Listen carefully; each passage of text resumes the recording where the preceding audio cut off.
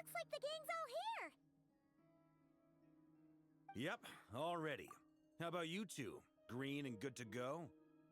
Paimon's ready. Great, let's get rolling then. Great. Well, first things first. Wait. Someone's here. We heard your footsteps. Although... You've been here for a while now. I take it you followed the Traveler, but I don't sense any ill intent in you. Come on.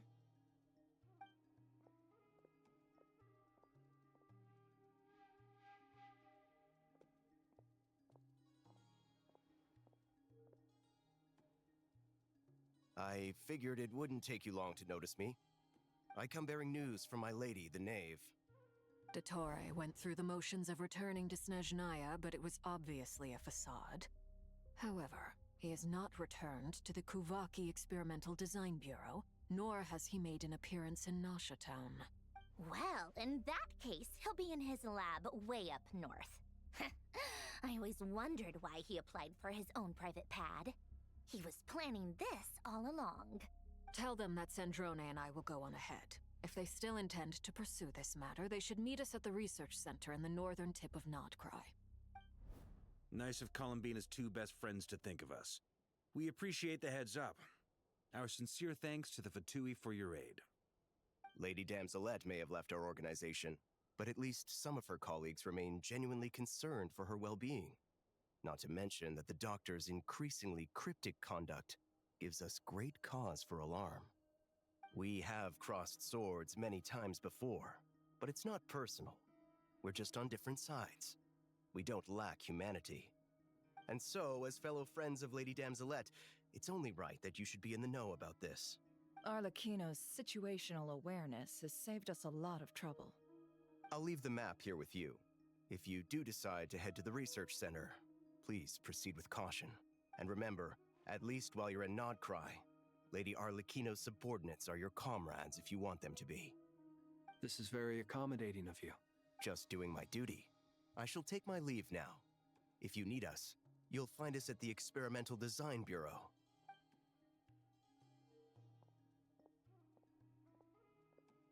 So, the doctors left the Experimental Design Bureau and headed to some research center up north.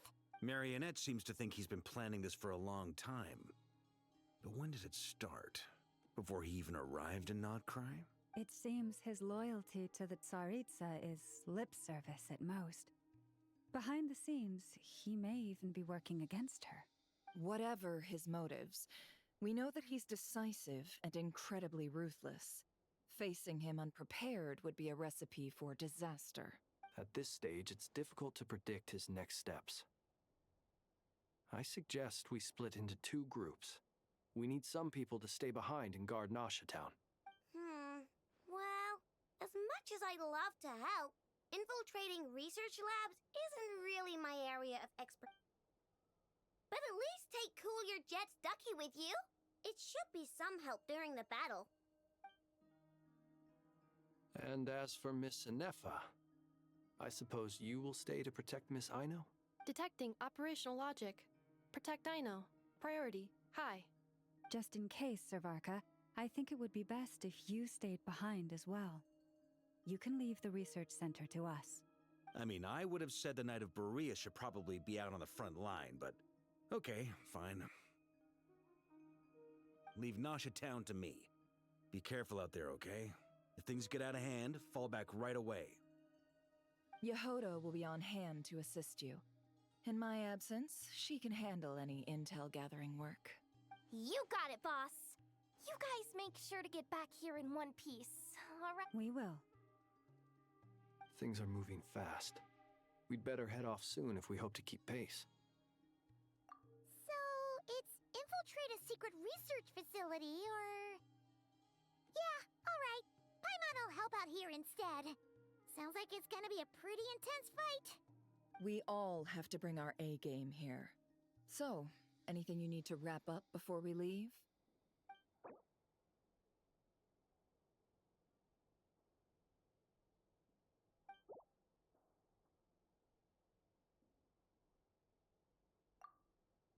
Then you'd better get it going? Very well.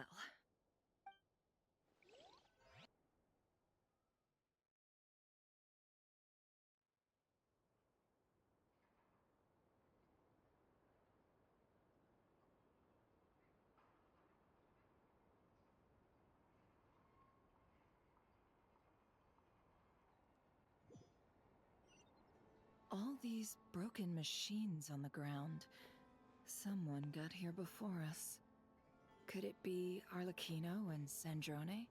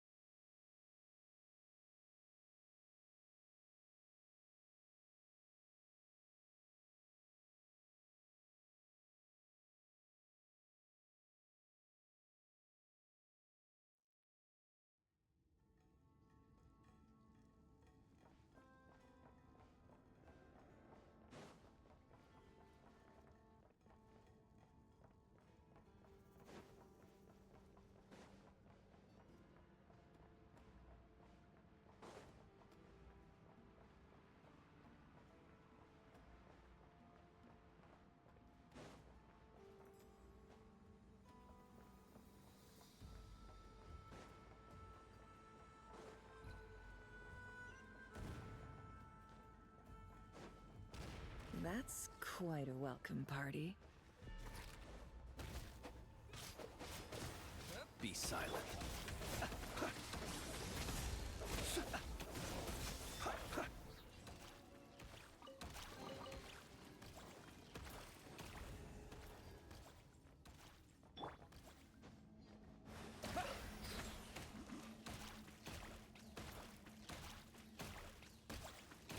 Leave this place.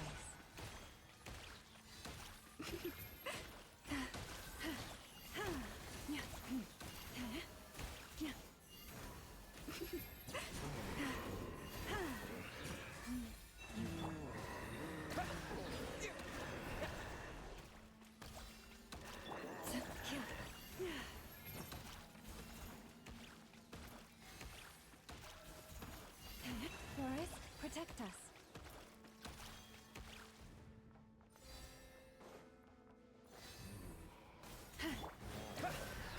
No more lies.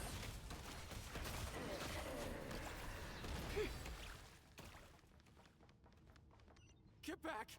I said get back! Do you hear me? Why isn't it working? No! Don't come any closer! Don't!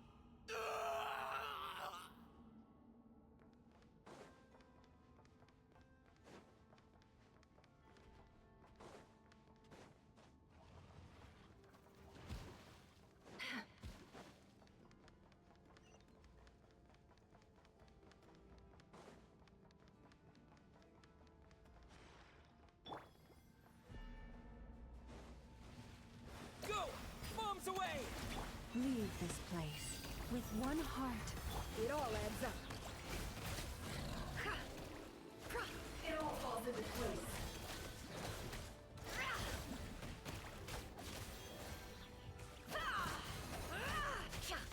No more lies. You poor souls. May your spirits find peace. Grab that key on the ground. We'll probably need it at some point.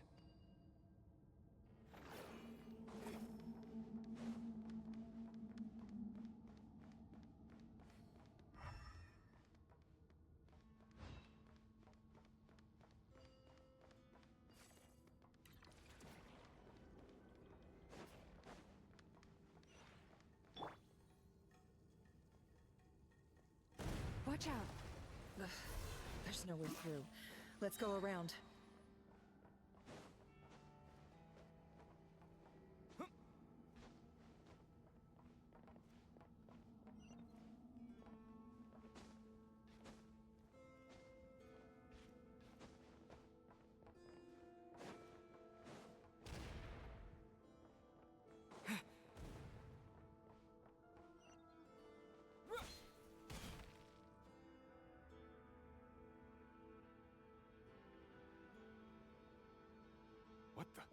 trespassers.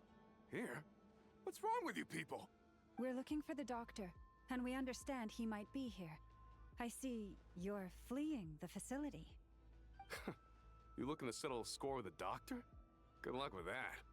I don't think you have many chances left. Perhaps. But you might have a chance to live if you start talking. 2 other Harbingers had the same idea as you. They're already inside. But what good is it gonna do? The doctor wouldn't do something like this unprepared. Seems to me that you're not too thrilled about being his subordinate. Also, is it just me, or do I sense monsters nearby? If you'd prefer their company to ours, that can easily be arranged. We need to know what the doctor is up to. Please, if you know anything at all, tell me. This is about more than us versus the doctor. His actions could have consequences for all of Nodcry, and perhaps even your homeland, Snezhnaya.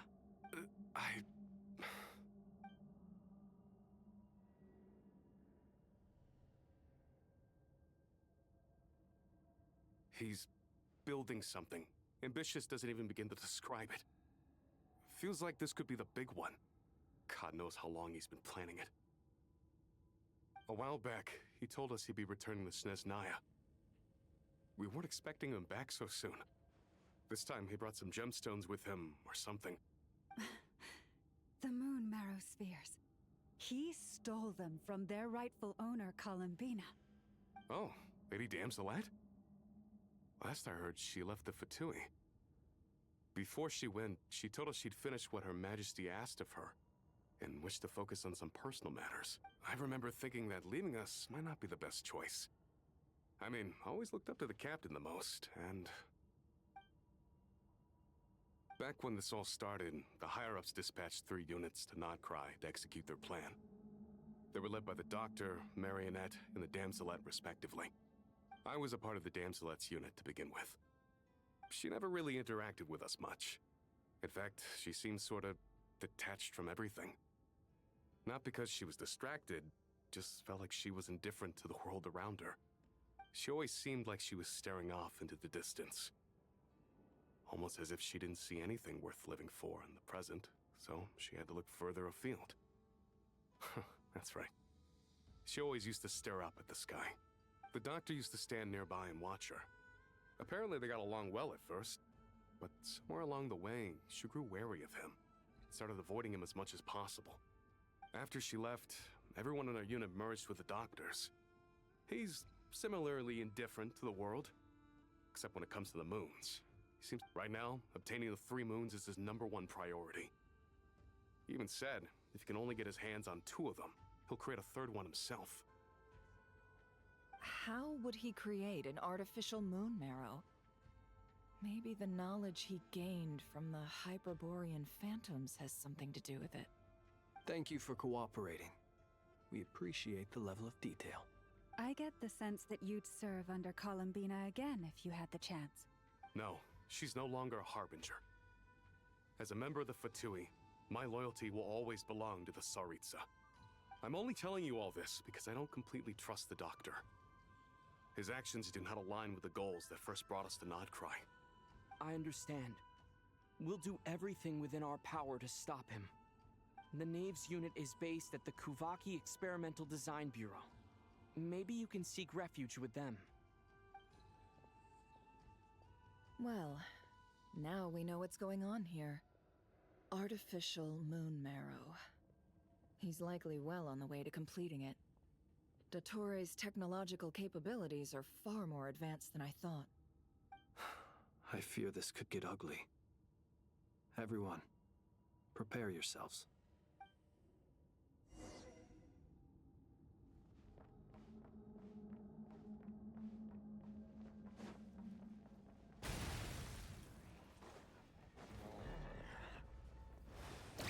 You poor lost lamb.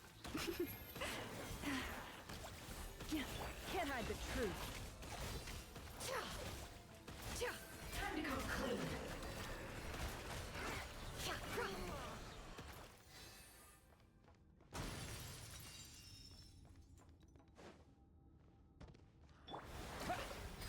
No more lies.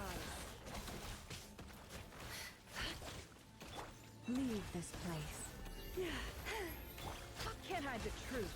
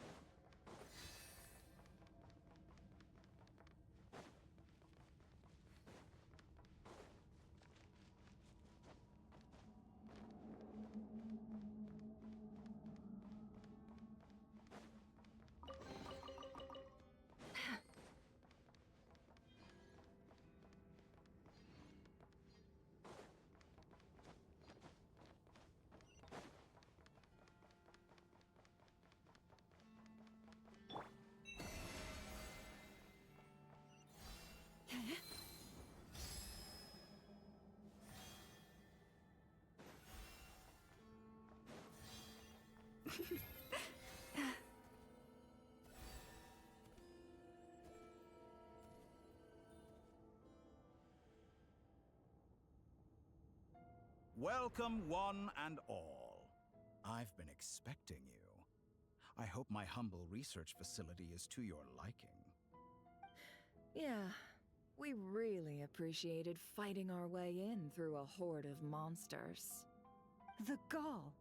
You expect us to believe you've just been patiently waiting for us? Of course I have. Should I be worried about something? Everything seems to be going quite smoothly so far, and you've shown up right on schedule. First Sandrone and Arlecchino, now you. Ah, quite a surfeit of guests I've had today.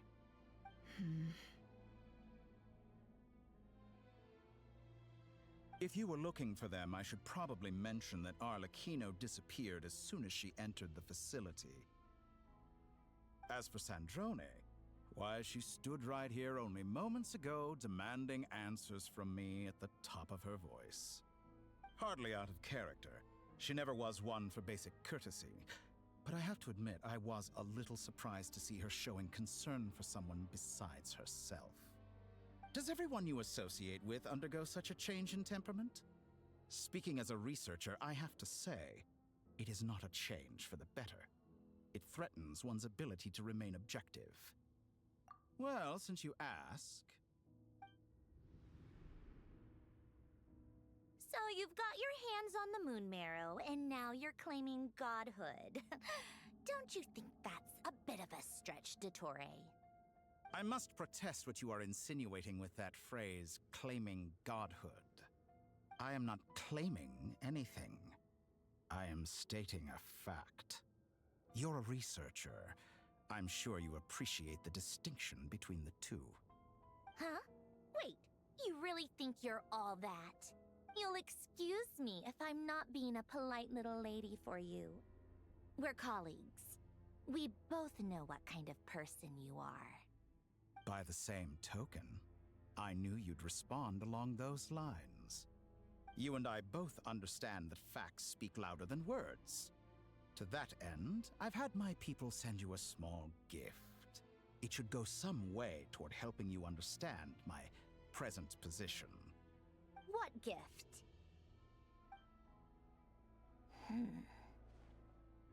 Where have all your troops gone?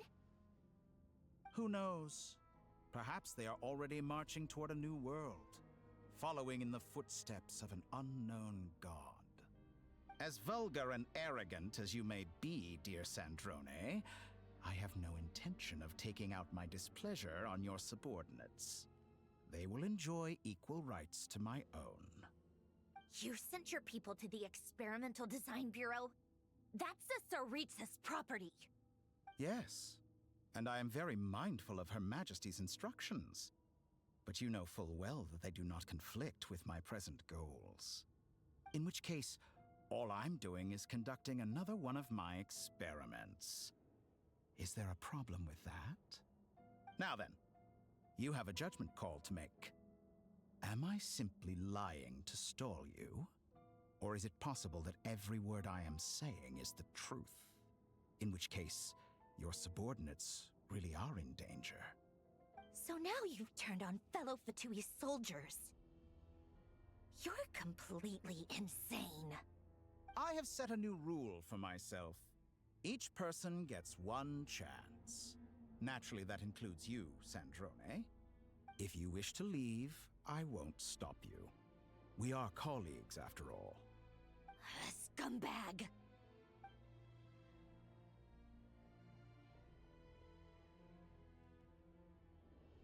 Still, I hadn't counted on Sandrone sparing any thought for the people of this world. Shame. I always found her self-centeredness to be one of her few better qualities. How can she ever hope to achieve greatness when she's so obsessed with protecting her little design bureau? It's more than a little disingenuous to speak of achieving greatness while taking hostages. Or does honor no longer mean anything to you? Honor? I have the marrow of 2 moons in my possession and will soon complete the construction of a 3rd. I will be the god of a new world. And you speak to me of honor? Those are sacred relics. You do not deserve them. In my view, many in this world do not deserve to be alive. And yet, I mercifully permit them to go on living, do I not? You'll come to regret your actions. Will I now? Let's see if you can make me.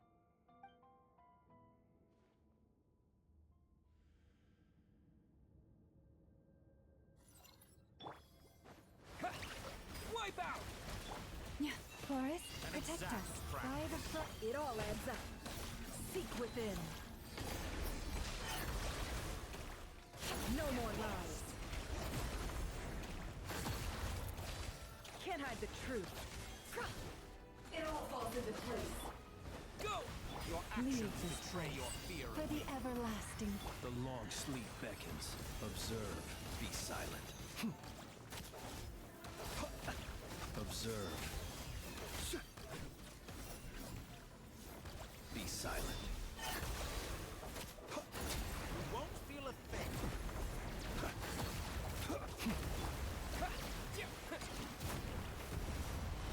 Arlecchino.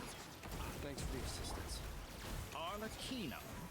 They see you as an ally. What a farce. You're clearly here to destroy my research, not me. I say your research is more valuable than your life. Am I wrong?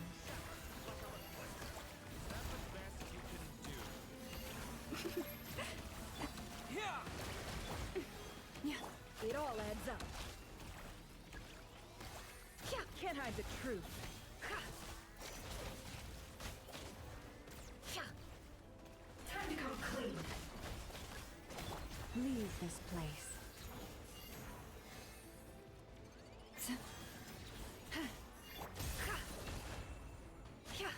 No more lies. Overruled. Close your eyes. Observe. Do not. Your actions betray your Forest, fear. protect us. By the frost moon of old. Everlasting as the moon. Transfixed.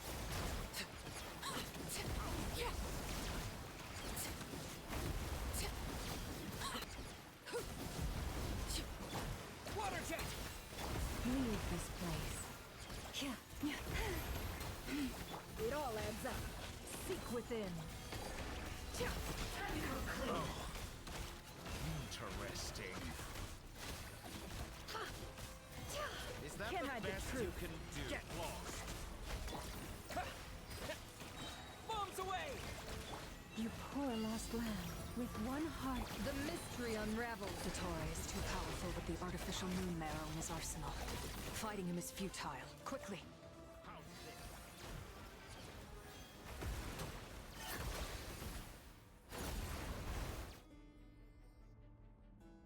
Let's go.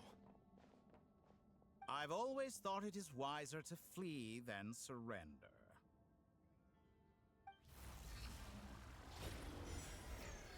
Watch out! What the? Forget about me! You should... Where's the Traveler?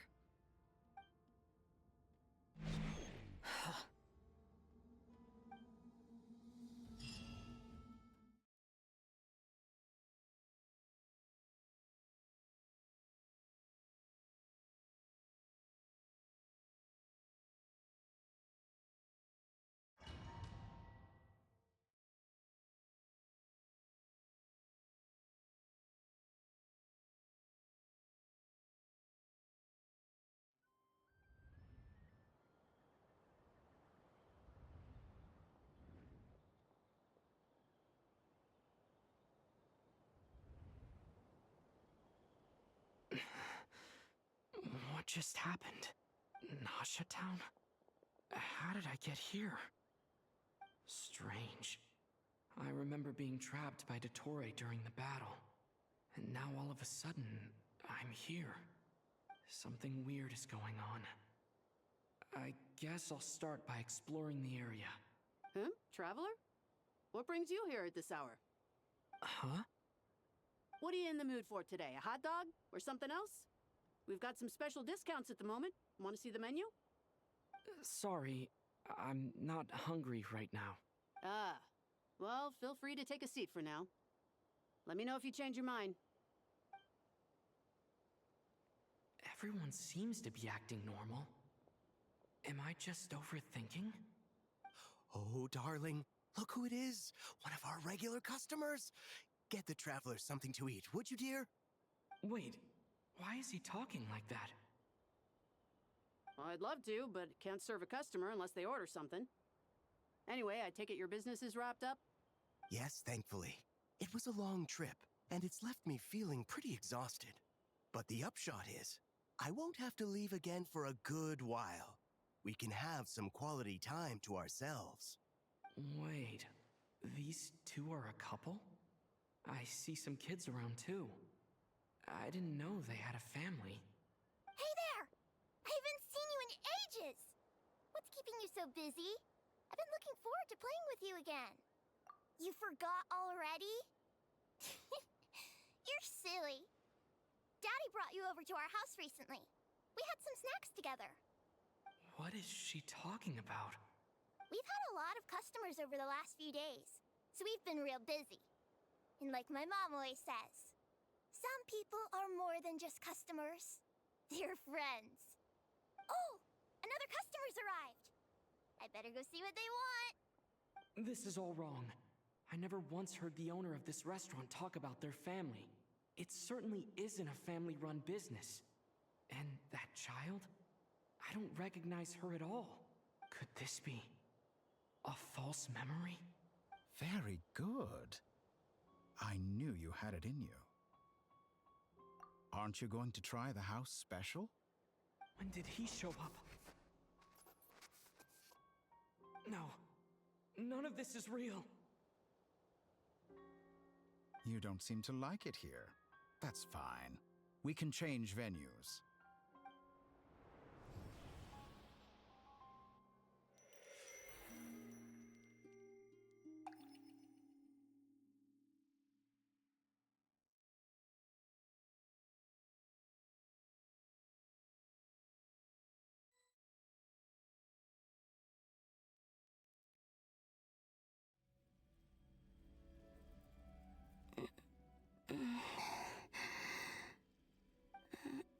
I'm still alive. Where is this place? It took all my strength to open the moon gate, and then I leapt into it. So this is the moon's reflection? The mysterious realm beyond the gate?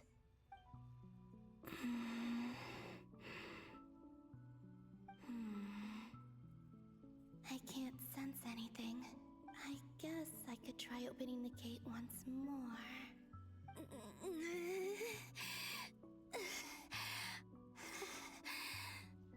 No response. Maybe this space can't be opened from inside. If this was the space that killed both Revier and his lover, then why am I unscathed? Or... no, I'm not unscathed. Even the air here feels frozen in place. There is nothing here with which I can restore my power. I should conserve my strength and proceed with caution.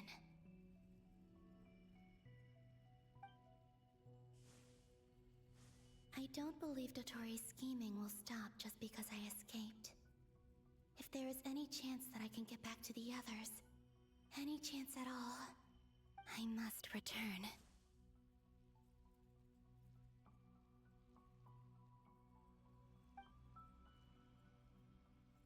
Emptiness. Silence. What is this place? Or maybe Maybe the real question is, what is it for? What's this?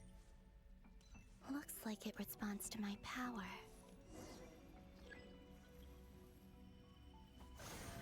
Golden.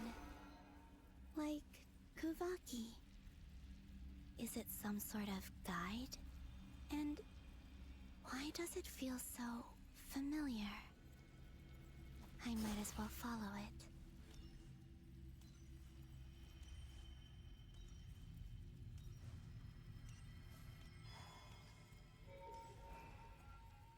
Where does this lead? Could it be the exit?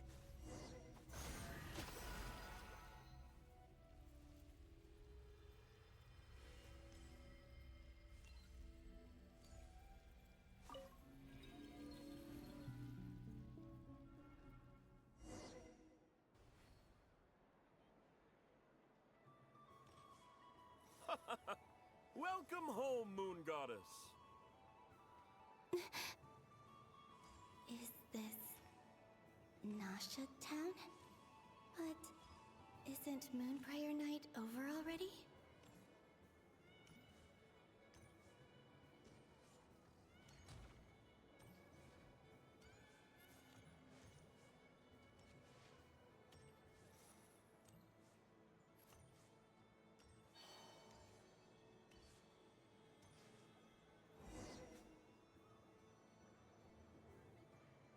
Goodbye for now, Columbina.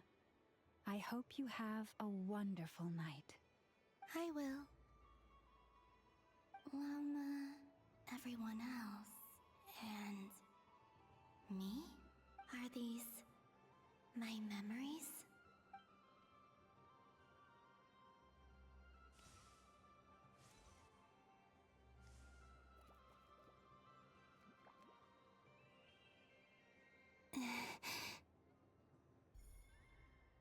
I can't touch them. It's as if we're separated by some impenetrable power.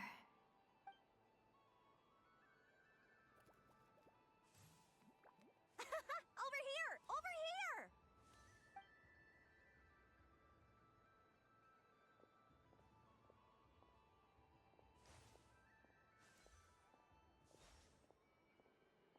But the people in these memories pass right through me.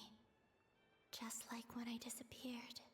If only I had known what would come to pass after that. Even so, I should still take a look around. Just being back here, it gives me the strength to keep going.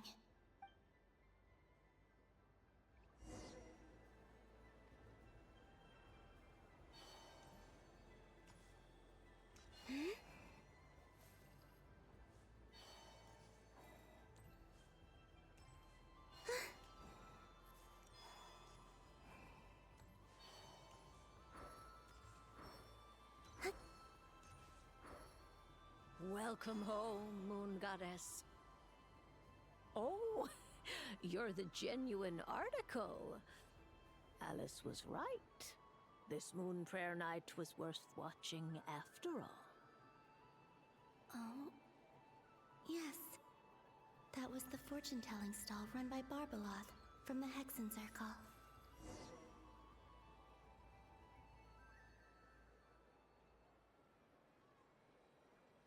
Please, draw the first lunar arcana. This represents destiny and is the foundation for the divination as a whole.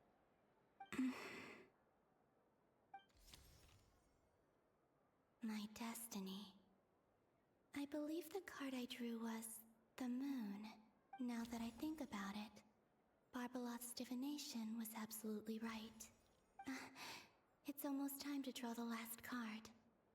The one that represents the future.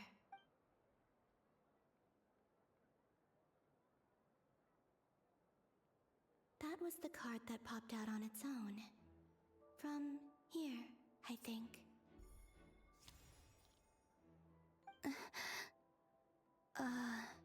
Kuvaki Pulse? What? Fascinating. I've never encountered this before in my role as a diviner. What's going on? Did that card leave the deck? Because of my influence? All I did was try to touch it, and then... Maybe this memory space is not untouchable after all. Are there weak points in the barrier? Or... is it possible that there's more to this space than my memories alone? This card is death. I need to get to the bottom of this. I'll try touching something else.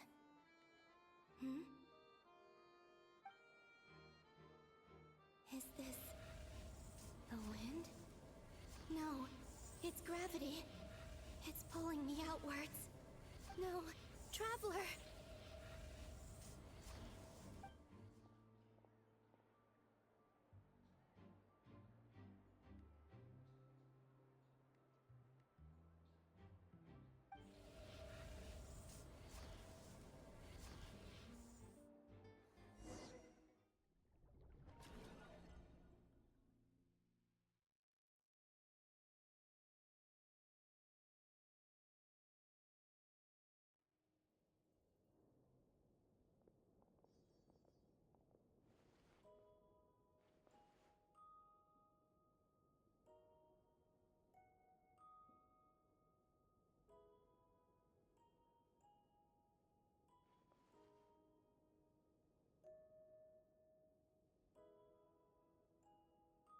Haimon, listen to me.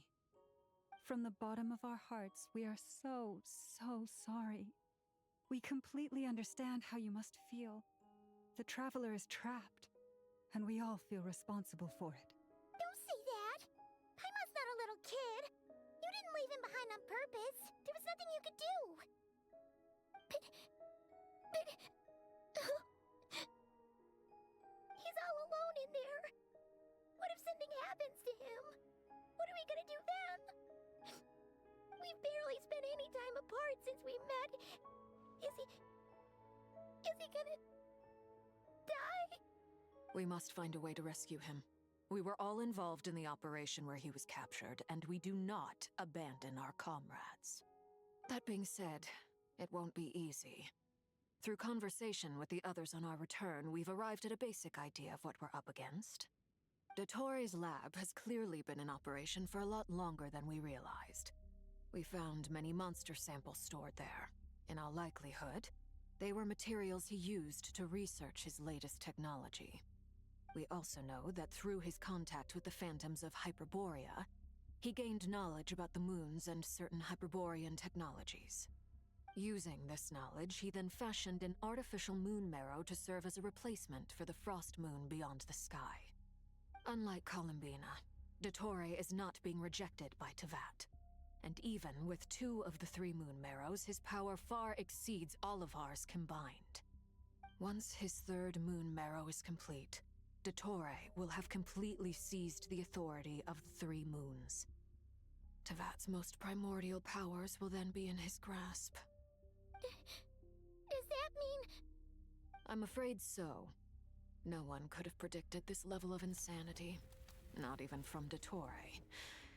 And unfortunately, his insanity is coupled with an intellect and ambition that not even his peers in the Fatui can match. This is dire. Sounds like the world is done for. The 3 moons' authority can influence the very fabric of time and space. I dare not imagine what a monster like him would do with that kind of power. The trouble's already begun, I'm afraid. On our way back, we discovered that part of Nodcry is being enveloped by an unknown energy. We cannot ascertain what is happening inside. I'm convinced this is Dottore's doing. Not that there's any way to prove it. The issue is, we have no idea what his intentions are. The only thing more frustrating than facing down evil is knowing that it will surely come, but not knowing when. The Doctor is guilty of numerous crimes at Mondstadt as well. One of our knights, well, former knights. His father was murdered by Dottore. His ideology and methodology are a danger to everything in his path, from individuals to entire nations. He does not feel guilt, even when he acts against his own people. He doesn't see them as his own people, that's why. People like him see everyone else as beneath them. Right. He views other people only in terms of how they can benefit him. That's the basis of all his social connections. Granted, he's hardly the only harbinger to pursue their own interests. We all do. And Her Majesty is gracious enough to permit it. Still, her mercy has its limits. Dottoro's actions have gone beyond even what the Fatui could have imagined. Usurping divine authority to become a god. For a servant of the Tsaritsa, that goes beyond being disloyal. It's treason of the highest order. We can't expect him to heed the Tsaritsa's will once he gains the Three Moons' authority. Even we Harbingers consider him the most self-interested among us. Poor Traveler. Of all the people to get caught by... We have to go save him right now! Please! We gotta find a way! Paimon, I promise you, we are with you all the way. I get how you feel. I do. But it's gonna take more than strong emotions to take down an enemy like Dottore. What we need now is more information. Right. We can't even guarantee he's still at his research center. Before we can think about mounting a rescue operation, we need to confirm the Traveler's location. I'll find a way. Paimon knows, but... She's so scared. If anything happens to the Traveler... He might be the strongest person Paimon knows, but he's still human. He feels pain and bleeds just like anyone else. Then think things through before you stick your neck out. Unless you want to lose your head. Sandrone. Miss Sandrone, you're okay? Put the stuff over there, and be gentle with it. Am I okay? As you can see, I've had to move my whole livelihood out of the Experimental Design Bureau. It's been swallowed up by Dottore's energy field. If I'd left it any longer, I probably would have gotten stuck there. Ugh, Dottore always goes a little loco when he finds a shiny new toy. Not that he'd ever admit that.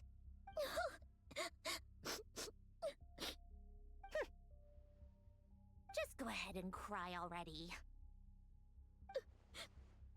Sorry. Paimon's not trying to make it seem. It's just...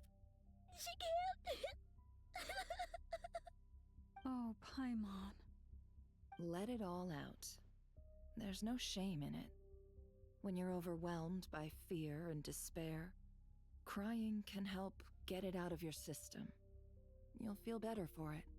Okay then, while the baby of the group is having a moment, how about the grown-ups get to work? Give me your hand. You've made a discovery? Polonia, scan.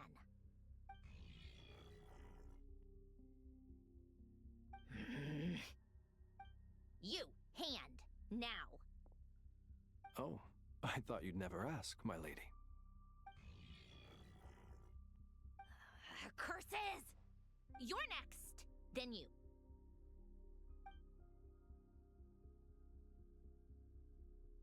Dottore, you son of a... He's done something to us! Everyone who entered his research center has been implanted with some sort of curse. I don't feel anything unusual at the moment. Does that mean it hasn't activated yet?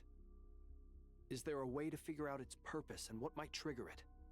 My best guess is Dottore created it using the Moon Goddess's powers. 1 second, analyzing. Ugh! That friggin' maniac! So, what twisted game is he playing this time? The moment I analyzed the energy composition, some encrypted text appeared in my mind's eye. And when I deciphered it according to the Fatui's standard encryption protocol, I got the following message.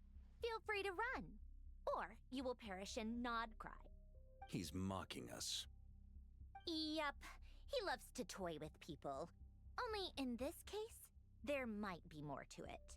But I didn't detect any murderous intent or malice either in the message or the curse's energy. As if This is him at his least malicious. Or perhaps all people are cowards in his eyes.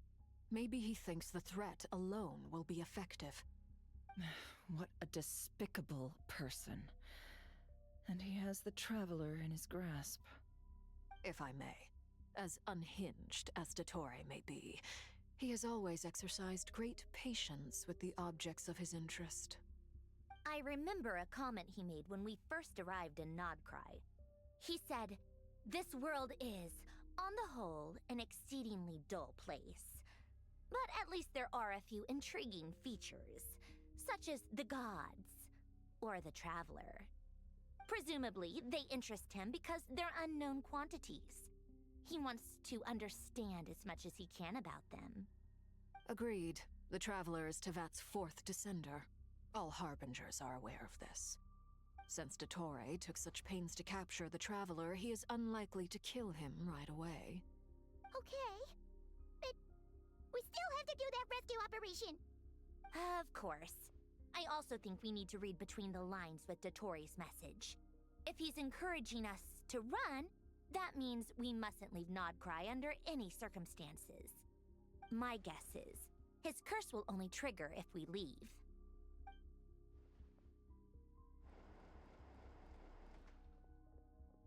We've discovered multiple energy fields. Albedo is still attempting to analyze their structure. He told me to report back first. Each field is slowly growing, swallowing up more of the surrounding area in the process. And the pace of their expansion has increased since we first examined them. He's probably trying to swallow Nodcry whole. His nefarious ambition knows no bounds.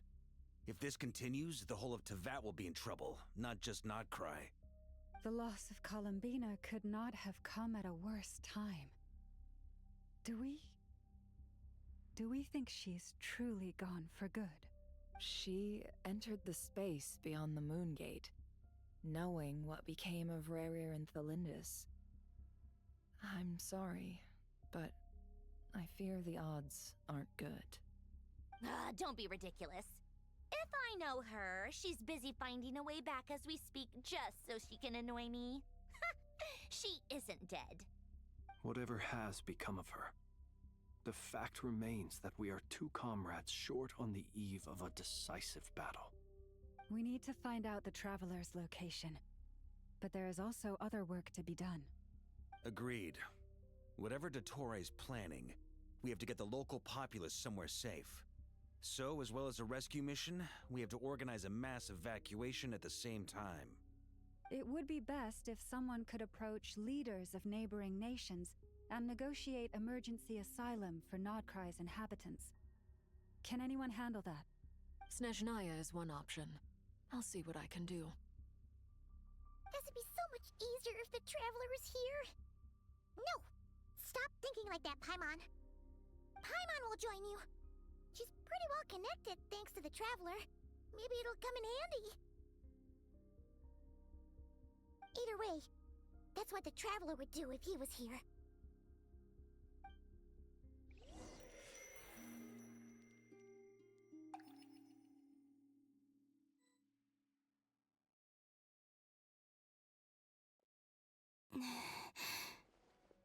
Back here again. That gravitational force that pulled me back. Is this where it came from? When I saw that memory of Moon Prayer Night, I think I influenced reality. Was it just a coincidence? Or if only I could have sent the others some kind of warning on Moon Prayer Night. Maybe we could have stopped Dottore.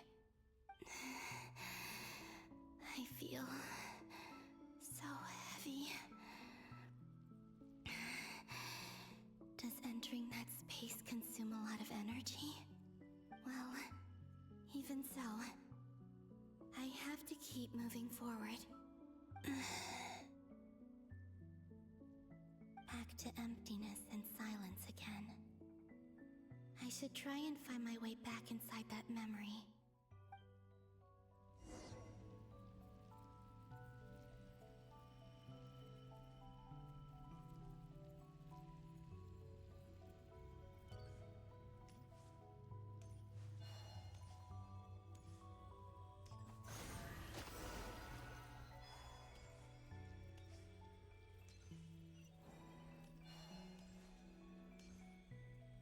entrance from last time isn't showing up.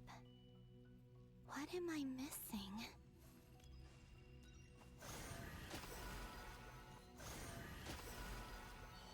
Looks like I need to gather these scattered fragments.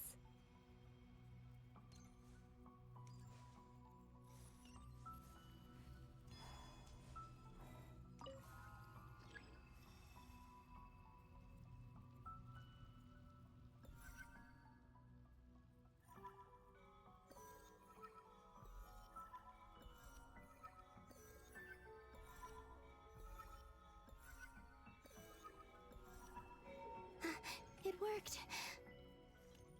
Hopefully I can stay inside for a bit longer this time.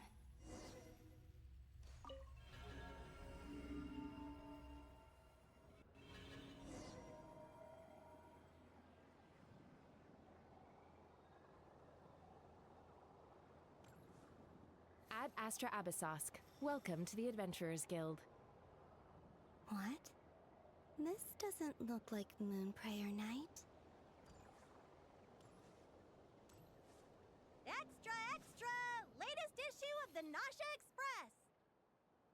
I don't think I've ever been here. Maybe this space isn't comprised of my memories after all. There aren't any festive decorations around. Is this Nasha Town after Moon Prayer Night ended? Did Dottoro's plan not affect the town? Or is no one aware of what happened because he used the Three Moons' authority? Let me see if I can influence anyone else. So, what do we do next? Wait, that voice. Paimon? The most important thing right now is to find that mage. Lauma, the Traveler, and Mr. Varga are here too. I'd better go pay the Fatui a visit. Traveler!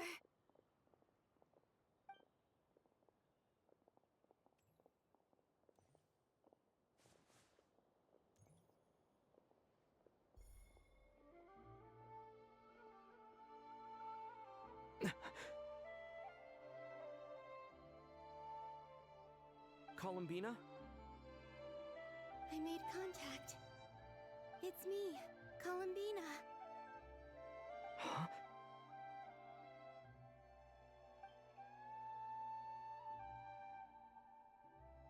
Traveler? Let's go! This is no time to be spacing out! Huh? Wait a moment. This has happened before. This is what happened when I disappeared. I stood right over there, thinking that no one would ever find me again. It was only when he called my name that I decided to follow them. But did he turn around because he sensed my touch just now? Is it really possible that from in here, I can change the past? If I keep following them, maybe... Huh? It's that gravity again.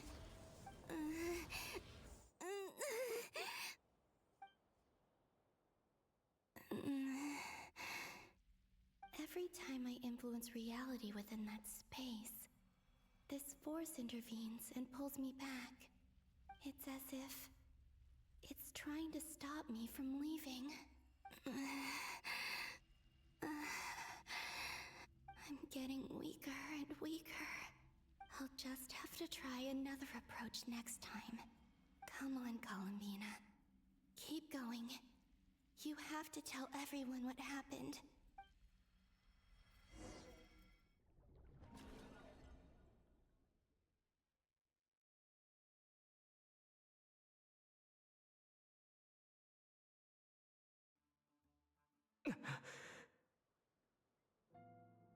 Suddenly, I've been plunged into darkness. Alone. It feels strange. As if something has grabbed hold of me. Is Dottore now powerful enough to interfere with space itself? Look at you, standing so still in total silence. I almost didn't recognize you. Hello there, traveler. He seems to be in a good mood. Wait, what's that behind him? Ah, so you noticed. This is the completed Trilune.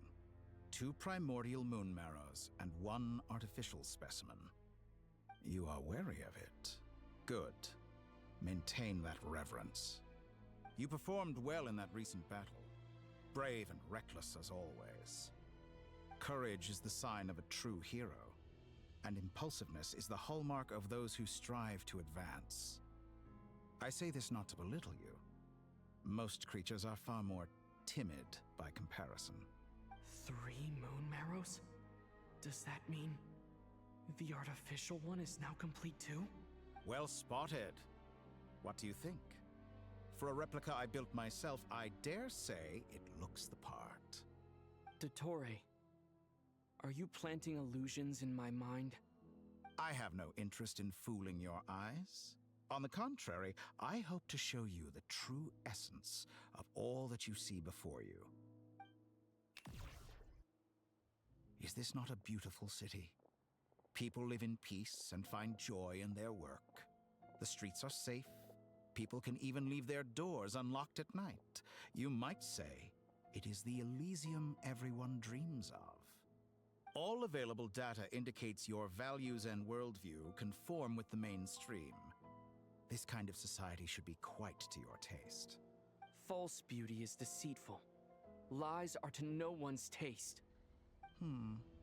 I wonder, is it your moral standards that are too high? Or your expectations of reality? Answer me this. If someone existed in a sweet dream from the moment they were born, a dream in which they never once felt pain, which do you think they would consider superior? The dream or the reality? That's pure sophistry. It has nothing to do with your actions. As I suspected. You have yet to understand all of this for what it really is. What do you want from me? You sound impatient. Do you think the only reason I'm keeping you is because I want something from you? If it's not, then why haven't you killed me yet? No one can stop you if you're as powerful as a god. I'm delighted you recognize that fact. I believe we last squared off in Sumeru. Ah, the memories. How time flies. You and I have both grown. I'm not surprised that Arlecchino and Sandrone worked with you. You've always a way of slowly but surely ingratiating yourself with all levels of society. People laud you as a hero, but I suspect there's more to it than that. Oh, but to be clear, I don't say that to flatter you. Do you always give your opponent an appraisal before you deal the final blow? Call it a long-time habit. I'm a researcher, and one of my duties is to give an objective assessment of my subjects. But you misunderstand. We are not opponents. I just want to talk. Think back to Tartaglia, Arlecchino, Capitano, Colombina, and now even Sandrone.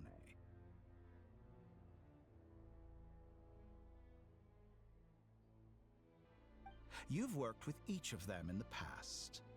I believe you can work with me as well. What makes you so sure? Well, why not? Should the good associate only with the good and the bad befriend only the bad? I like to think we could have a more mature relationship than that. Surely you don't think all your relationships are grounded in friendship or shared ideals? People come together because it benefits them to do so. If you think of the people you admire, you must surely admit that they have provided some benefit to you. Morality, ambition, dreams. People have plenty of words to embellish the nature of their relationships. But once you break free from those ethical frameworks, you will see that the only thing connecting the two of you is mutual benefit. And that is what I'd like to talk to you about. We're finally getting into it. He's probably been planning to kidnap me for a long time now. But for what exactly? He has the authority of all 3 moons. I won't be able to gain the upper hand in a fight. Best if I pretend that I'm willing to negotiate for now.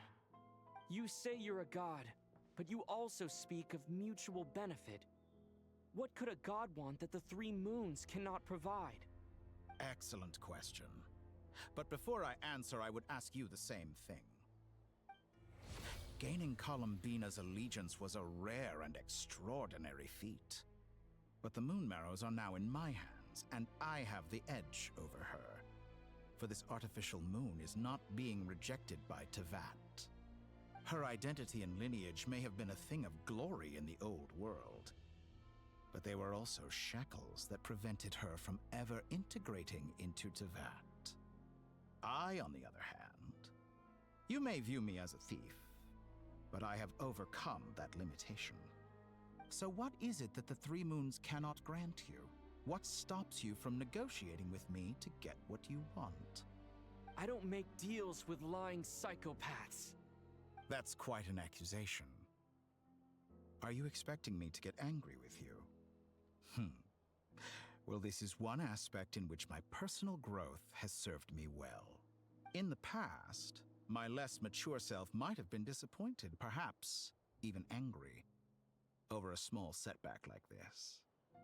Like when you and Lesser Lord Kusanali joined forces to oppose me, for example.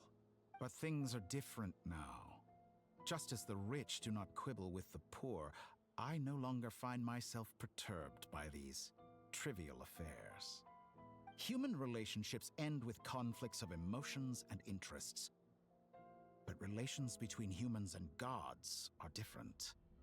And ours is even more unique. I have ascended to the highest heights and laid claim to unprecedented horizons. And you were no ordinary person to begin with.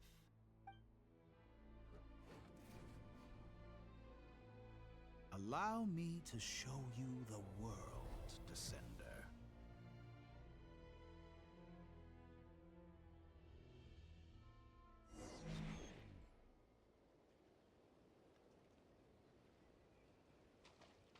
To stand, walk, jump, sit, and lie down.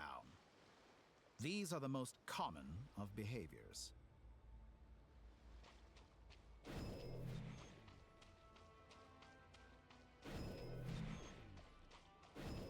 Have you ever wondered why we were born following such laws? Who stipulated that we could not fly instead of walk?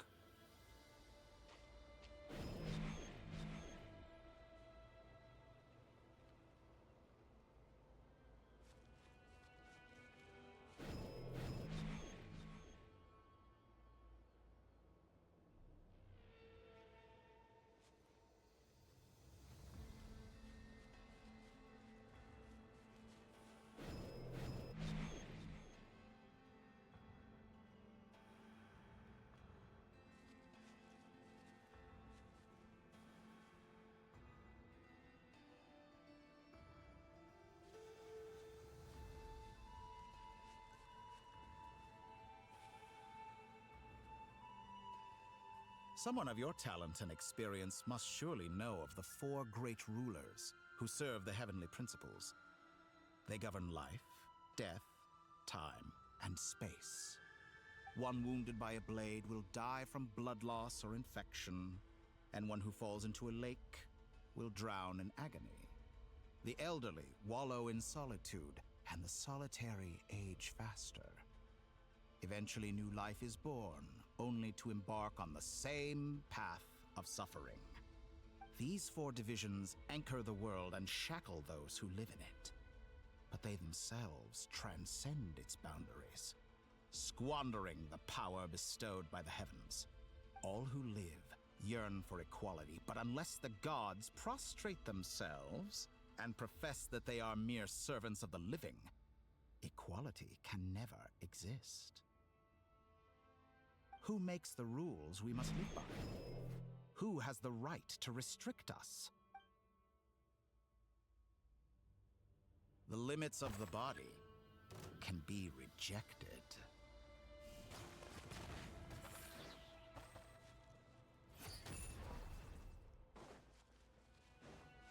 To dust!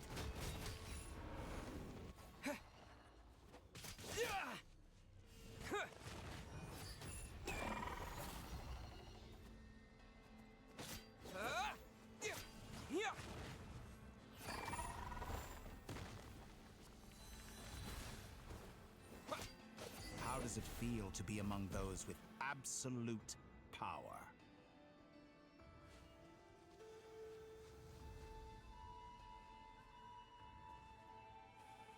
You cannot conceive the extent to which your flesh hinders your mind and spirit.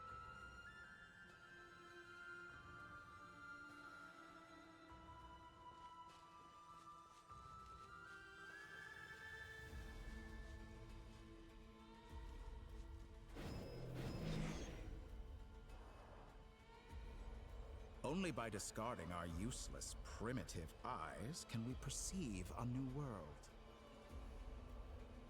How narrow-minded we all were in the past. Why should the final answer of the world not be the power that predates those of life, death, time, and space?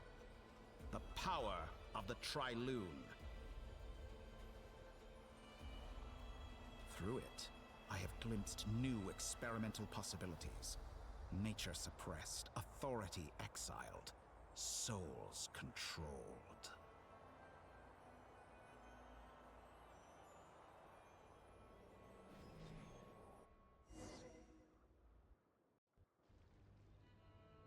You know, I heard recently that a group of critics reviewed countless stories and drew an interesting conclusion. They found that it is more often than not the villains who strive tirelessly to push the boundaries of progress.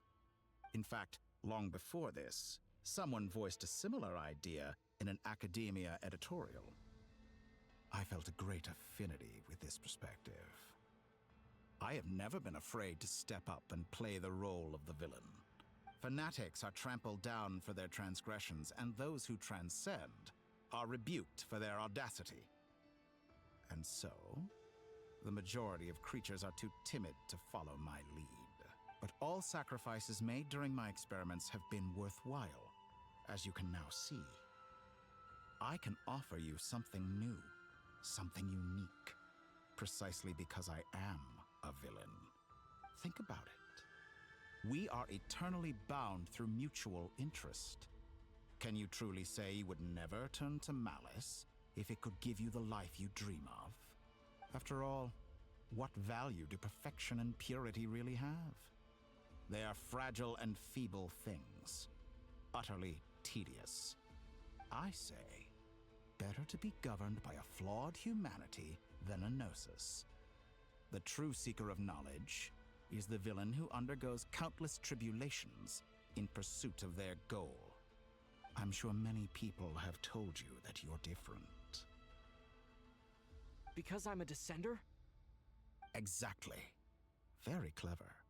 But what has that got to do with you? I do not conceal my wicked deeds, my selfish desires, or my greed.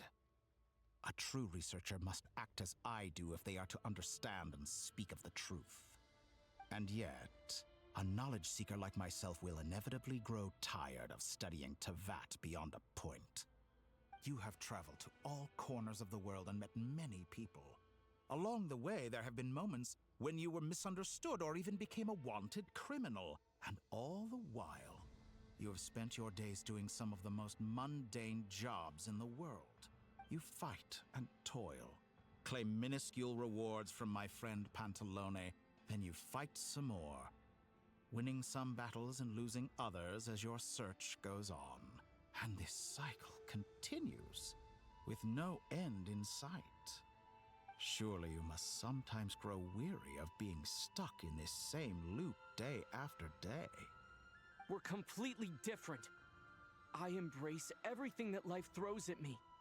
I am engaged in every step of my journey. How does that make us different? I too embrace what life brings, researching everything that interests me. Think of all the novel things I've managed to create, like the artificial moon marrow. Don't you see? As unique a specimen as she was, even Columbina is not irreplaceable. Take that back. She's gone because of your actions. I didn't say that to anger you. Though admittedly, I don't see what there is to be angry about. Anything Columbina could do for you, I can do better. I know what your ultimate goal is. You wish to walk the path your sister walked and seek answers from her at the end of that journey, don't you? Someone like you could never understand what it feels like to care about another person the way— Perhaps not. But that doesn't mean I can't help. I could find your sister right now, bring her before you, and make her give you the answers you seek. Don't be so presumptuous. You'll never begin to understand the situation between us. Oh, no. This is no presumption. I'm only offering what I know is possible with the power of the Tri-Lune. But it seems like you would sooner continue with your journey through this world. Why? Do you truly desire this journey? Or is it simply a necessary process from which you cannot escape? Think of all the time and energy you have spent, everything you've had to endure just to make it this far. Is this really what you want? Or has your hand been forced by the promise of that final answer? Yes, you have made many friends. But do they ever spare a thought for the void in your heart and what it yearns for? What you want is not friends. It is family. But do they know this? I, on the other hand, am far more considerate. Join my experiment, and in return, I will bring your meaningless journey and all its struggles to an end. This is a malicious attempt to manipulate me. But at the same time, he's stating some very human truths. Of course he's right about my predicament. How can I deny it? I have faced ungrateful strangers, never-ending troubles, an endless quest for answers. I want to see her. After everything I've been through, words can't describe how much I miss her. How much I want to be reunited with her, wherever you are right now. Do you miss me too?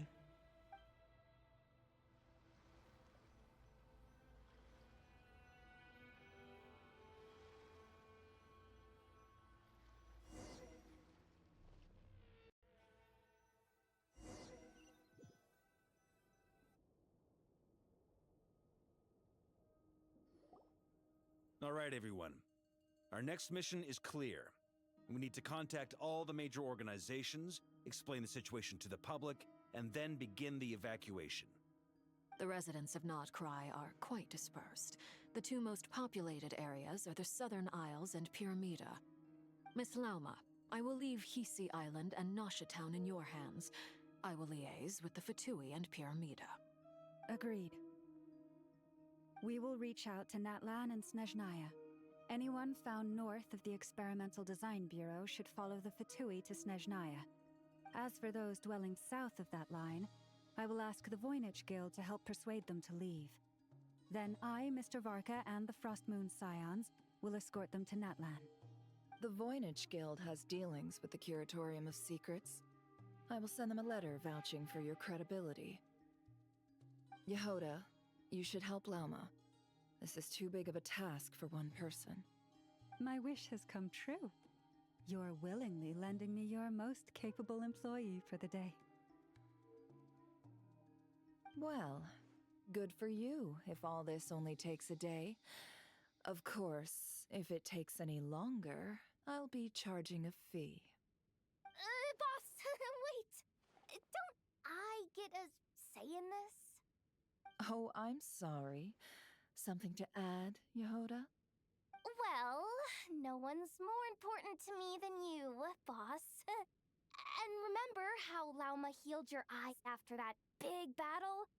I think that's worth at least 2 or 3 days' work for the Frostmoon Scions. Are you completely incapable of acting in your own self-interest? Or do you simply devalue your own labor? Are you sure you don't want to come with us? Who will see to our other work if we're all busy evacuating residents? Sandrone insists that Columbina is still alive, and we have a traveler to rescue. There's much to be done. But boss, I'm just worried that... Well, Nefer, I'll link up with you once my tasks are complete. What makes you think I'd need you to do that? I'll need it. And considering the way you approach certain matters, I think you'll be better off with me present. That's quite enough. Just focus on your work first. I bet we're in for an uphill battle here. But we can help out too. Ineffa and I are gonna help Nasha Town's residents carry their stuff. Loading schedule. Store essential local research data and technology samples, then escort the people to Natlan. Understood. I will execute this to the best of my abilities. Great stuff. Thank you, ladies. I've contacted the Lightkeepers. A colleague of mine will join us shortly. I will persuade them to conduct a thorough search of the region to ensure that no civilians get left behind. As for me, I guess I'll be making an early return to Sumeru. I think it's important that someone informs the Dendro Archon of what's going on in Notcry. Roger that. Someone should inform Mondstadt, too. Mr. Duran, can I trust you to handle that? I think you fly faster than any of us can run. As an added incentive, get there fast enough and I'll see about getting your gliding exam waived. Really? Ha! Mission accepted, sir. I intend to stay behind and help Miss Sandrone with her research. She has some alchemy-related questions that she'd like me to explore. She recognizes your expertise, then. I wish you a fruitful collaboration. Thank you. In truth, I was surprised to hear her express an interest in subject matter outside of machines. I believe she has been investigating some Fontanian technology recently. She made a point of bringing the relevant materials with her when she left the Experimental Design Bureau. I should mention that we have one other friend who isn't present. He hasn't made his position in all of this clear. But if we know anything about him, he's likely investigating on his own. Paimon's been very quiet today. But I know how close she and the Traveler are with the Natlanese. She should come with us to the border. Okay. Paimon will do her best. Make sure to heed Sandrone's warning. Many of us have been cursed by Dottore. As such, under no circumstances should anyone cross national borders. Remain within Nodcry. That aside, personally I have faith in Columbina. Things look grim, sure, but who knows how it'll play out. Same goes for rescuing the Traveler. Both of them are important allies and friends. We'll be counting on you to gather intel on them, Miss Nefer. Oh, wonderful. You're all here.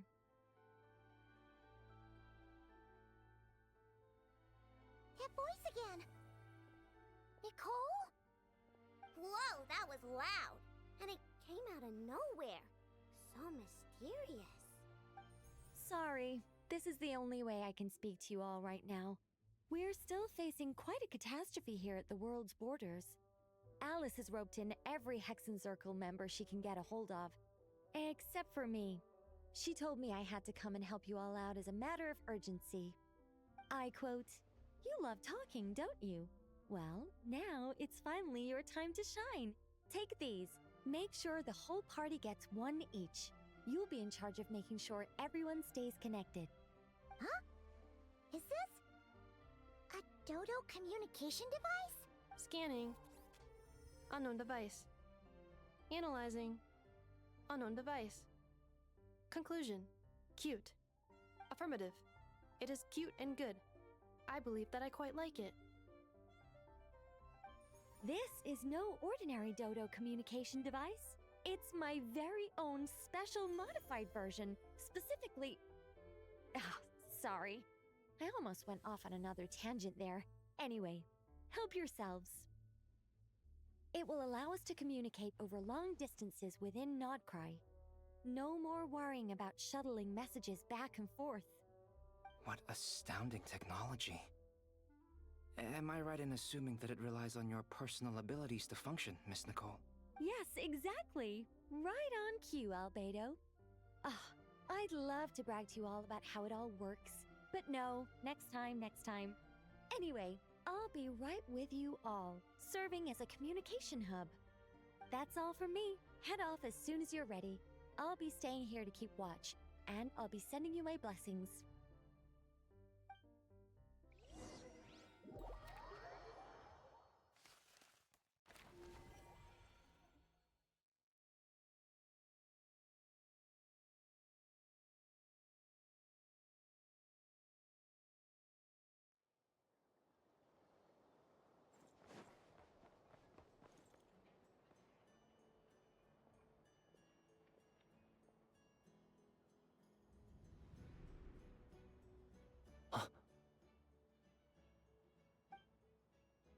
Sir Flint, perfect timing. I just arrived myself. You are most considerate, Master Ilua. But in fact, I know you have been sitting here for quite some time. If you saw me, why didn't you say something? I was curious to see how long you could sit still for. Also, shouldn't you have managed to sense me approaching? That would be a first. You always seem to appear out of thin air without making a peep. Also, how many times do I have to tell you not to address me as master? I don't qualify. I beg to differ. Why should a young man so well versed in social graces as yourself not be worthy of that title? Please, Lord Flint. Sir Flint. I'm begging you, don't flatter me into complacency like you do with everyone else. You understand me better than most. My newest acquaintances tell me I love complimenting others. I think they don't understand why you do it. You just love puffing people up till they're a big, happy ball of hot air that floats away into the sky. In all sincerity, I can only hope that they bring good tidings when they come back down to Earth. Is the situation that bad? We just held a strategy meeting. Let me fill you in.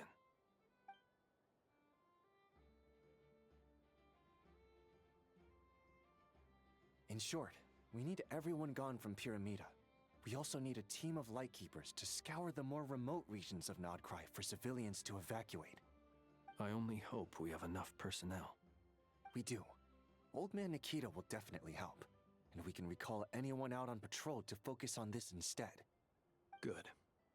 I'm sure you and the others will make short work of this. Now, don't forget, once you've completed this task, make sure you and the rest of the team evacuate to either Snezhnaya or Natlan as well. Flint? If you've got something to say, Master Ilua, why not guess what I'm thinking right now? You mentioned that you have something else to deal with later. How difficult is it going to be? I doubt it will be easy. I know you're a Lightkeeper, and it's your duty to protect others in times of crisis. But I have a feeling that you'll be walking into grave danger. However bad things have gotten in the past, Nodcry has never faced a mass evacuation before. But from the sounds of it, you don't intend to come with us. I don't mean to pry, and it's probably none of my business. But whatever it is you're intending, you don't have to go through with it, you know. I've been afflicted with some sort of curse, and I'm told it may well trigger if I set foot outside of Nodcry.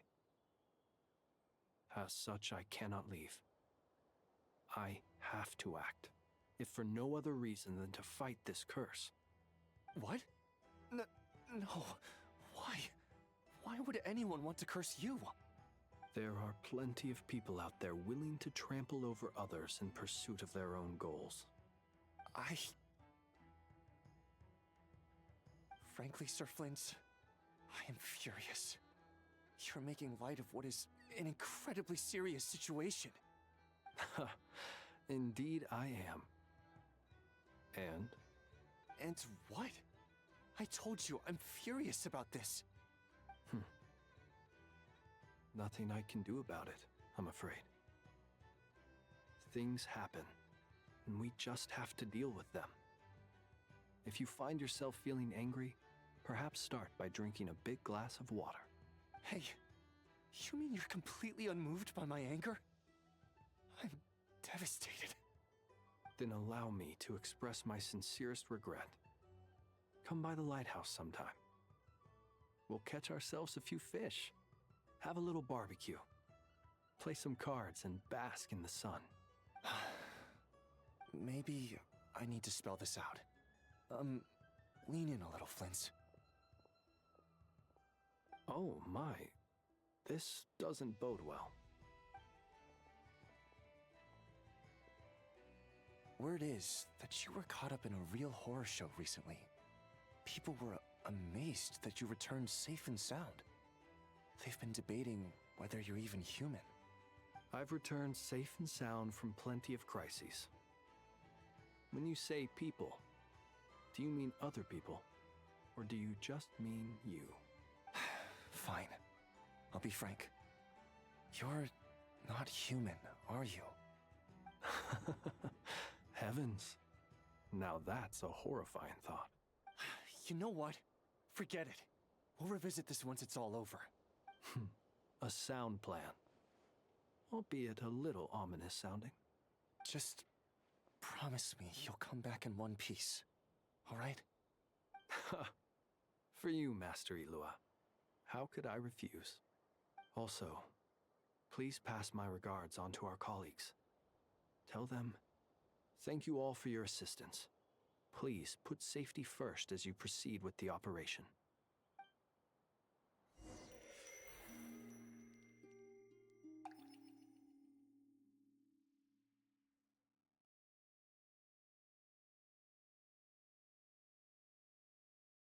I have to keep searching for a path toward reality.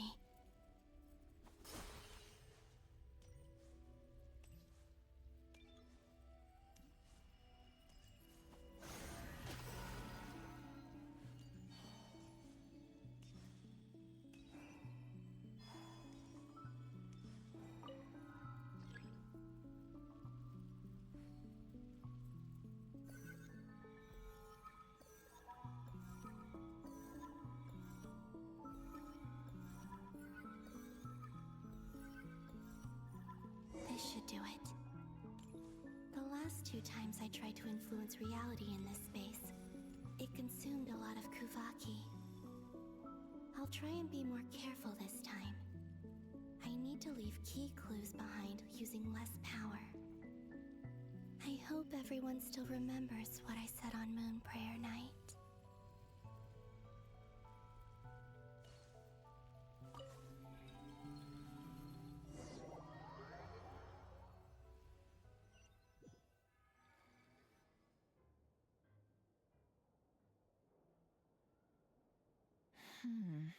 Nothing here either.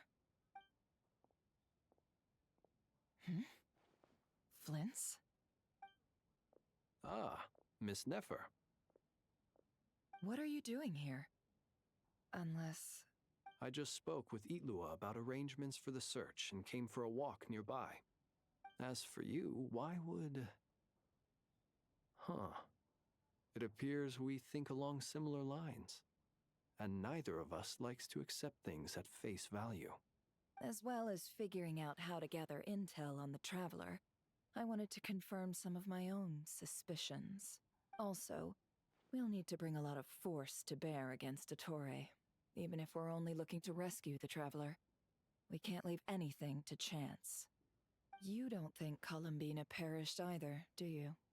I'm merely considering the possibility that she survived, just as you are. How much can we really know about a deity like her anyway? Do you remember what she said on Moon Prayer Night? About using moonlight to send messages to us? Of course. I think that's why we're both here. Where have you checked so far? I've been focusing on the outdoors. Anywhere the moonlight shines. I checked most of Nasha Town, but didn't find anything. I checked the Curatorium of Secrets, and a few rooms where I thought I might find some leads. But no luck here either. The only places I haven't looked yet are the rooms in the flagship. But process of elimination isn't the only thing that brought me here. Oh, really? What's your other reason? After all that build-up, our mystery ally never showed up even once! Huh? Am I imagining things?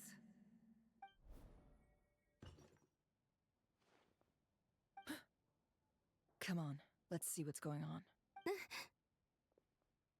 Oh no. I knocked over a vase as soon as I came in. It must have been caused by a Kuvaki fluctuation when I entered the space. Although, it seems like I'm not about to be pulled away this time. It looks like as long as I'm careful with my actions, it doesn't count as influencing reality. Anyway, is this the flagship? The Traveler mentioned that's where he was staying. I only went into the lobby last time, so I've never actually been here before. How does this space work? If nothing else, I can now be sure that it is not simply memory. He mentioned where his room was. I think it's this one.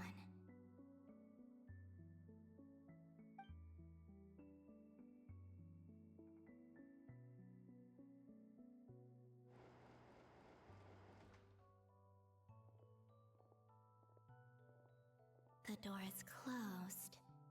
But if this is anything like when I disappeared, then maybe...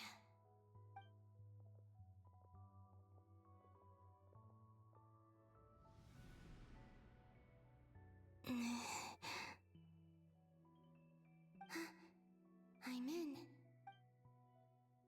He and Paimon aren't here at the moment. I hope he's okay.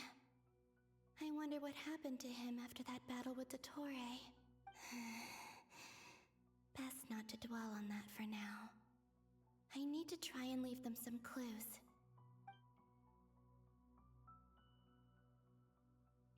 Please, Traveler. I really hope you find this.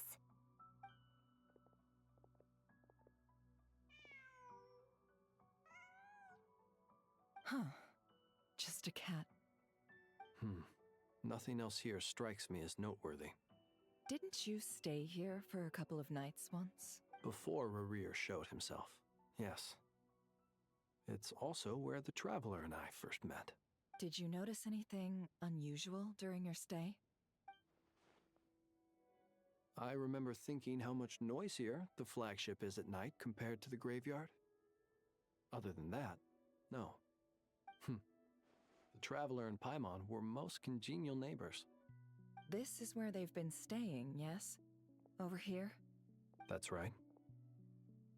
I wouldn't usually condone breaking and entering, but we can make it up to them later. Focus now. I have to write a message on the wall using Kuvaki, just like I said on Moon Prayer Night.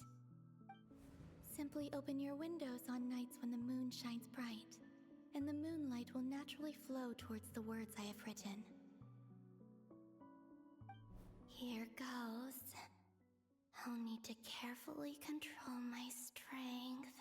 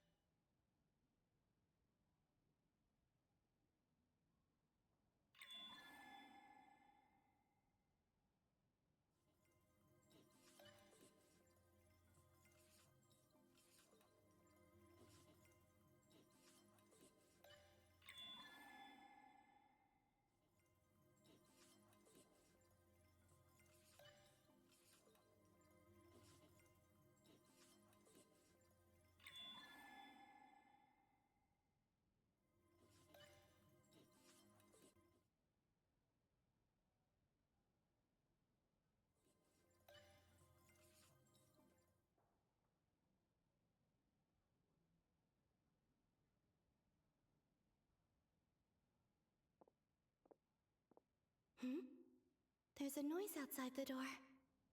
Is he back?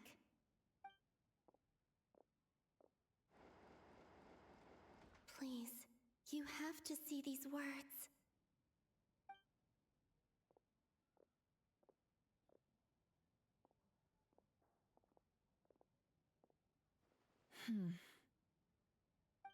Well, do you sense anything? Unfortunately, no. And this place was our last chance. Not necessarily. We've only looked in Nasha Town so far. Miss Columbina said she would leave messages at her friends' dwellings. It's still worth checking where Miss Lauma lives and where I live. Let's try and make some time to look into those then. Wait. What are you waiting for? Paimon might have overeaten slightly. What's that look for? This is a victory feast. It's normal to eat a little more than usual. The Traveler and Paimon. It's really you. But Why are they talking about a victory feast? Huh. You worried Paimon sick while you were out there fighting Rare. So this is your chance to make it up to her, alright? Wait. So this is the night after the battle against Rare. How did I end up here? That's quite a long time ago now. Wait. Time. That's it. Every time I've entered reality within this space, it's been at an earlier point in time. Every one of those points has been before I fell into the moon's reflection. And everything I've done to affect reality really did happen in the past. Does this mean that within the moon's reflection, time flows backwards? Starting from the moment I fell in? Not long till Moon Prayer Night now. It's gonna be even livelier than tonight. Although, it's gonna be sad saying goodbye to the damselette. She seems like a really nice person. Paimon. No, I can't. Even if I make contact, they probably won't understand what's going on. And in any case, I'll likely get pulled away again if I do. Instead, I have to find a way to get them to notice what I've written using the moonlight. Wait, even I hadn't thought of doing that before Moon Prayer Night. They'd never conceive of that possibility. Is there truly no other way? Don't lose heart. We'll find a way somehow. Huh? Oh, you say that, but the Frost Moon is beyond the fall sky. If we wanted to go visit her, how would we make it through to the other side? We might not have all the answers now, but I'm sure we'll find a way one day. Huh. Guess someone's gotta be the optimist. The present. The future. That's right. There are still things I can do. What's your plan? Flint's, when you were staying next door, did you ever open the window? No. The rooms here are dark and damp, and there's such a buildup of dust on the windows that the moonlight can't even get in. I didn't think it was worth the trouble. The moonlight? I think I see where you're going. One moment. I'll see if the owner is available. Don't bother. Time is of the essence.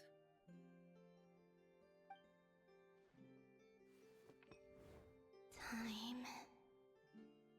Even if no one sees what I've written at this moment, maybe someone will remember what I said after Moon Prayer Night.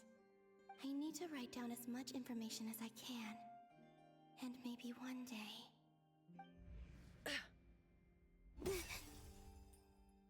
Huh? What's up with you? You can't even hold your cup steady. Are you getting tired? A little. Well, you should probably hit the hay then. You've had a really tough couple of days for you.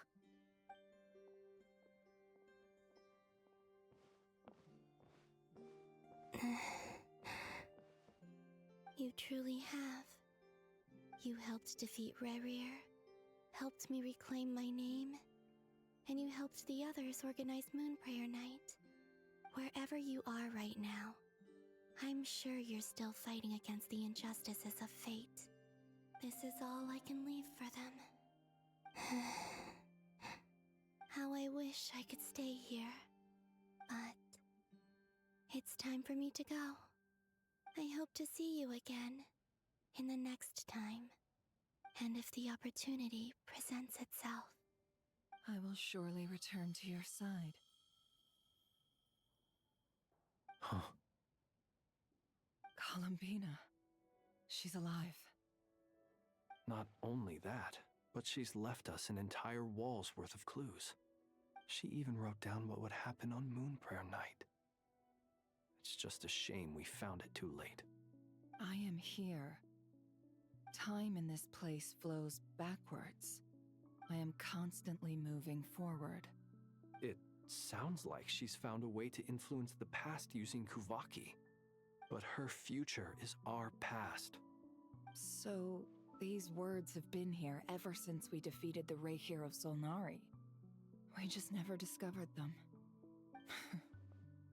Which came first, the chicken or the egg? Do you ever mull over questions like that? Only when I'm in a good mood and at leisure. Well, I never do. Everything that has happened already belongs to the realm of fact.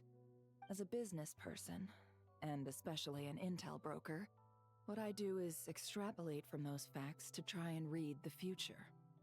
An admirable philosophy. It's a means of survival. Let's go. We have a wall's worth of clues to share with the others.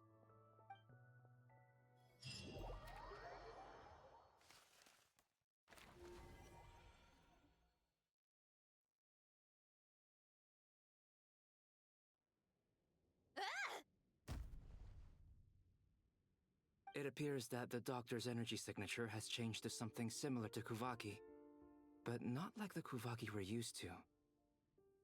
Nodcry's Kuvaki devices will only have a limited effect on it.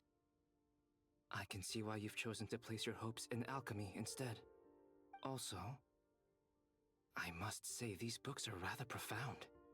My subordinates just shipped them in from Fontaine. Some of them are from the Narcissenkreuz Ordo. Some are incident reports from Petrichor, and then there's a few test reports for these junk machines. Additionally, after some further scanning, I've discovered something extremely annoying. What's that? Teyvat's skies contain multiple moons. A long time ago, when I did my first scan, I detected 3, just as the legends say. But when I checked again just now, I detected 4 moons. So there's one extra? Yeah. Originally, I thought that if I could still find 3 moons, that would at least mean Columbina's still alive. But then it occurred to me that apart from the Frost Moon, Teyvat's moons are just husks. And husks surely shouldn't show up in the scan, since they're not alive. It's weird, isn't it? If we can't even distinguish between a dead and a living moon, how are we supposed to know whether a moon goddess is still alive? Or does this mean that the moon marrows are equivalent to the moons themselves? It's certainly possible. In which case, the 4th moon you detected may be Dottore artificial creation. So he wasn't bluffing.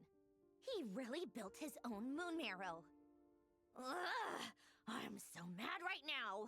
It's easy to get overwhelmed when you have too much on your plate. Maybe you need to relax.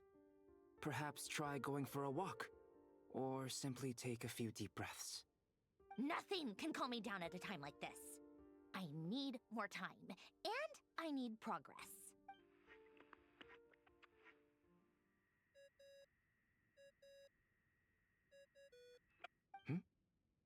It's Mr. Flynn's. I really hate that ringing tone. Ugh. First the 4 orthants of the Narcissenkreuz, then moon marrows. Now what? Oh, sorry if we're disturbing you. Might I ask what's troubling you? What do you want? We're busy. Are you still at the Curatorium of Secrets? Yeah. Look, everyone else is still out, so there's no hurry. Plus, I'm busy, so I would appreciate if you gave me some space. Even though we have crucial intel to share? Fine, I'm listening. Do you intend to share it via the Dodo communication device? Ordinarily, I would, but this is a unique situation. I think it's best that we discuss it in person. See you at the Curatorium.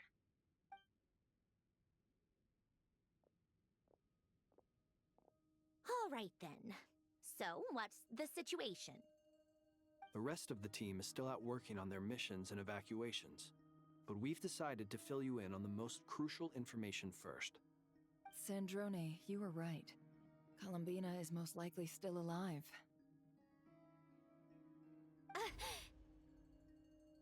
That's the best news we've received in a while. But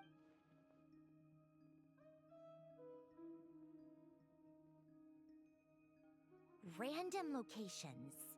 Appearing in reverse order? Are you serious?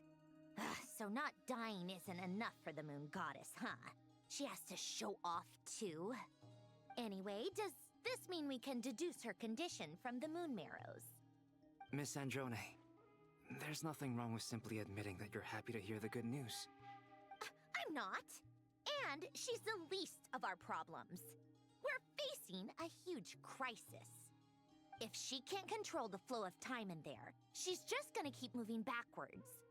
Different points in time won't intersect, and she'll never find a way out. Let's say life begins with a drop of water.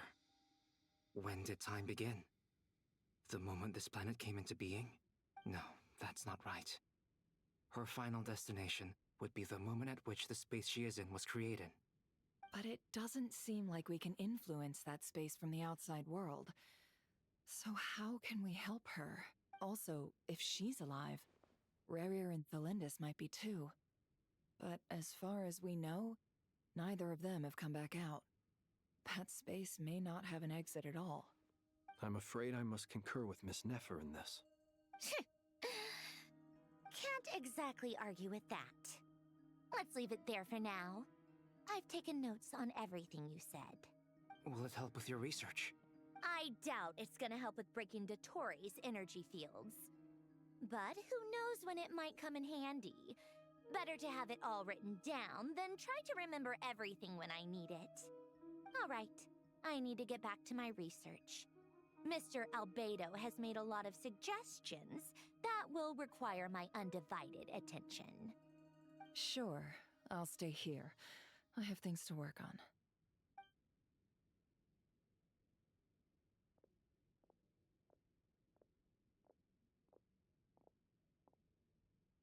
Paimon, are you there?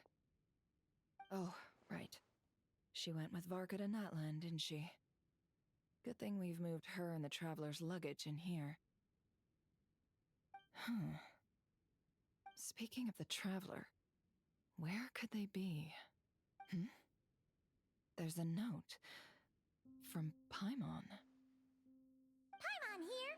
Not in at the moment, but if anyone needs to borrow her stuff or the Travelers, go ahead and help yourself. Paimon won't be mad. Also, Traveler, if you get back before Paimon, make sure to get some rest. Paimon misses you a lot, but put your help first, all right? How sweet. Well, since you offered, Paimon, don't mind if I do. This is the Traveler and Paimon's luggage. All the items they use day to day are here. It's well organized. I wonder which of them is responsible for that. What do we have here?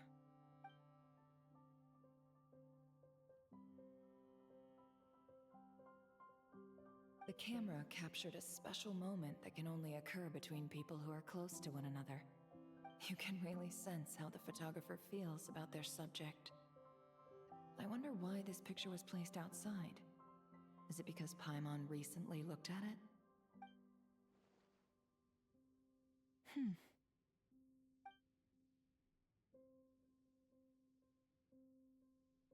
This must belong to the Traveler. Perfect. I'll use this. Hang in there. We'll find you.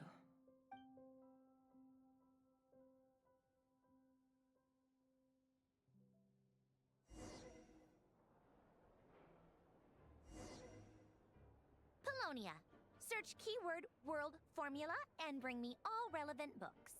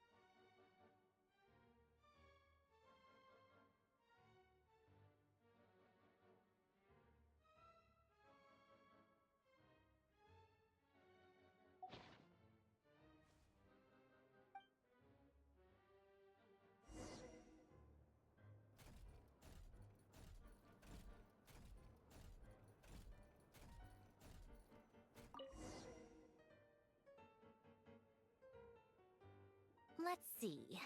This one is Ontonki Sermon Dictation concerning the apocalypse.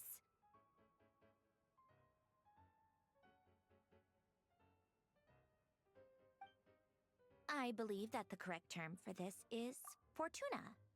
This was an ancient Romorian technology, a wisdom unparalleled. I never imagined that Romorian ideas would be so similar to the diagram I have named, the World Formula. This is strong evidence that human civilization should gradually shed possibilities as it continues to explore and evolve. The end of humankind may well be upon us right now. The sparks of civilization shall run out, unless we consider introducing variables from outside the system. Variables. Surely that can only mean one thing. Descenders? Dottore likely captured the Traveler because of his descender status.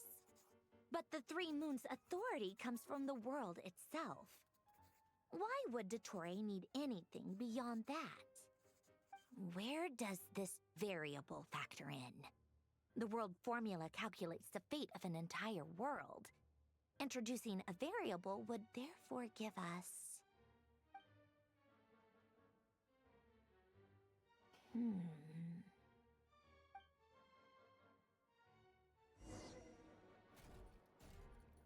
Polonia, search keyword pathway and bring me all relevant books.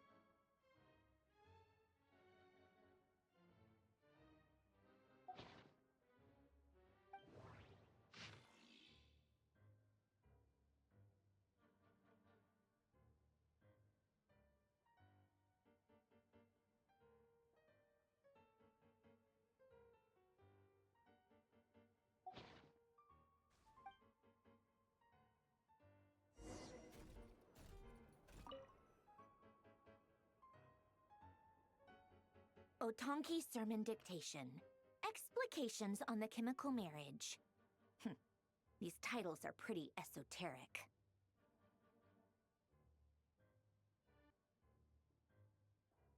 Observe and compute the pathway displayed in the guidance diagram. Deconstructing and reversing its effects could generate potential ideas. So, it's one of Renee's draft lectures. Deconstructing the pathway. I suppose that could lead to a breakthrough.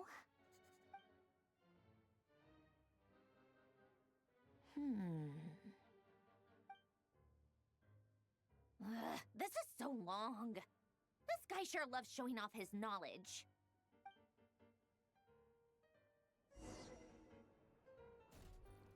Polonia. Search keyword tree model and bring me all relevant books.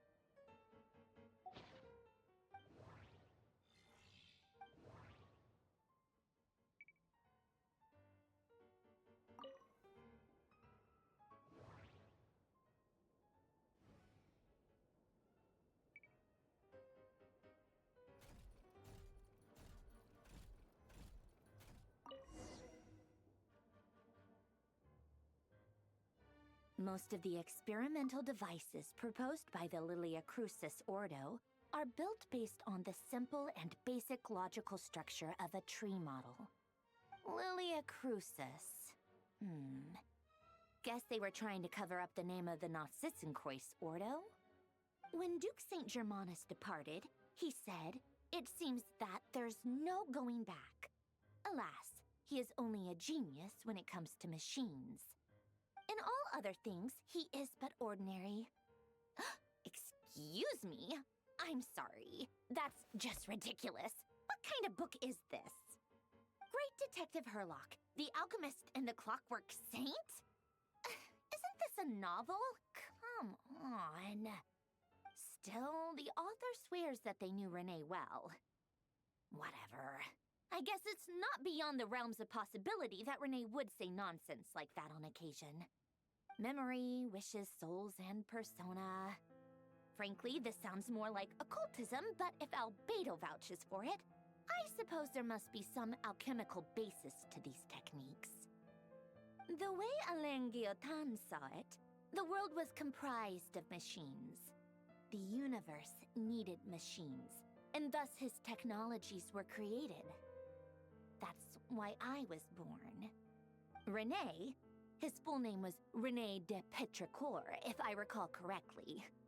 Sounds like he and the town must be intricately connected. That place was also the source of most of our information regarding Remurian civilization. Seems like some of his projects were based on their technology. The cutting of souls and storing them in vessels. These seemingly unrelated techniques underpinned Renee's research. Assuming that the four orthants correspond to alchemical categories. The chemical marriage model? Alain would have scoffed at that. He never would have let those theories or parameters anywhere near his mathematical formulas.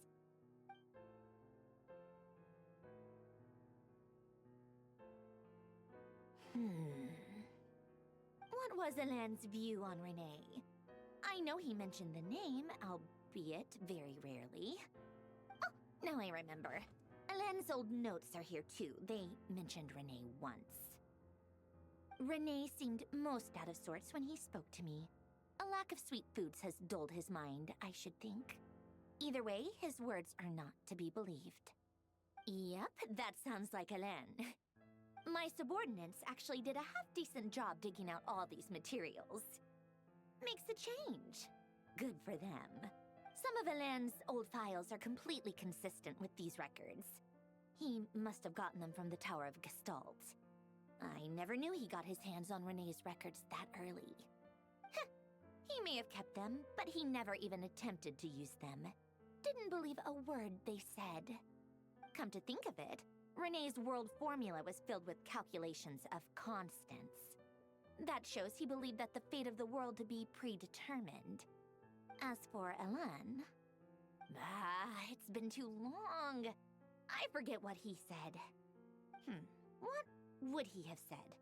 A guy like him, fervent believer in machines, but not headstrong enough.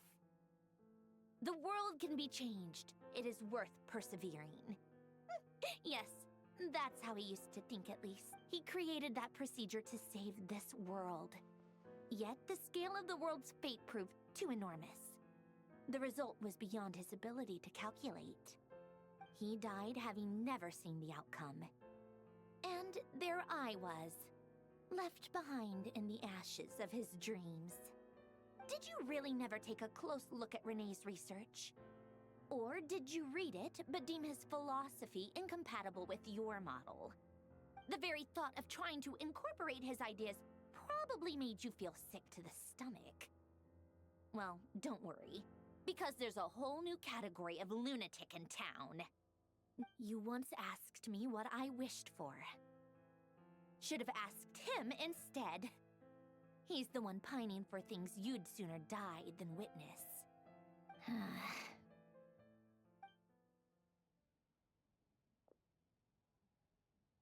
Even the tiniest variable can make big waves in the present. Now then, allow me to put these incompatible fragments together in your stead. First, establish and verify the existence of the Great Circle. Absolute nihil on one end, absolute reality on the other. Now, search between these two extremes. Then, the construction criteria. Variables. The sparks of civilization shall run out unless we consider introducing variables from outside the system. Input variables. Traverse the world, space-time, and civilization. Then extract the essential nodes from the records to determine which variables they point to. The primordial power that differentiated itself from the void. The power of light. Yes, light. Records. Hyperborea. This is horrendously complicated. After all that, I'm still missing a few variables. I need to think this through again. How do you think it looks, Polonia? Like the frenzied scrawlings of a madwoman? Fine, keep it to yourself. It's not like you can talk anyway. I'll assume you gave it a passing grade. I jest. But true madness does often start with trying to save the world. What would Arlecchino and Columbina think if they saw this incomprehensible hen scratch? They'd probably have me institutionalized. So would Rosaline. She's been dead for a while now.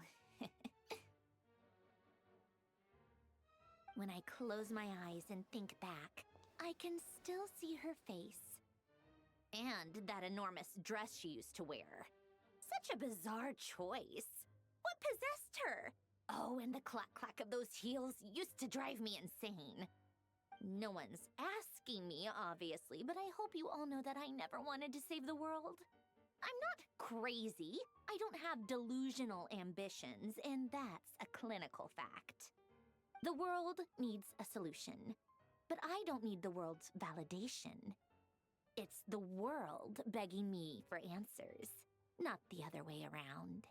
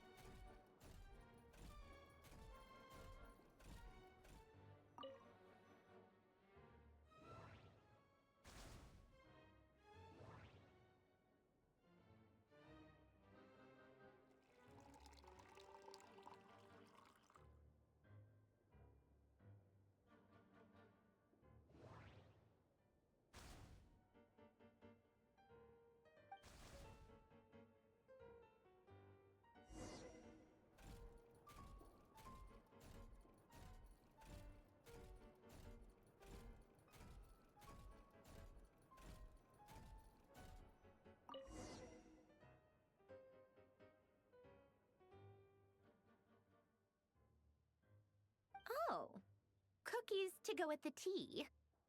Let's see. They must be from that person who brought those documents. I see they're from Hotel de Boer. Something's written on the box. We are proud to present this homage to the Fortress of Maripede's fun-filled mill collection system. Fortune cookies. Have a lucky start to your day. Sounds like a dumb gimmick to me. Be early to bed and early to rise. Get plenty of sun and drink plenty of water. Then things will surely go well for you. What? Are you kidding me? Somehow I doubt that an early night and a glass of water is magically gonna save a world on the brink of existential peril.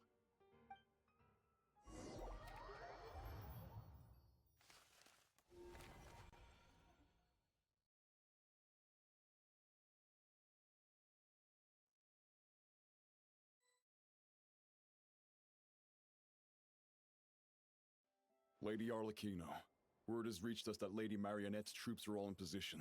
They are ready to act as soon as the order is given. Excellent. The only thing is, they are fewer in number than we expected. It looks like many of them must have lost their lives at the hand of the monsters released by the Doctor. Can't be helped. Allow them to join our ranks and keep in contact. As you wish.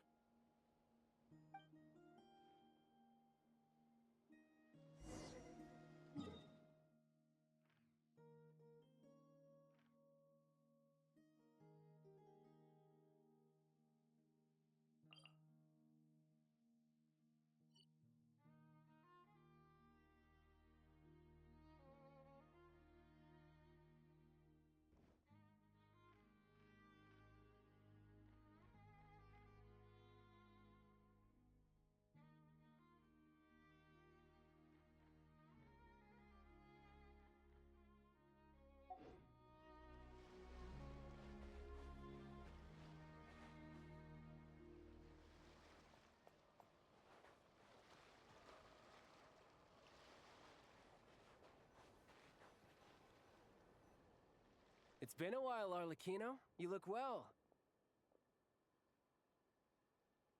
Did Dottore really have to build his lab right on the sole path between Snezhnaya and Nodcry? Had to go on a huge detour to stay out of its line of sight. Sounds like an arduous journey. I assume you've brought word from Her Majesty? Of course, all part of the job. Firstly, the Tsaritsa has authorized Fatui Internal Affairs to review Dottore's case. They will reach a formal verdict on whether he has turned traitor and whether he poses a threat to Snezhnaya. While they're working on that, I've been ordered to come and receive the refugees from Nodcry. They are nearby. My team will escort you to them shortly. Great. Aside from that, Her Majesty has a message for you and Sandrone personally. Huh? Where is Sandrone? She stayed behind to work since I was making the trip anyway. It seemed sensible to have one person on standby at base while the other came out to meet you. All right, guess that's just how she rolls. In that case, tell her that the Tsaritsa's decree this time is pretty awesome sounding.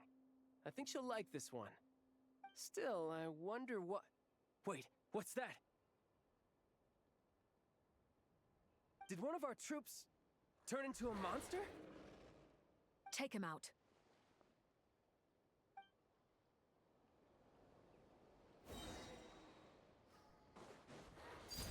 Laid bam! Da, da. Yeah!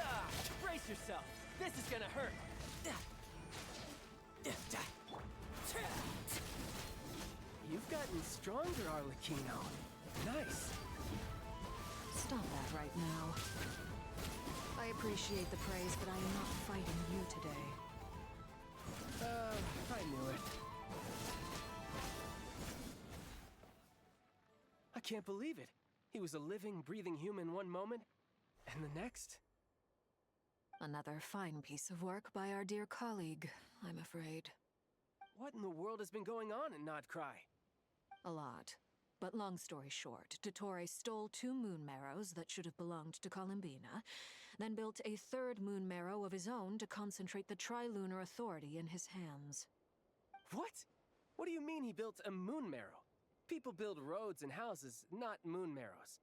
What's his next DIY project? He's gonna build a god? You could stand to be less surprised. We are harbingers. The work we are engaged in makes the creation of gods seem mundane by comparison. I tell everyone who asks that you once crossed swords with Rex Lapis while serving as a key supporter for Rosaline's plan. But right now, you're acting like a common adventurer. Thanks for speaking up for me. Those 2 really took me for a ride back then. Then again, surely no common adventurer would manage to get tangled up with them the way I did. That's gotta count in my favor, right? It almost sounds like you wish to repeat the experience. I might have to lower my opinion of you. No. I'll stop talking. Please, go on. Dottore is currently still experimenting with his newfound power in ways that continue to corrode the outside world. As for the human mutation, I believe this is simply a consequence of his experiments, and not a strategic move. That radiant beast was once a subordinate of Sandrone's. I suspect he was only allowed to live so that he could become an experimental subject. Also, those of us who fought Dottore have been afflicted with a curse. As such, I cannot leave Nodcry. This is so much worse than I thought. No wonder Her Majesty's decree is so extreme. While these exceptional circumstances persist, the Harbingers are hereby authorized to use unilateral executive powers. Should Dottore pose a threat, Arlecchino and Sandrone are permitted to eliminate him. My thanks to Her Majesty. I will pass these good tidings on to Sandrone. Her Majesty has also declared that she will refrain from launching an attack on the now evacuated Nodcry due to the presence of unretrieved research material. A wise decision. By the way, how's my old partner doing? I'm assuming they're with you? Partner? You mean the Traveler? I'm afraid I have bad news. He was captured after our failed assault in Dottore's lab. His whereabouts are currently unknown. What? Why? Since when does Dottore have a bone to pick with him? That is indeed the question. I'm not sure he does. He must have some other goal in mind. This won't do. I have to rescue him. You can't. We have no idea where the Traveler is. What am I supposed to do then? Stand here twiddling my thumbs? Sandrone is working on it. The best thing you can do right now is complete your mission. Fine. I guess I'll leave this to you then. One last thing. Tell the Rooster to get the message out to the gods and citizens of every nation in Tevat. Beware. An uncontrollable pollution is spreading forth from Nodcry. The source of that pollution is a madman drunk on the success of his experiments. The Fatui and our allies will endeavor to contain the threat. However, if Nodcry falls, things are likely to escalate.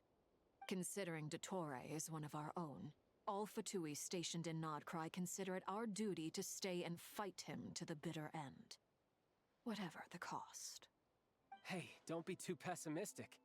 If it comes to it, I'm sure Her Majesty won't stand by and do nothing. I hope you're right.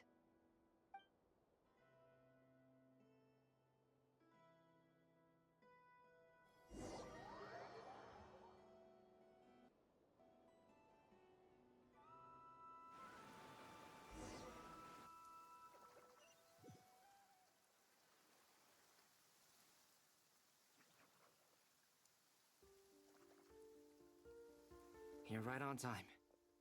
Thanks. Hey, do you think I'll get that gliding exam exemption? I made sure I was on my best behavior in Mondstadt. I landed well outside the city and walked in through the gates. I'll help you apply, don't worry. For now, let's see what we have here. What are the Doctor's energy fields even made from? The usual attract and repel principles that govern Kuvaki don't seem to apply to them. They are very mysterious, but ultimately, they appear to be comprised of energies from the three realms. Thanks to research by Master in the Hexen Circle, we know that Tevat's 7 elements are derived from the more primordial power of the Light Realm, which is antagonistic with the power of the Void Realm. Since you have the power of the Dragon Durin within you, I'm sure you can already tell that this energy field contains no abyssal energy. That's true. It's not abyssal energy. It's something pure, wild, and untamed. I've been thinking about something.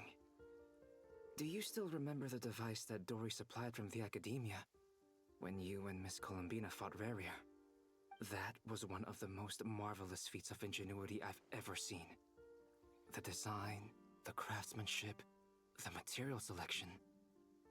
I couldn't fault any of it. Not to mention the operating principles. Surely the most ingenious feature of all. Dory didn't go into detail on how it functions, but I have a working theory. The clue was that Miss Columbina was somehow able to use the pyro energy that you provided, despite the fact that, as a moon goddess, she should only be able to use Light Realm energy in principle. Now, all elemental energy is, of course, derived from Light Realm energy to begin with. Hence, I suspect that the device works by restoring elemental energy to its original state. This presumes a theoretical model of the 7 elements akin to that of light refracted through a prism. Perhaps it is no mere analogy. Maybe there is indeed a prism in this model. I almost wonder if the idea for the device was conceived based on direct observations of said prism. It would explain how such an ironclad design concept was achieved.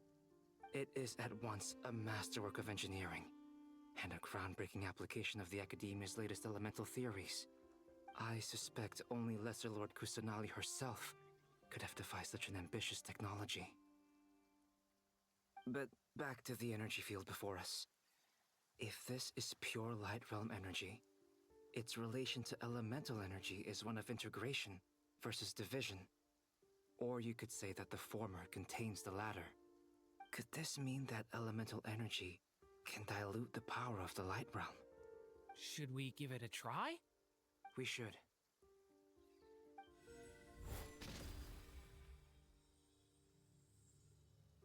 Ha! It works! Clear signs of disruption were detected at the periphery of the energy field. This indicates that elemental energy can disturb or even negate the field. Now you try. All right, here goes. It's working! Switch to abyssal energy and attack again.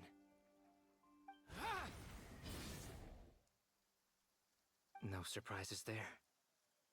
Abyssal power drains the energy field to a significantly greater extent. I now feel confident in asserting that the energy field is indeed pure light realm energy, and that elemental energy can dilute it. But the energy field is huge.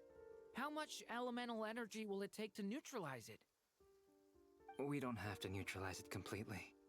We can try other approaches. That's all for theory. Would you like to continue watching? So you knew I was here. Huh? When did you get here? A while ago.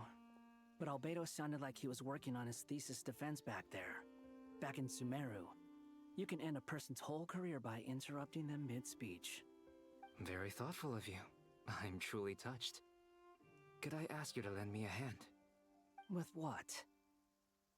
A little test. Try using Anima to unleash a concentrated assault with circular blades, with the goal of breaking through at a singular point. Nice! This time it tore through the field. Tremendous. This is a major breakthrough. Should we go through? We probably shouldn't risk having mutually antagonistic energies in such close proximity. Durin, you stay here and watch the entrance. Hat Guy and I will go in to investigate. Sounds sensible to me. Keep your eyes peeled, Durin. Don't worry, I got this. You two be careful in there. Just give me the signal if you need help, and I'll dive right in. What do you mean, signal? It's based on a new alchemical concoction I developed last month. When 2 bottles of it are smashed on the ground together, they emit a blinding burst of light. If it comes to that, remember to shield your eyes with your hat. Glad I asked. Thanks for the heads up.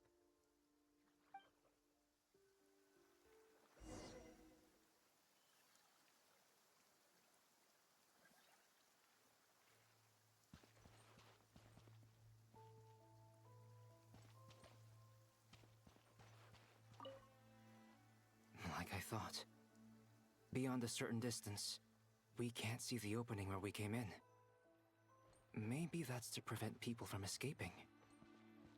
Sounds like Dottore style to me.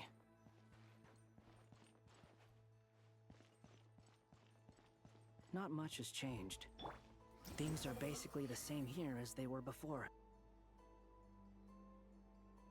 They have no heartbeat and they're not breathing. We can only assume they're dead. But there are no visible wounds. Also, there's an animal squatting next to each body. It's watching us. That's not an animal's gaze. What are you trying to tell us? Doesn't seem eager to talk. I guess maybe it's just an animal after all. Let's keep looking around.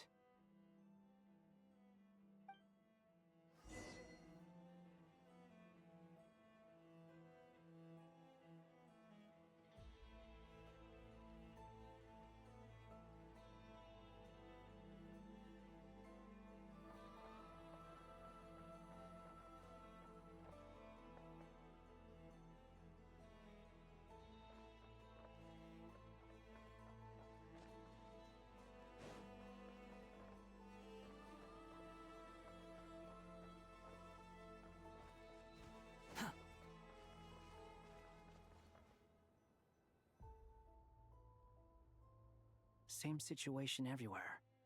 Not a living soul in sight. Just countless bodies with animals standing watch over them. Well, I think we can safely rule out the possibility that they're all pets. Is skirting around the topic your way of showing consideration for other people's feelings? Just being cautious. I don't doubt that you can handle the truth.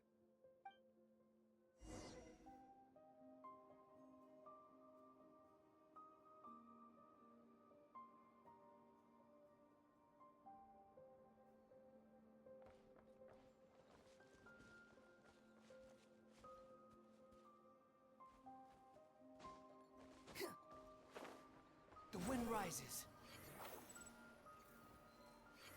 Careful.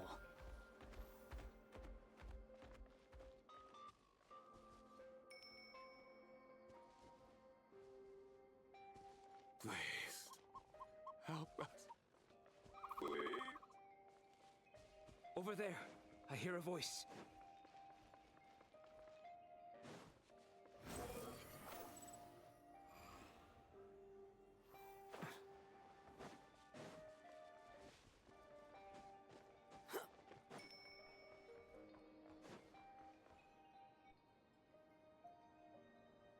Please, help us.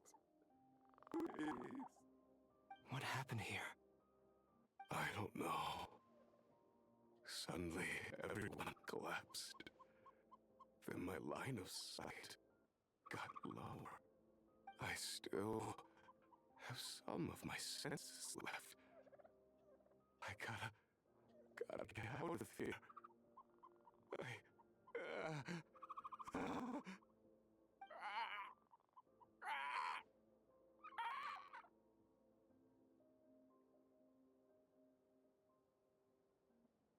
It looks like there's a huge experiment going on inside this energy field.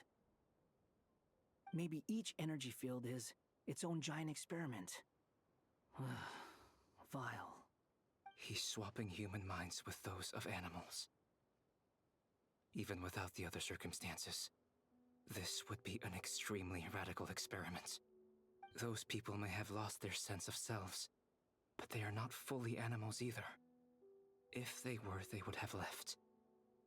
But instead, their instincts are driving them to remain by their dead bodies. We should go. No sense in sticking around here longer than we need to. Agreed.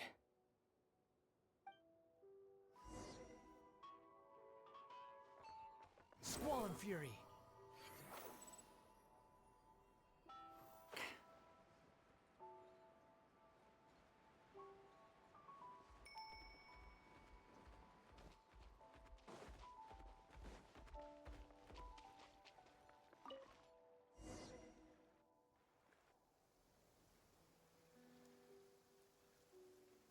You're back! Everything okay? We saw some things that take a strong stomach. Otherwise, we're fine. We should share our findings with the others.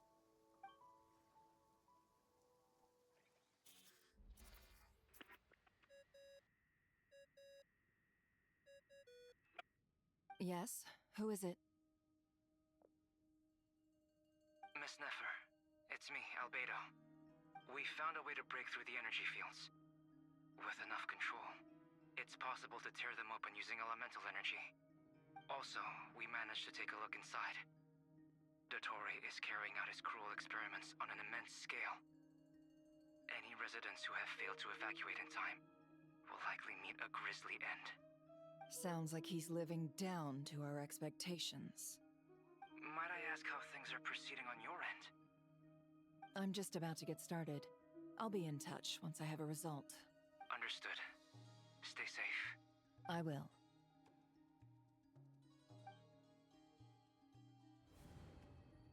Well, Nefer, I'll link up with you once my tasks are complete. What makes you think I'd need you to do that? I'll need it. And considering the way you approach certain matters, I think you'll be better off with me present.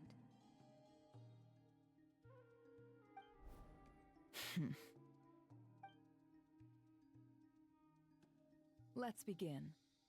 Entering simulation mode. A vast wasteland. Is this the Traveler's inner world? I was expecting something more vibrant, to be honest. Wait, someone's there. What are you looking at? In that case, I'll look at it with you. I want to know all about everything you've seen and experienced. Is there somewhere I should return to? Or should I stay here and be the hero everyone says I am? I don't dislike my current life.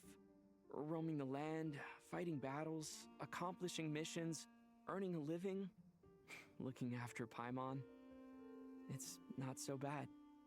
I guess the only thing that's missing is that you're not here with me. This is the conscious layer, which contains a person's true feelings. It is filled with both longing and kindness. I suppose anyone who lives long enough ends up wishing for someone who can't be there. Maybe it's the only way we can feel truly alive. Time to delve a little deeper.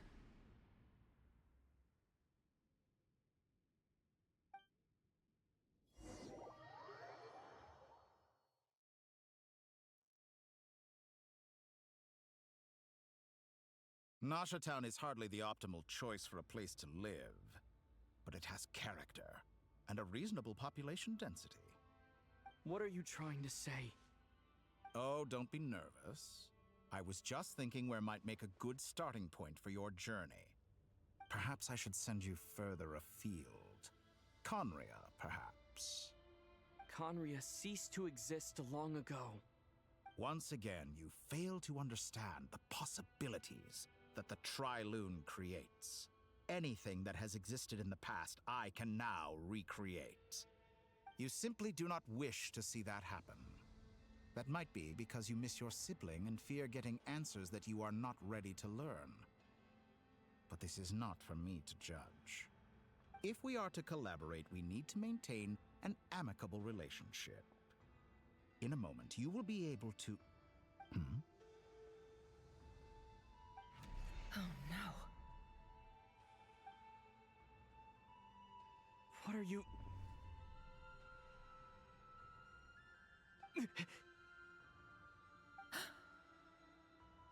What are you gonna do? Don't move. Something unwanted has crept into... Oh? Gone as quickly as it came.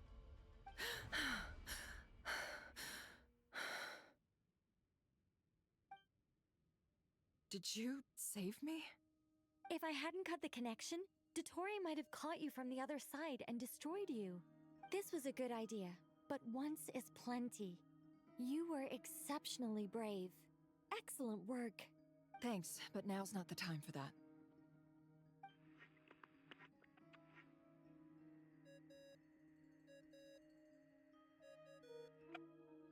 Albedo speaking. I think I know where he is. What is this endless darkness? I can't see anything, even though my eyes are wide open. But why? What happened? Ah, sorry about that. I take it you didn't notice. Just now, a friend of yours took a little peek into your mind. Could it be Nefer? How did she do it? Did she use something as a medium to connect to me? Do you think she's aware of your current circumstances? Oh dear. Have I stunned you into silence? I only wanted to slow down your time a little so I could stop your intruder in her tracks. It would have been nice to capture the spy. I must say, I'm finding the ability to adjust the flow of time rather intriguing. The moment you closed your eyes, time seemed to grow impossibly viscous, didn't it? A whole month passed before you opened your eyes again, but only for you. No one else was affected. I dare say this is something only a god can achieve. Point taken.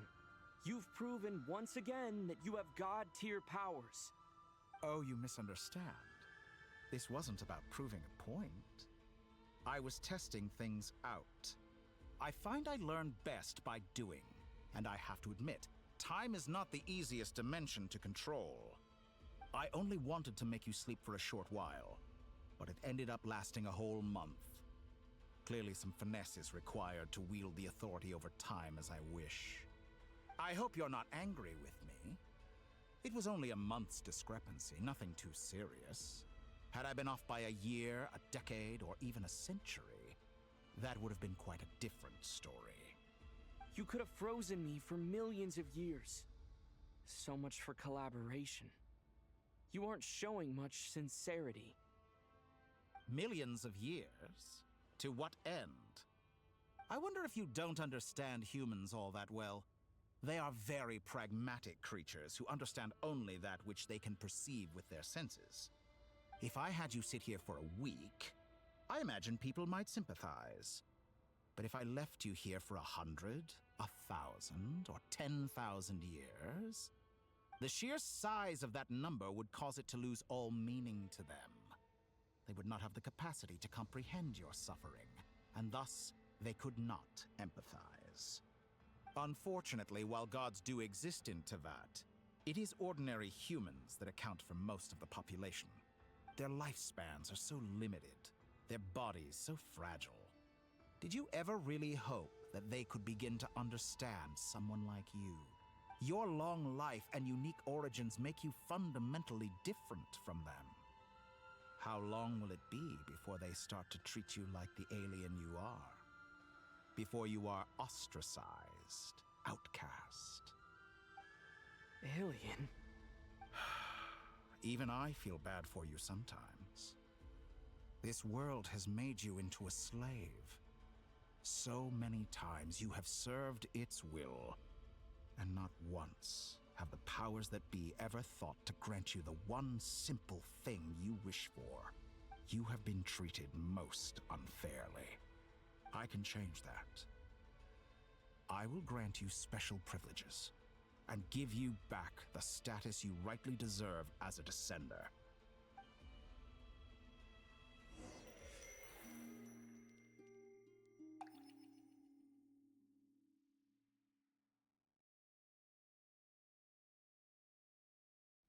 I've entered the past 3 times at this point, but I still have so many questions. For instance, beyond each point being further back in time than the last, what determines the specific locations at which I can make entry? So far, the common thread linking all 3 scenarios is that the Traveler has been present. But it's more than that. I know I sensed something familiar around him. What was it? I'll keep this question in mind as I carry on.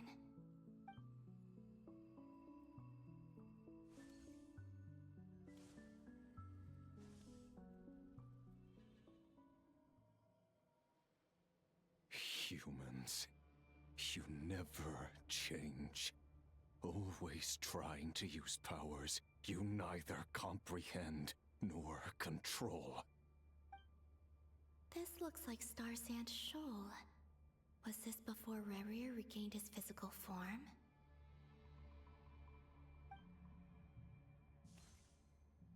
You've messed with the cannon again, huh? Sorry, but this round's not gonna go your way. The cannon. That's right. I was at Silvermoon Hall and I sensed an abnormal Kuvaki fluctuation coming from Nasha Town. And right after that, came an ominous power emanating from Star Sand Shoal. My body was once torn into countless pieces and hurled into the swirling chaos of time itself. But even so, my life and will were not extinguished. I wonder if I could try to prevent his resurrection. But how would I do it? What can I do, here and now? Traveler! Behind you! Look at that light!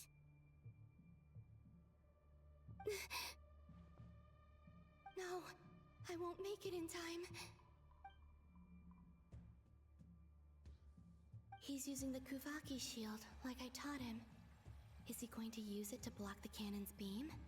He's strong. I'm sure he can manage.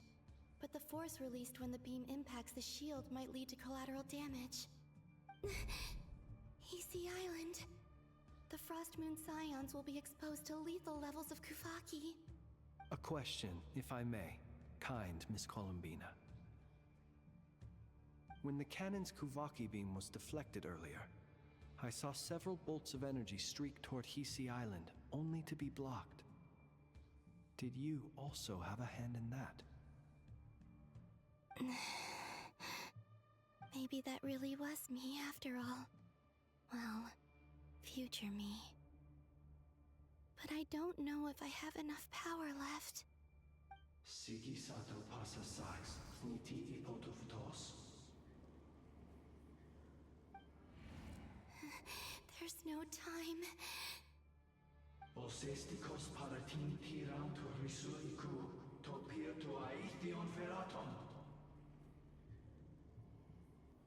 I have to make it. Oh, Frost Moon. Oh, great land. Oh, slumbering moonlight of Nodcry.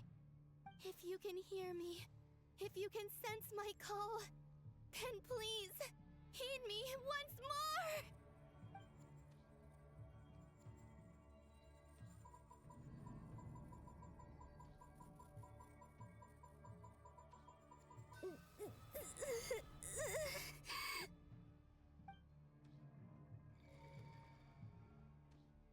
Did it work?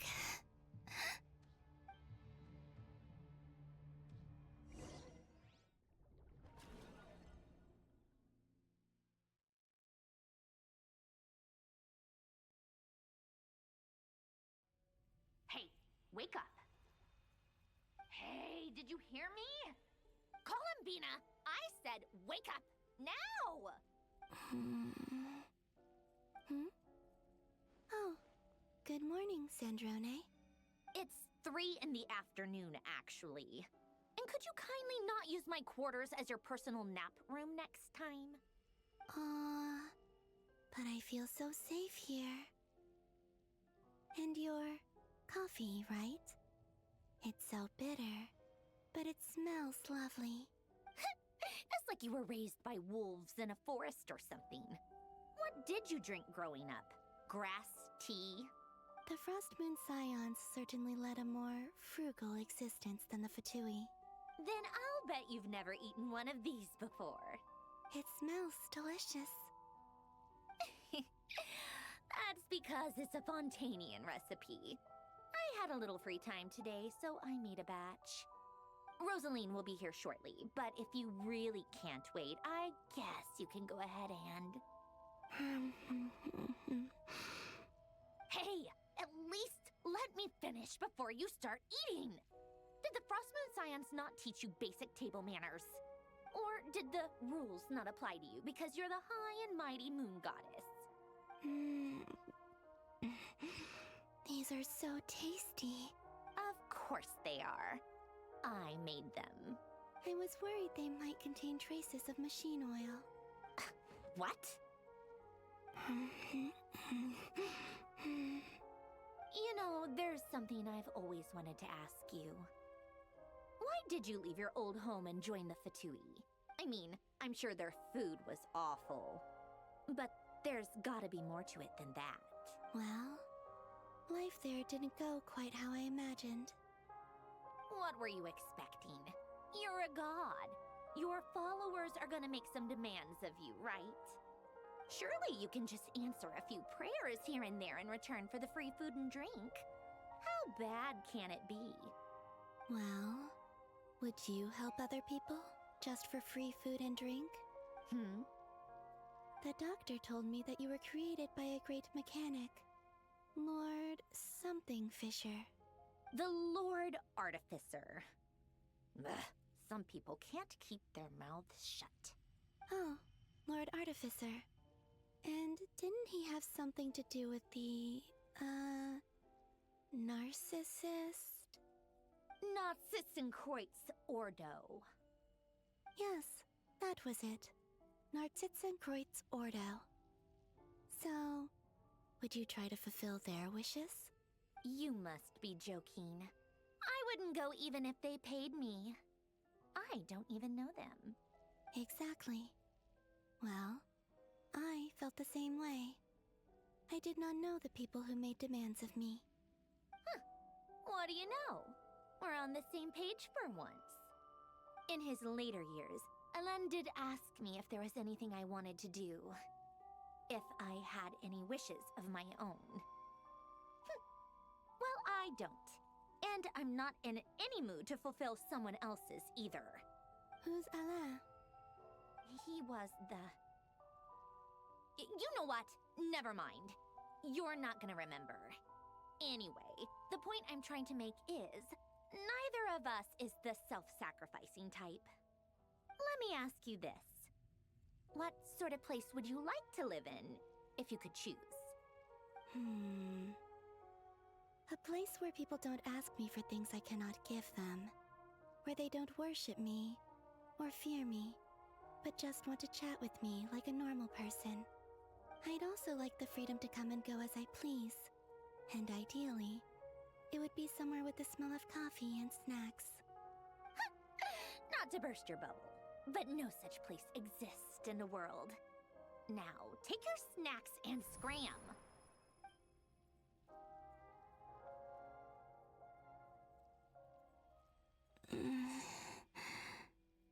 Did I pass out?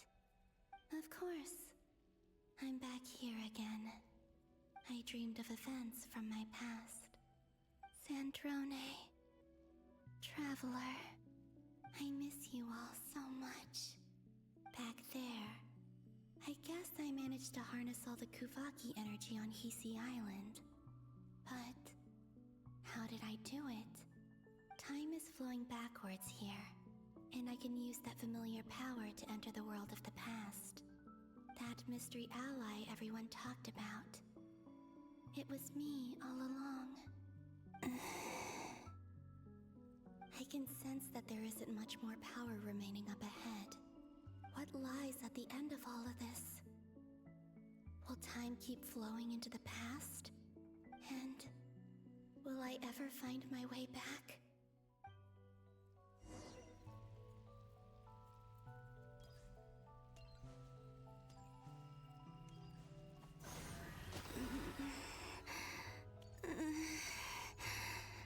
It's getting harder and harder to use my power.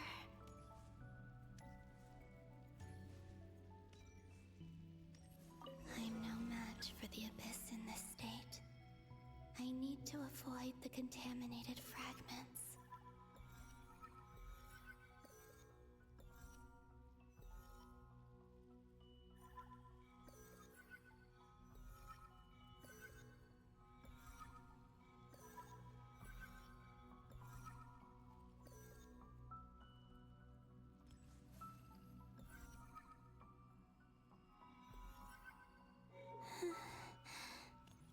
Time to go.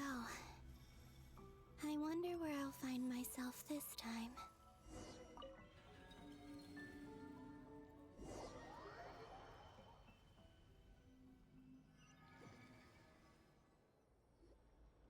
The Final Night Cemetery. This is where Flint's is based. Or not! How are we supposed to read through this many files? Difficult, yes, but it is also our most efficient option. Seems like they're searching for information. Oh, I remember.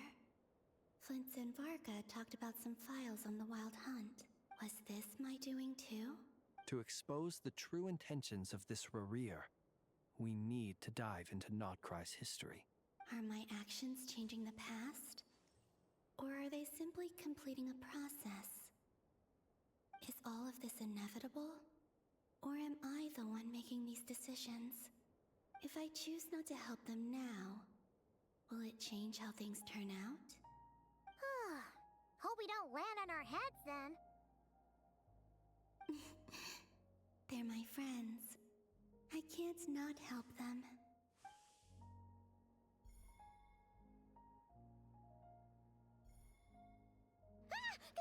Ghost! And the other one was... here. Hey! Another file's moving!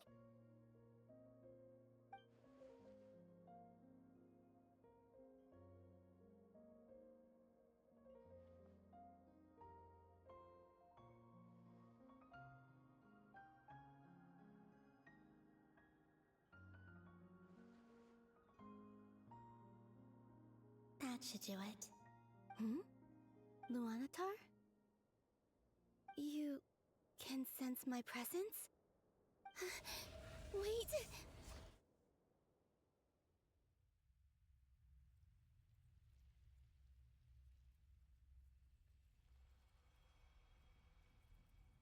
Luanotar. So she's that familiar presence I've been sensing all along. She's always been by the Traveler's side. That explains why the Traveler has been there each time I've entered the past.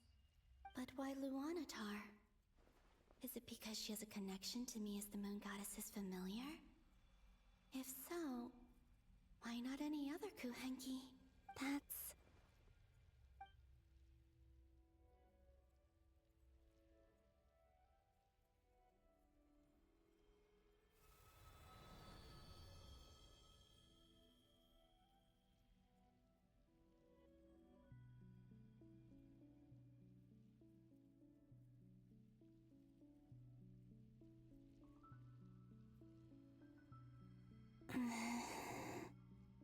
I cannot sense any power up ahead. Just a void, stretching out into infinity. This is likely my final chance to enter the past. It's now or never. I have to find a way back.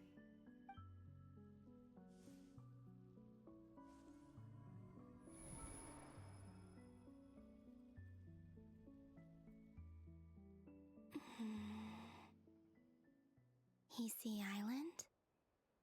How far back in time is this? Where's Luanatar?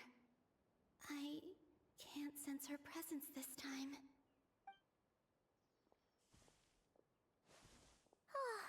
Seeing Anafa and Aino reunited like that sure was heartwarming. Traveler, Paimon. No, stay calm. I don't have much power left to change things. I don't even have that much time left here. Think, Columbina. How do I find a way back? A way back to what? Do I go back to Moonprayer Night? Or to the future that followed? And if I return in my current state, what will become of me then? Dottoro's actions that day proved that he'd been planning that for a long time. He had already seized the power of 2 moon marrows before capturing me. Even if I managed to get back, how can I fight against him when he wields the Tri-Lune Authority? I can't. If I go back like this, I'll be playing right into his hands. I have to find some way of rivaling the power he has usurped. Wait. Time flowing backwards. The Tri-Lune Authority. Does that mean? I think I know what the final destination of this lunar reflection might be. I know what I must do. Speaking of homes, we must already be close to where the Frost Moon Scions live. The vibe here feels different, just like the scenery. But how do I communicate my plan to my friends? Should I write it down here? No. Someone else will see it. I need something with a close connection to me. Something I can use as a medium to tell them what's happened to me in here.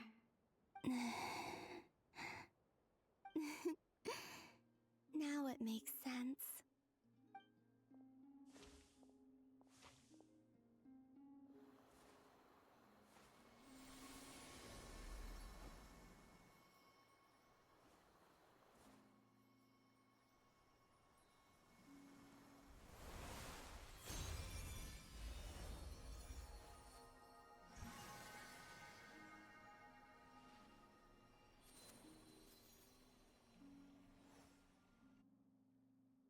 Hey, what was that?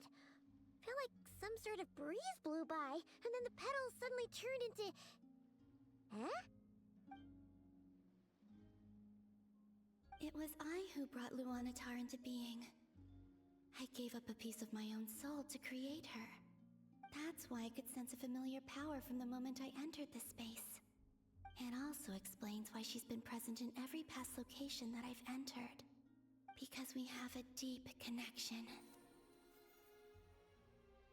Hey there! What's your name? And the reason why there are no more gates to the past after this point is that Luanatar hadn't been born then. No wonder I sensed the trace of a blessing when we first met. But I still didn't recognize the soul hidden within you.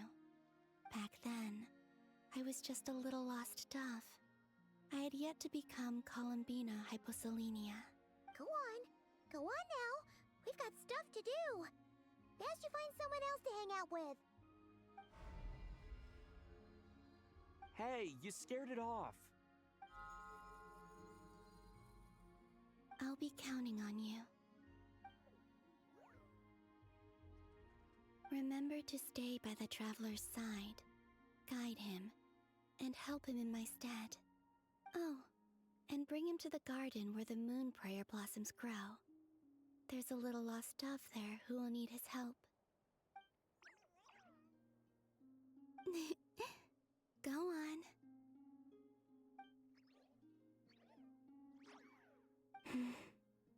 You too. Go and live your story. As for mine must go in a different direction.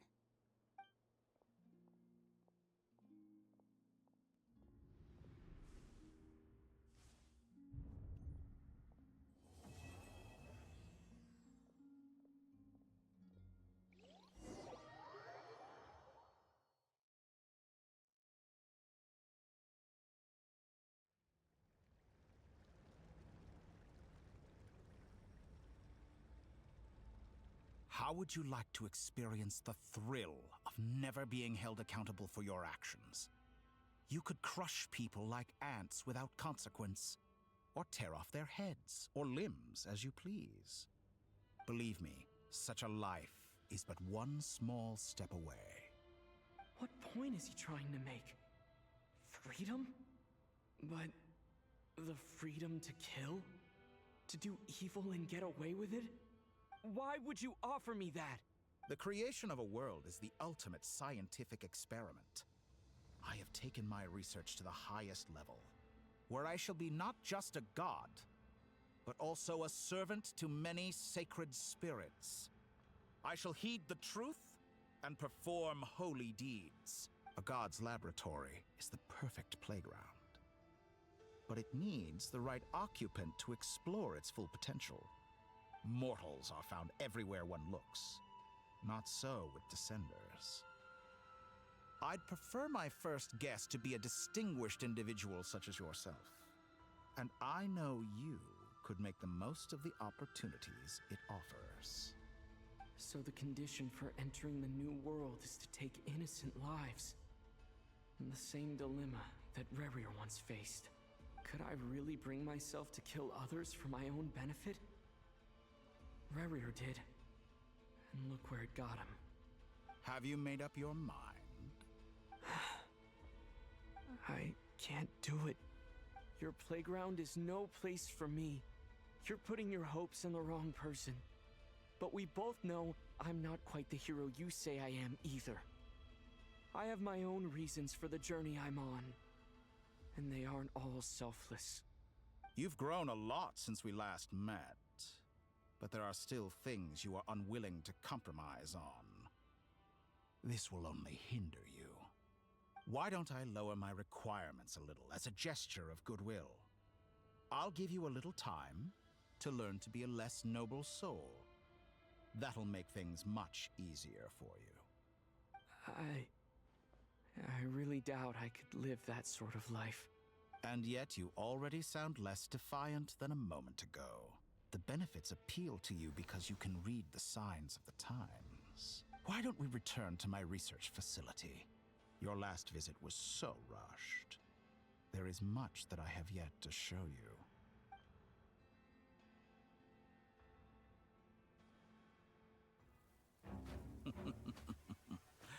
Now to that question, Heroes don't attack from behind. Guess I'm no hero. This is most disappointing.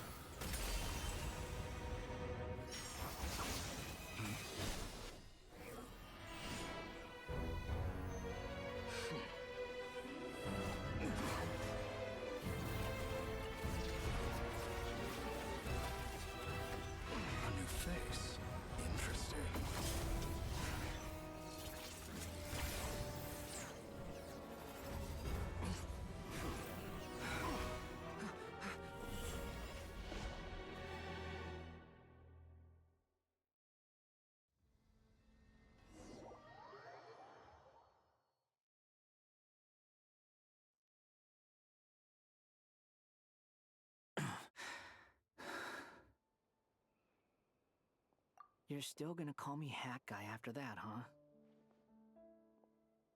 I didn't see anyone else in there who needed saving.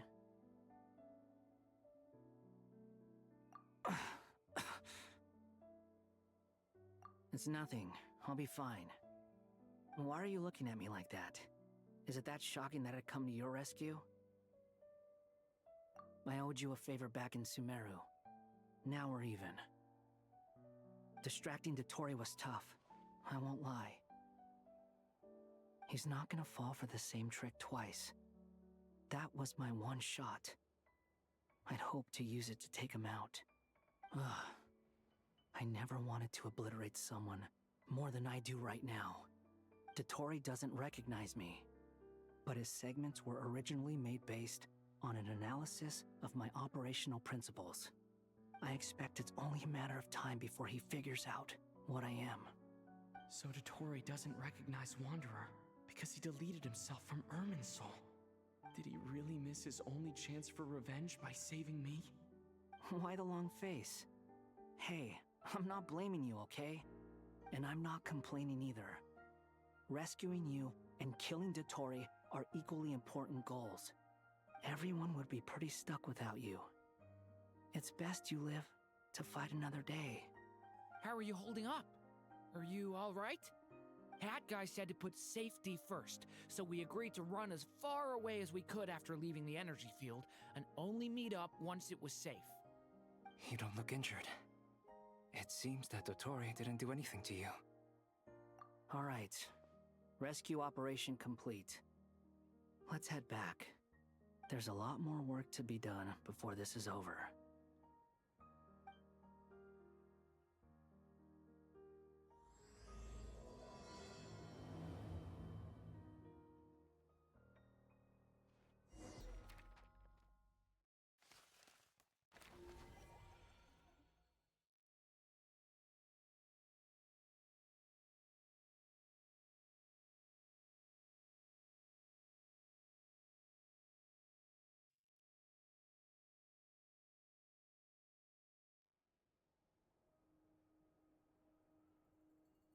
Understood. I will bear the Tsaritsa's decree in mind. I don't see what's so awesome about it, though. Does he really think everyone else is as immature as him? I'm not stooping to Tartaglia's level. I thought you might say that. How's your progress? Quite promising, actually. That alchemist Albedo gave me a few ideas. Remember how I asked you to look up some files for me? That stuff on the Nazistenkreuz Institute. René de Petrichor and Jakob Ingold. Alain Guillotin despised René's theories and methods, but he never managed to come up with better alternatives either. So I adopted some of René's ideas. I thought Alain was like a father to you. He and René were mortal enemies, were they not? And what would you say if Linny and his friends one day learned something useful from someone you utterly detested? I would applaud them for it. That would mean that they have surpassed me. For all we know, Alain Guillotin might have thought the same thing. Not that it matters, though. He's dead, and I'm alive. So it's my call to make. Once you die, it doesn't matter how great you were in life. Only the living get to decide what happens next. Hey, come on out. They're back. Huh?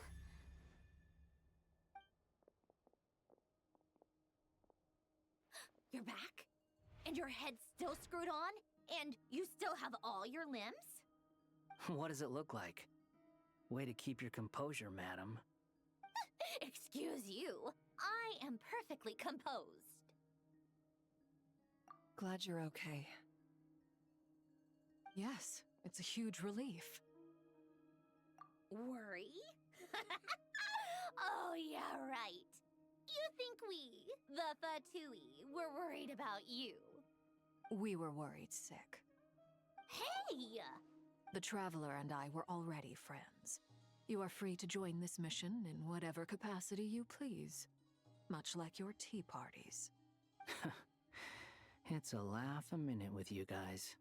I must say, I was quite surprised when Mr. Albedo told me he would need no additional aid. We discussed this on our way back as well. I am rarely so unequivocal, but in this case, we had full confidence in Hat Guy. He said he knew what he was doing. Albedo and I pretty much had to just wait outside on standby. Meanwhile, Hat Guy broke into the energy field and rescued the Traveler solo. You didn't have to mention that. Well, I'm thoroughly impressed. You are a force to be reckoned with, Hat Guy. Is he back? Is he really back? Traveler! It's really you! Oh, thank goodness! Paimon missed you so much! You can finally breathe easy, Paimon. It's great to have you back in one piece! Oh, Paimon's been having nightmares the whole time you were gone! Look at them. You know, once you reach my age, there's nothing better than watching a misty-eyed reunion between friends. It's nothing. Same goes when you get to my age, too. I bet Ino and Anefa would be tearing up as well if they were here. Varka, I'm not sure Anefa can cry. Oh, yeah, good point. Hey, your eyes are looking a little red and puffy. Come here, let's hug it out. What? Ew, no! No, thank you. You're not my dad, okay? Everyone, I'm sorry for all the trouble I caused you. But the silver lining is, I didn't come away from this ordeal empty-handed. While I was being held captive, I learned a lot about Dottoro's current capabilities, and what he plans to do with them.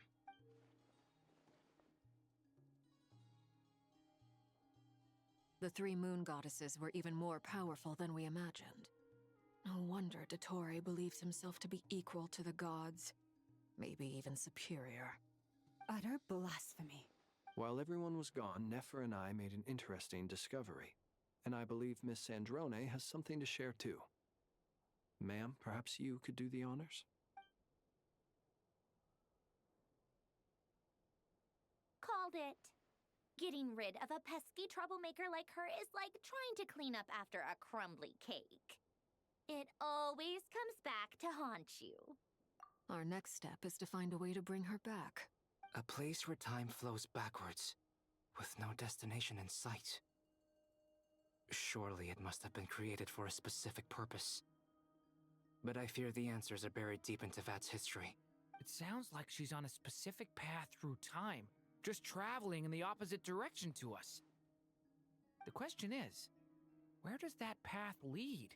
Or will it keep going to infinity? We considered that question as well. Strictly speaking, time is not infinite. Indeed not. Every road has an end. Nicole! You sure loved quietly sneaking in mid-conversation. I do, in fact. It's something I've always done at our mages' tea parties. Quiet, mysterious, and persuasive. You wonder what lies at the end of her road. Well, just as the world has a beginning and an end, so too does time. And so, the end of the road is the moment that Tevat was born. But where Miss Columbina will end up along this road, that depends on where this particular river of reverse time began. What about the original moons and the moon goddesses? Do they have a beginning too? All things do. In the beginning, no moons adorned the sky. It was the Dragon King Nibelung who raised the 3 moons into the heavens, and thus were the moon goddesses born.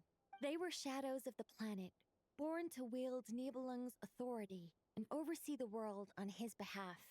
They were extensions of his will, manifestations of his majesty. But then one day, they disappeared just as suddenly as they had once been brought into being. Nobody knew where they had gone.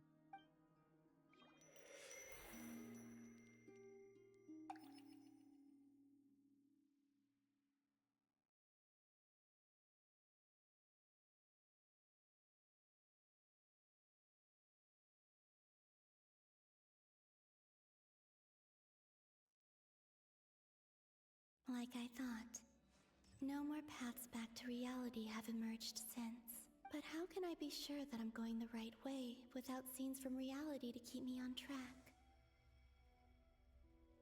I can't even be sure of how long I've been walking for.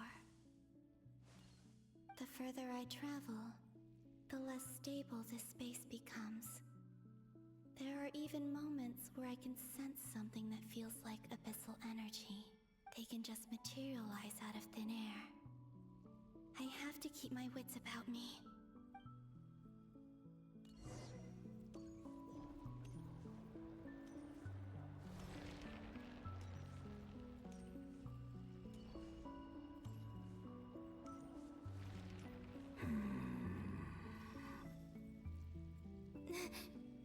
Is that the ray here of Solnari?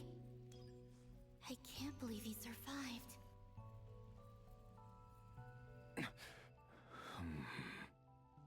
You are the moon goddess. But how? Please, there's no need. I'm not interested in fighting anymore. I find that a little difficult to believe.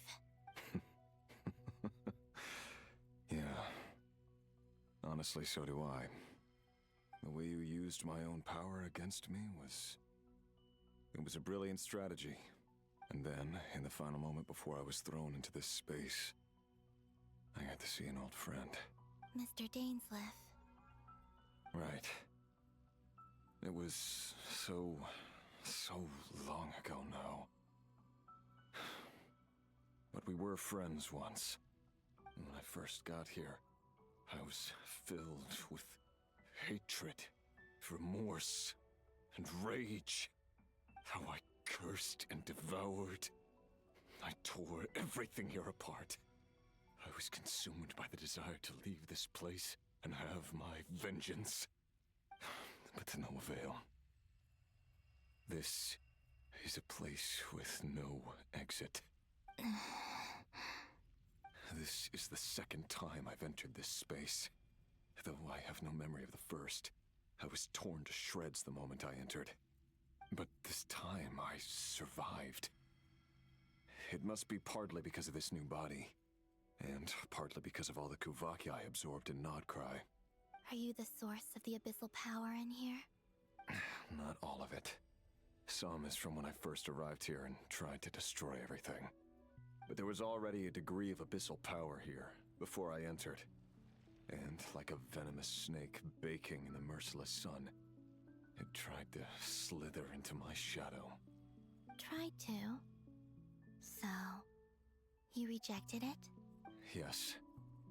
Because after that, the world suddenly became silent for a moment. What do you mean? The voices in my head, they were gone. And then I saw her. Her? Thelindis. My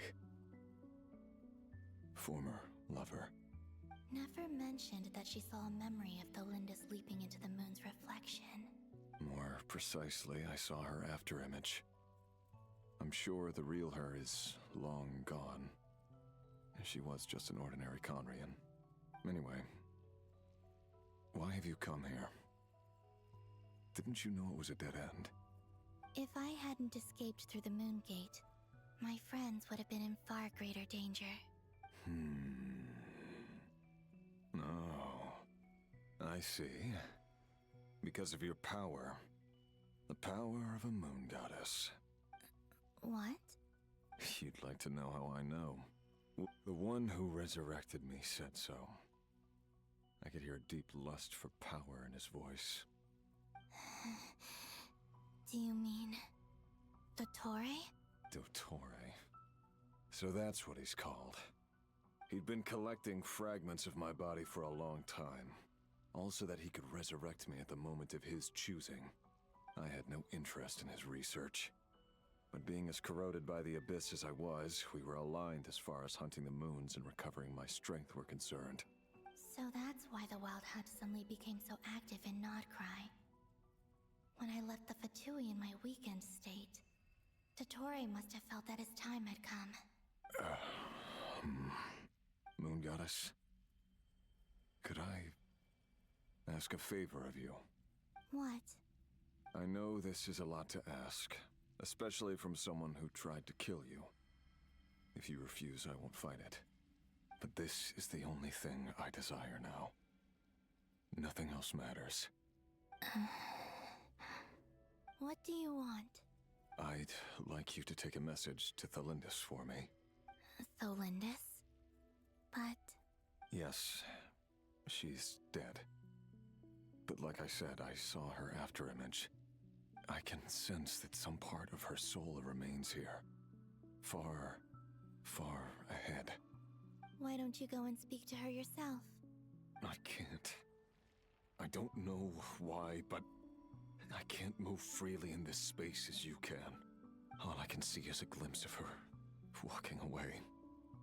Just like the moment when I last saw her in life. In return, I will clear these abyssal obstacles for you.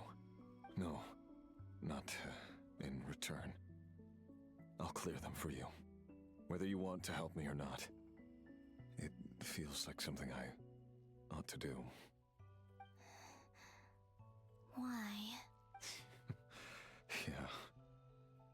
Why, indeed. I've been asking myself that question a lot recently. Why did I do the things I did? I'm tired of it all. Tired of the person I became. People used me. And then I turned around and started using others. I hurt a lot of people. I think I grew tired of it long ago. But I wouldn't admit it to myself. And ultimately, that's how I ended up here. What do you wish to tell her? All of it. My past. My mistakes. Everything that happened after we were separated. Is it okay if I give her the abridged version? Yeah, I'm sure there's plenty you can skip over. Just tell her the important parts. Like the part where you relentlessly tried to kill us? It's up to you. Love demands honesty. But my relationship with Thalindis was built on lies. We hid too much from each other.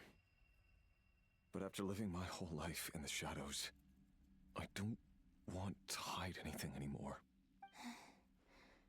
I will do my best.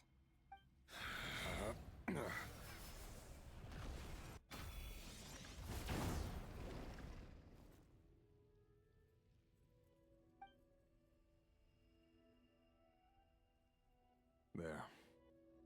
The Abyss will no longer stand in your way. Even though Mr. Dainsliff felt he had to fight you, I think he still regarded you as a friend. Dane? He said that you betrayed him, but he also felt great remorse at never having understood what you were truly going through.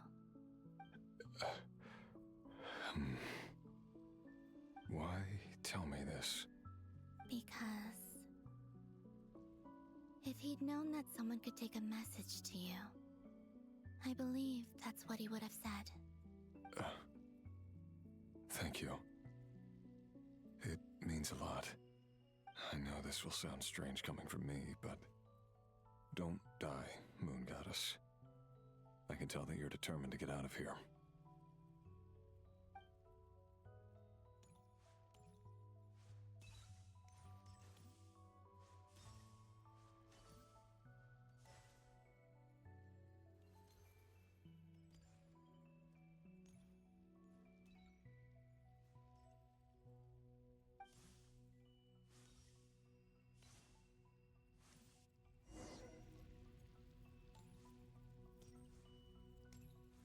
He kept his word.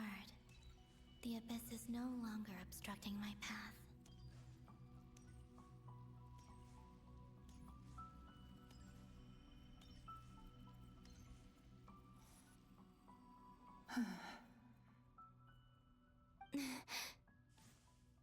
Is that the Lindis?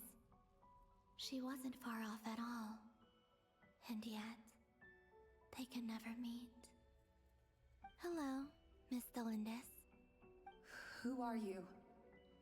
How do you know my name? I've never seen anyone else here before. You can call me Columbina. I promised Rerir that I'd bring a message to you.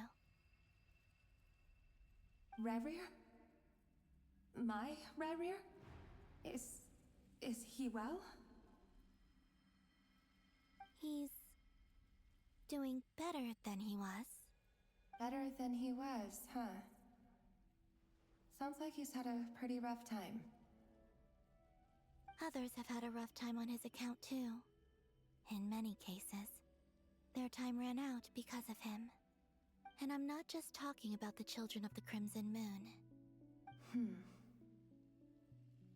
So, things got worse before they got better.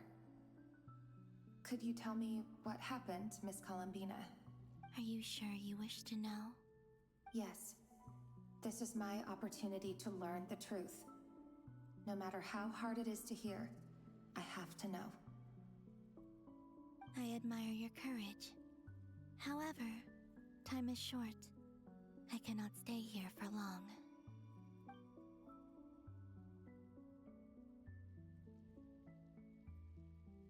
Rerir had seeds of hatred in his heart, and many people nursed them for their own ends. On some level, everything he did was to try and find a way to see you again. But in the end, he came to regret his mistakes. He wanted to apologize for hiding his past from you. Beyond that, he did not say specifically what it was he wished to convey to you.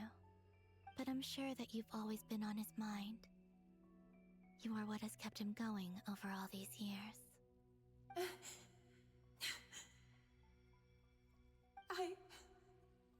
I'm sorry, Miss Columbina. This is so upsetting. I'm not sure how to put my feelings into words. It's all right. I understand. Well, that's everything from me. So, I guess I'll be... Wait. One moment. Time flows backwards here. The road ahead only leads further and further into the past. I know. I intend to reach the end of that road. Without a moon marrow, without the 3 moons' power, you won't make it far. Wait, unless... Are you one of the moon goddesses? You could say that. I see. I often think to myself, if life is like a train ride, why haven't I reached the terminus? Where am I even going? And it's not just me, it's this whole place. Wherever it is, it seems like it's existed forever. It's such a mystery. Where is it going? I must seem so ridiculous. I can't answer these basic questions, and yet I jumped right in here without hesitating, only to be torn apart the moment I entered by powerful energy currents. Only my soul remains now. Thinking back, I was suddenly overcome with fear and terror in that moment. Perhaps I too became bewitched by the abyss. I may have been the leverage it needed to control Rerir. I used to be a researcher at the Universitas Magistrorum in Conria, researching the iridescent moon's marrow. Eventually, I came to the conclusion that time in here flows in reverse. Rerir was one of the Finster King's retainers. With me, he was in an impossible position. It plagued him constantly. I wanted to help him escape his lot in life. I wanted him to be happy, so I thought I'd use this place to return to the past. At the time, I thought I could just go back to the day that the Finster King first found the princess. It was only after meeting the princess that the Finster King started going too far with his research into the abyss. That was the day all of our woes began. I thought I could stop the king from ever meeting her and solve everything. I couldn't kill the Vinster king himself, so I had to find another way to save Rayrir. That's why I wanted to go back, to kill the person who had brought new possibilities to our realm. I'm sure it was a futile endeavor, but the Abyss probably enhances the basest human desires. So I naively hoped I could change everything. But I was simply too weak. Like a speck of dust against the whole universe. Look at me. I didn't even survive the journey here. Not physically, at least. I know I'm never getting out of here. But you're different. You can make it, and I want to help you. I owe you that much. How do you plan to help me? Have you noticed the golden energy that exists here? Based on my past research and my observations since coming here, I believe they carry you forward faster. I can share what I've learned, and help you understand the pattern in which this energy appears.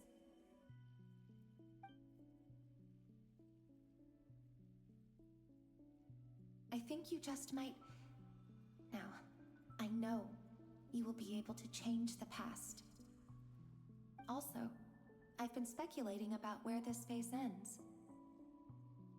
The documentation was scanned, but from what I know of the legends about the moons, the oldest ones seem to begin with Nibelung, king of dragonkind. I have no way of verifying any of it by this point, but if it's true, you might be able to reach that era if you keep walking. Understood.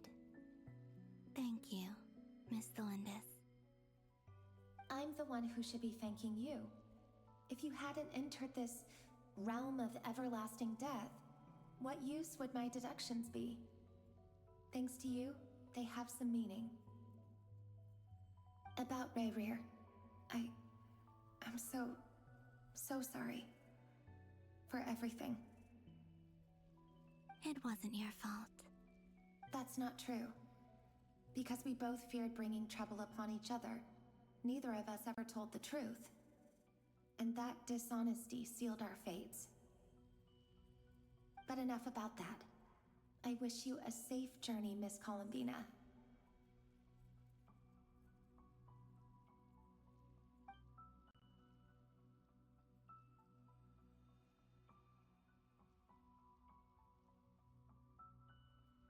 And may the outside world never have to experience pain like this again.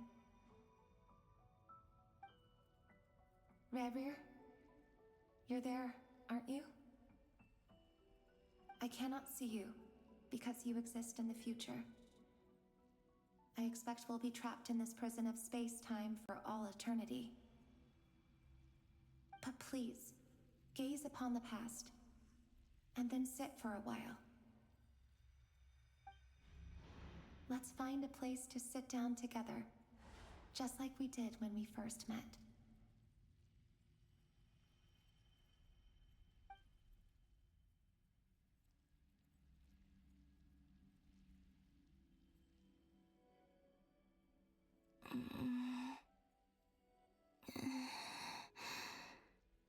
How long have I been walking?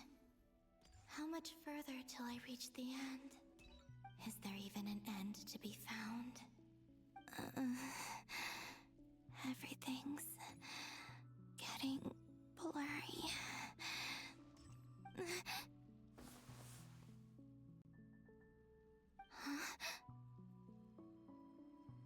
Are you all right, little sister? Have you come from the distant future?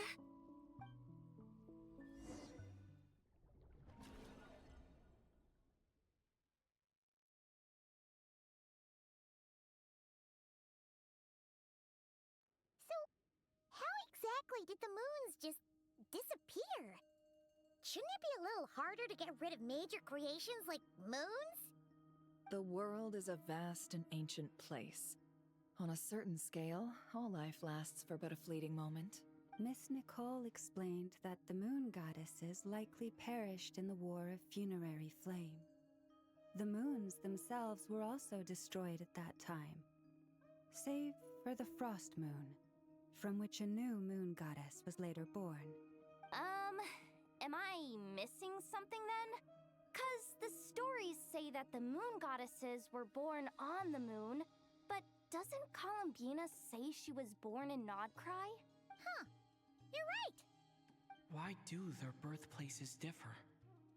What's the difference between the two generations of moon goddesses? Also, remember what Sandrone said? Her scans detected 4 moons. In other words, 4 moon marrows. Technically, the result of the scan means that 4 moon marrows were detected and positively identified as moons in that moment. In other words, this piece of information alone isn't enough for us to know how Miss Columbina is doing right now. Yep. We have no way of staying up to date on whether she's dead or alive. She's on her own for now. But at least she's trying her best to get back to us. Yeah. She's a tough cookie. And a sore loser, too. We have to trust that she'll find a way. Because we really need her power. As much as it pains me to say it, we've got no chance of beating Dottore in a straight-up fight. He's much too powerful. It wouldn't even be close. That maniac is going to devour everything in his path until he reaches us. We need to find someone or something that can stop him before he does anything worse. I'll be frank. Our only hope of defeating this false god is with a real moon goddess on our side. I'm not just saying this because Columbina's a friend and I want her back safe and sound. It's just the truth. And I know that even she was no match for him when he attacked, but I don't have a better solution. We're not giving up on saving her, whether she can defeat Dottore or not. Right. Don't worry, Miss Sandrone. We're all aligned on saving Columbina. No one's trying to argue that we can only justify saving our friend because it will help save the world. This is about multitasking. We want to save both. So, she's more than just a moon goddess to you guys? Absolutely. Duh! She's part of the gang! And you are too, you know. Yes, I know. You don't need to labor the point. I knew that the moment I came running over with my documents that I was part of the in-group. I mean, if Arlecchino can fit in, I certainly can.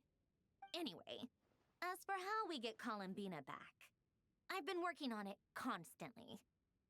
But I think I'm still lacking certain information about the moon. I'd probably get there if I could continue my calculations, but the problem is, I've run out of computing power. Computing power? You mean you need more energy? No, the issue isn't energy, it's processing power. There's so much data to get through that the whole process has just ground to a halt. That's a tricky problem. René de Petrichor of the Nazissenkreuz Ordo once foretold the fate of the world. But I don't know how he did it. My guess is that he used the primordial sea's power. However, that won't work for me. His methodology was vastly different from my own. What's worse, they're incompatible. And, to top it all off, we can't even leave Nodcry. Ugh, this is so annoying. If I'd known we'd run into a bottleneck like this... Well, no, the design bureau's a bust as well. Curse that Dottore! Couldn't have made this harder for me if he tried. Oh, what do we do then?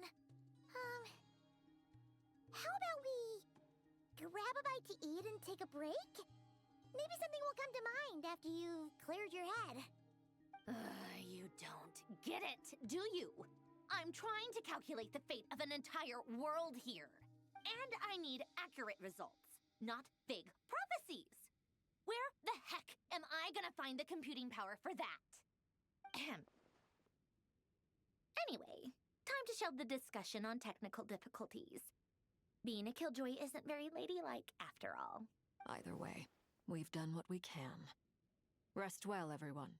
Remember to let us know if anything new comes up. Hat guy? Is he hinting that we should talk outside? Let's go somewhere a little more private.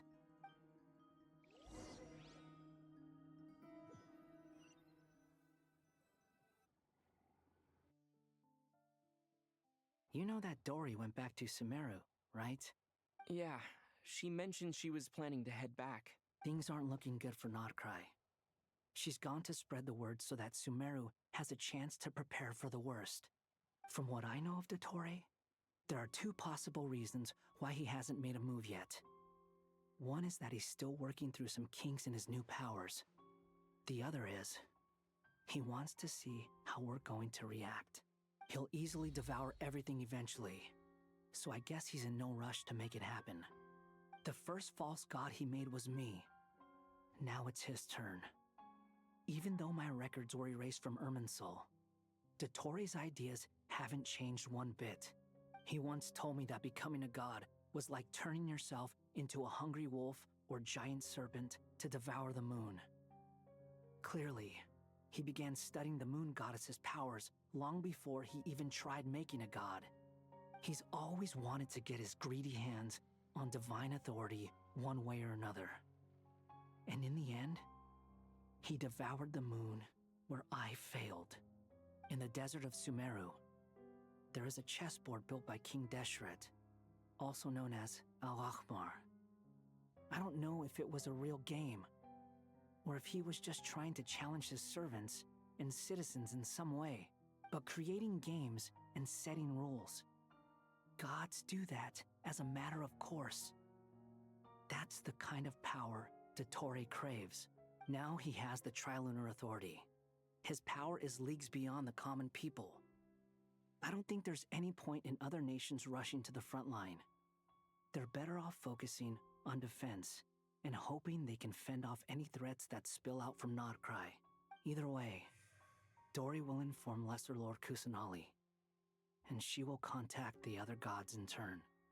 The Seven will have some recourse available. If nothing else, their protection should keep the rest of the world from descending into chaos as quickly as Nodcry has. So on the bright side, even if Nodcry is doomed, your friends in other nations won't be in any immediate peril. That's good to know. But I'm not ready to give up on Nodcry yet. There's a word for people who refuse to let anything go. It's called being greedy. Maybe it sounds greedy to you, and probably naive too. But whatever you call it, that's what gives me the determination to keep fighting. Battles are fleeting, but the will to fight is a long-term commitment. Give up for even a moment, and your resolve will shatter. Why do you always feel the need to do the right thing? No one is born to be a savior. I mean, who's gonna criticize you if you fail or give up? Don't take this the wrong way, but Dottore said something similar to me. I guess the Fatui attracts people who don't believe in saviors. Not necessarily. It's less about belief for me. I just want to know how determined you really are. After all, I don't owe anything to anyone else here. Only you. You look kinda worried. If your arch-nemesis was about to achieve their ultimate goal, I think you might feel a little worried too. That's true. Dottore is about to become an omniscient, omnipotent deity. That's gotta be a bitter pill to swallow. Still, you're calmer than I expected. Obviously, I have to admit that my past self was a reckless fool who misunderstood not only the point of revenge, but how to achieve it. And as much as I want my vengeance, I know I'm not gonna get it by acting alone. If the world's taught me anything, it's to think before I act. Too bad it never taught me any other virtues, though. So, I am going to destroy Dottore, no matter what it takes. So, what's your plan? I'll get to that. First, tell me, what do you think of Sandrone? Just like Paimon said, she's a friend. How much do you trust her? This is a serious question. Think carefully before you answer. Although she's with the Fatui, she has her own values, and she's helped us a lot. If nothing else, she's clearly going the extra mile for Columbina. I see no reason not to trust her. If you say so. In that case, the three of us need to talk. I have some thoughts about her computing problem. It can be solved, but it will come with a cost. How much? If I can afford it, I'll cover it. Sometimes your heroism really backs me into a corner. You know that? Come on. Let's go talk to her.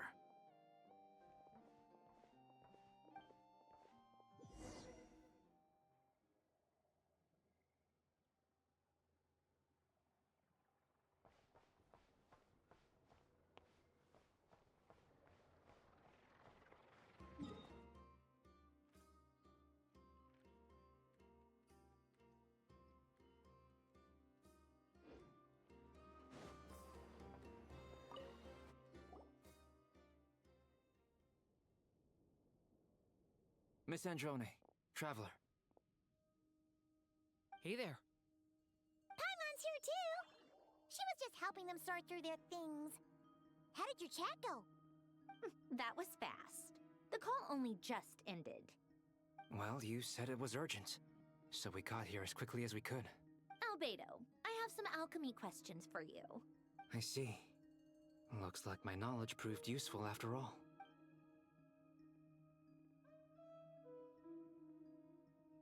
If I might ask, what is the end goal for the modified formula you'll be using?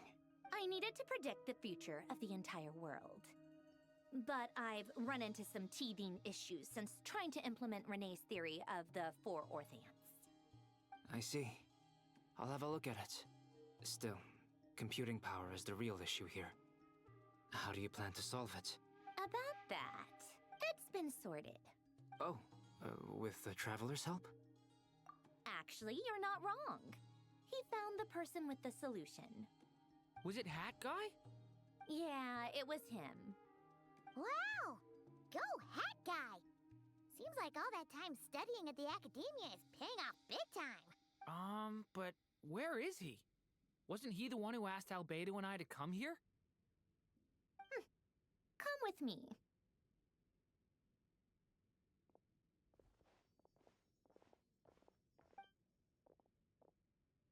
Hat Guy? What's happened to him? Hat Guy! Can you hear us? No response. I guess he's in hibernation. Hat Guy mentioned that he was a puppet. It seems that his functions are currently shut down. I presume this has something to do with the solution to your computing problem. That's right. He and the Traveler came to see me. Wait, what? You have a solution? Would you calm down? Why do you always react so hysterically to everything? Excuse me? How would you know? You shouldn't be so quick to judge complete strangers. It's very bad manners. Oh, please. It doesn't take that long to figure out that you have a temper. Where does a mere student get that kind of confidence? I've actually published more papers than you. Not that status counts for much. Even Paimon's applied for academia admission. Huh? Are you serious? See? This is why I can't be bothered to explain myself. She recognizes no one's skills but her own. Okay, fine. I'll hear you out. So, tell me, how do you propose to solve my computing power problem? This world itself is constantly processing all kinds of information. If it's the world's future you're trying to calculate, you need a processing device that's designed to cope with that volume. Easier said than done. Only Irminsul can handle that kind of... Wait, is that what you're suggesting?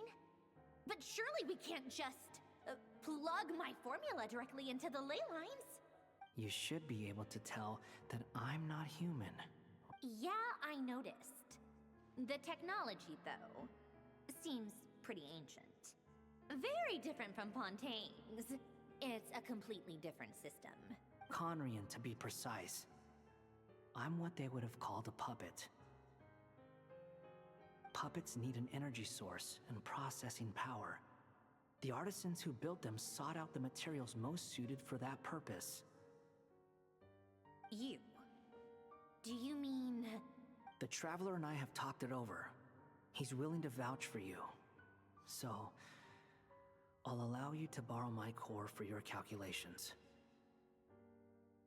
It was built using wood from a silver white tree, which makes it a small part of Irminsul.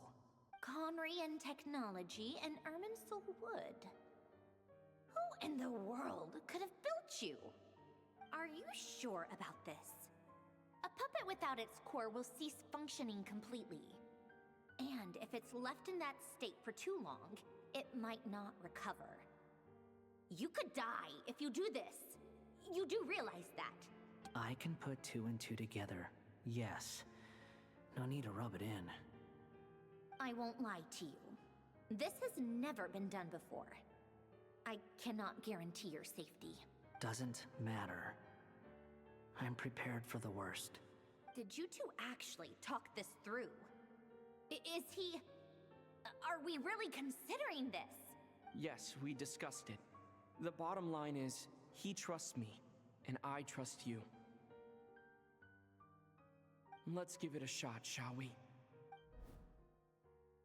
Honestly, I have no clue where this kid even came from. But for whatever reason, he lent me his core to use in my formula. I'm very close to finishing my calculations now, and the core is currently in use. So I'm sorry, but I can only show you a sketch right now. This is what the core looks like. A silver white branch. It certainly matches the legends told about Irminsul. Is Hat Guy gonna be okay? He's not gonna die, right? In theory, he should be fine. As long as we put his core back in time. Beyond that, all I can say is that I'll try my best to avoid risk and make sure the core doesn't sustain any damage. I think I know why you called us here now. Someone needs to watch over his body and make sure it's protected until the process completes. Correct. He said that the only ones he trusts here are you two, and the Traveler. And the Traveler will have other work to do. He will have our undivided attention. Aww, Hat Guy. On a more positive note, things are progressing steadily on my end. I'll call everyone in for a meeting once the results are out.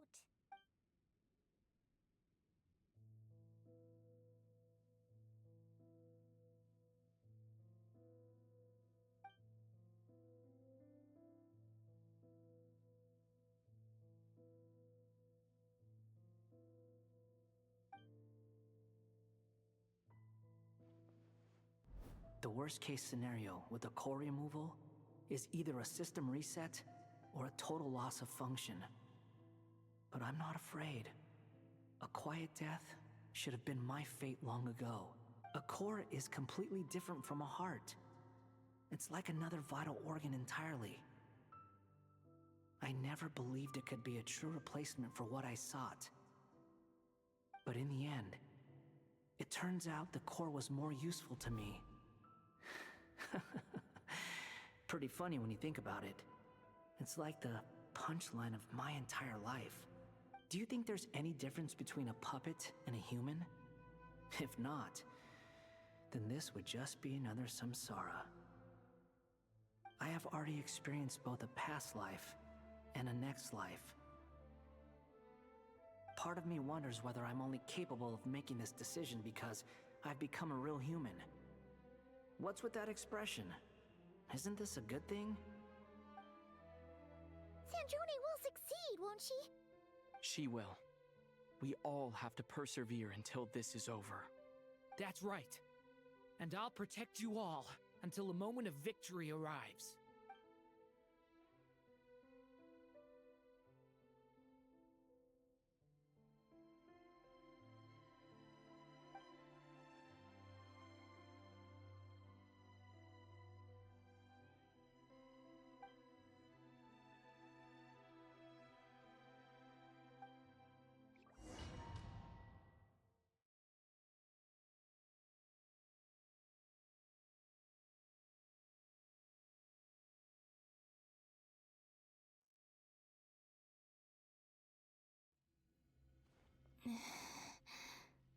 Who are you? Call me Sonnet. You have the same power as Canon. Sonnet. So, you're the goddess of the iridescent moon? Oh, goodness. You recognize me? Well then, what's your name? Columbina. Columbina Hyposelenia. Hyposelenia? What a lovely name. Did you choose it yourself? It was a joint effort between me and my friends. Friends? You mean your friends in the heavens? Huh? Oh, sorry. You must be exhausted. I apologize. Hang in there. Let me introduce you to my older sisters. Do you mean the other two moon goddesses? Arya and Canon? Wow, you sure know a lot. Hey, does that mean that our story goes on into the future? Oh, I guess that wasn't the best question to ask. It's alright. We were prepared for that possibility. You could say we were too prepared. I can't even remember how long my sisters and I have been here by this point. When did you get here? How long has it been? I can't say for sure, but it feels like it's been forever. I see. Are you feeling alright? You look a little unwell. I can hold out a while longer.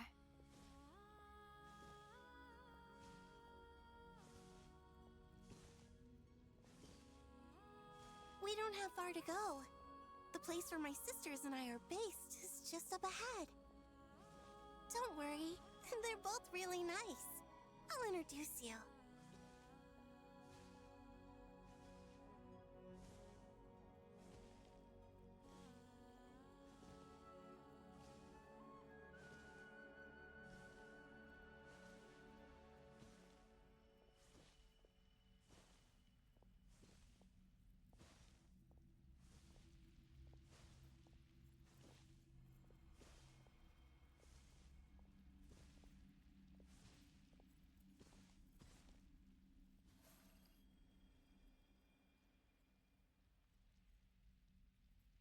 Sisters! I'm back! And look who I've brought with me!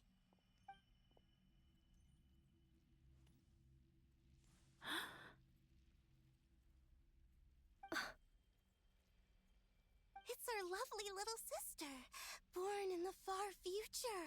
The pleasure is all mine. Allow me to introduce you to Columbina Hyposelenia. This is Arya, the goddess of the eternal moon. And this is Canon, goddess of the frost moon. Canon, don't you think Hyposelenia's power is similar to yours? Hello, Columbina. I apologize for our startled reaction just now. And please, forgive our little sister if she's been annoying you. She tends to talk a lot. It's fine. You seem shy. Don't worry, Columbina Hyposelenia. No one can hurt you here. Could you tell me where here is? Please. I must know. My dear sister, this is where Tevat's original ruler, the Dragon King Nibelung, imprisoned the moon goddesses. What? You're scaring her, Canon. No, I'm fine. Please, continue. Nibelung, our original master, created us in the distant past to maintain Tevat. But he left this world and traveled into the dark universe beyond, to explore worlds vaster still. Day and night, we fulfilled our duty in the heavens, until the day that the first descender arrived. The great ruler of the firmament. The heavenly principles. Is that what later generations call them? I see. But we did not reject them at first, nor did they seem to harbor ill intent towards this world. We coexisted in peace. They were like a guest in our home. Slowly, however, we came to realize that our guest had a growing desire to change and dominate the world. And you didn't stop it? No. There was an order to the rules they set up that Nibelung never taught us. We wanted to know if this order would bode good or ill for Tivat. All right. Canon and I wanted to know. Sonnet was against it from the outset. Later, we discovered that this great ruler of the firmament bore an almost paranoid hostility toward the desire of certain life forms to seek power. Or perhaps they feared them. They would even cast down celestial nails as manifestations of their power, to punish the civilizations of the world below. Only this was far beyond mere punishment. Right. Their rules brought order, but the price people paid for merely testing the limits of those rules was far too great. I did everything in my power to help the punished escape catastrophe, but still, too many lives were lost. The ancestors of the Frostmoon Scions were some of the ones you helped. But just when we had decided to take countermeasures, the Dragon King, Nibelung, returned. And so began the War of Funerary Flame. So, that's the name the world gave that war in the future. Well, who won in the end? As far as I know, the Heavenly Principles won, although it came at a great cost. They remained in Tivat, where they continue to rule to this day. And the world's original master, the Dragon King Nibelung, was destroyed. And what of the moons? Are there still 3 moons in Tivat's skies? You can tell us the truth, Columbina. We know we are but remnants of a bygone age. We are prepared for the answer. Only the Frost Moon remains. But it has been cast beyond the false firmament by the Heavenly Principles. The eternal and iridescent moons were both shattered during the war. So death finally came for us in the end. Sonnet. But you're still here, aren't you? A moon goddess cannot live without her moon, Columbina. She's right. That's why I began to disappear. Because the Frost Moon is cut off by the false sky. How much worse it would have been if it were out. Our souls may endure within this lunar palace, but if our moons are destroyed, then we shall disappear the moment we depart from it. I'm sorry. There's no need to apologize to us, dear sister. If anything, we owe the world an apology. If only we'd decided to act sooner, rather than arguing amongst ourselves. all the more reason not to spend this time in regret and repentance. Instead, we should focus our efforts on how we might help our future sister. Sorry? Don't you see, Columbina, your story is not yet over. Is that not why you are here?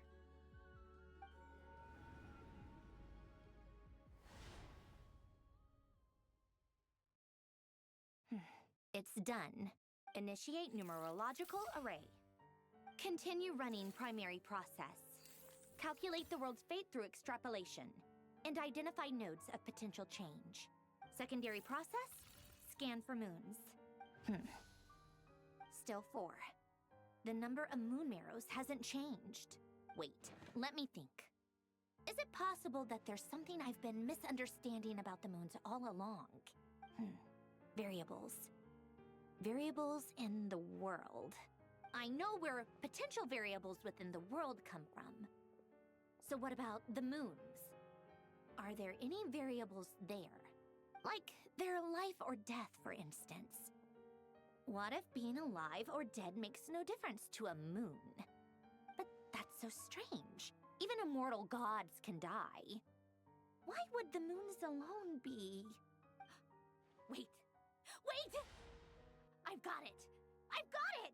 If alive or dead is considered a variable, we might have had this wrong the whole time. No one ever said that a moon marrow equals a living moon. We just made that assumption ourselves. Initiate secondary process. Scan again. This time filtering out interfering perimeter. Moon marrow. I don't care if they're natural or artificial. Get them out of my search results! Why? It says 3 moons still exist in Teyvat, even after excluding the moon marrows. But we know for a fact that 2 of them are dead. Redo the scan. Narrow the results to living moons and real moons. No, scrap that. Narrow it down to moons that have lunar authority and remain alive. Why? Why is it still 3? What is this, Columbina? Has the world lied to us? Or are you the one pulling the wool over our eyes?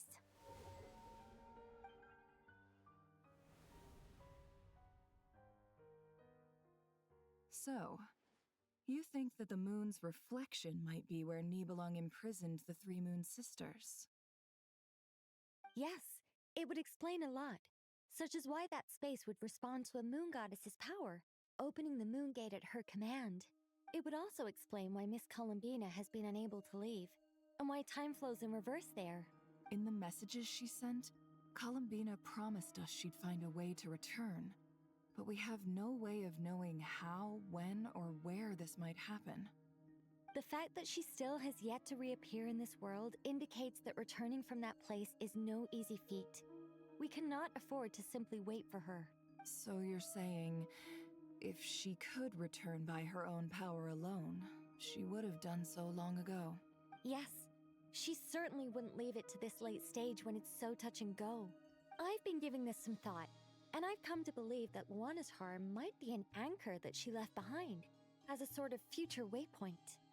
This could also explain why Luanatar is always by the Traveler's side. Sounds like a plausible theory.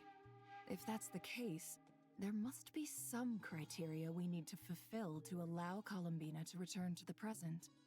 The question is, what could they be?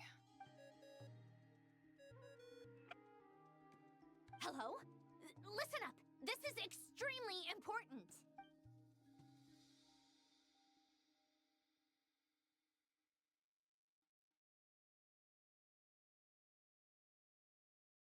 Not only is Columbina alive, but she may well exist in a form unimaginable to us.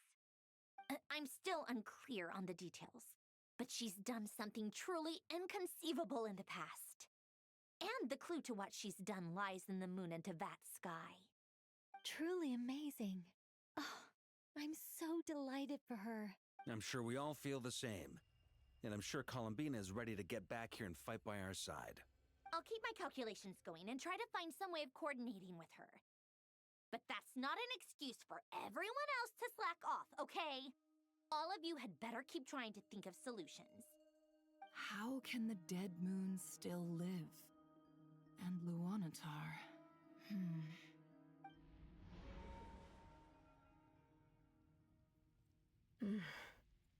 It's hard to believe that's what will happen in the distant future.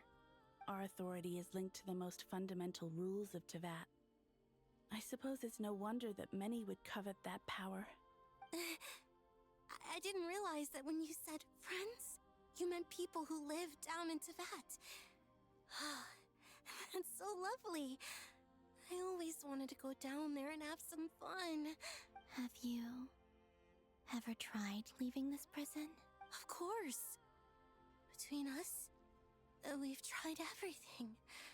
But no matter where we go, this space will eventually bring us back here. It's like the center of a whirlpool. Everything ultimately converges here, at the moment when Nibelung imprisoned us. In that case, have you tried using any of those pathways that connect this space to the real world? Sorry? What are those? They're passages through which you can make small-scale changes to reality by using Kuvaki. Or am I the only one who can use those passages? Because part of my soul remains in reality. Kuvaki. What is that? You don't know? It's a unique kind of elemental energy found only in Nodcry, the land from which the moons arose. Oh.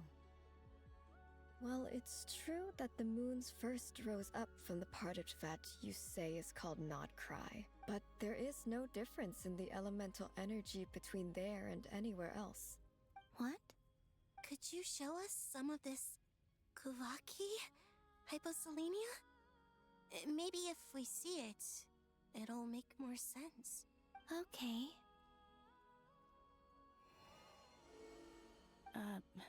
Isn't that just your power? What? But it's everywhere in Nodcry. In the air, in the land. Even the creatures who live there have adapted to its influence. How curious. This Kuvaki certainly did not exist anywhere in the world before we were imprisoned. Let alone influence living creatures. So, how exactly does it affect them anyway? Can they float in the air like us? This is so strange. Why would their reality differ so much from mine? Columbina, you're looking for more than just a way out of here, aren't you? Yes. If I am to help my friends, I will need tri-lunar authority on par with that of our foe. You mean... you'll need our power? This sounds extremely risky. The Three Moons' powers are not mutually compatible. Concentrating them into one goddess will be a very painful process. And if anything goes wrong, it could tear you to pieces. I know. But I'm willing to take that risk. Even so, let's say we successfully transfer our authority to you. How will you take it outside this prison? Niblin constructed this realm specifically to prevent us from using our powers to interfere in his war. No moon goddess can leave this place alive.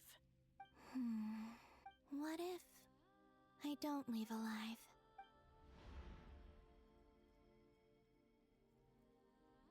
Where do we even start? How are we supposed to figure out what we're meant to do to help Columbina?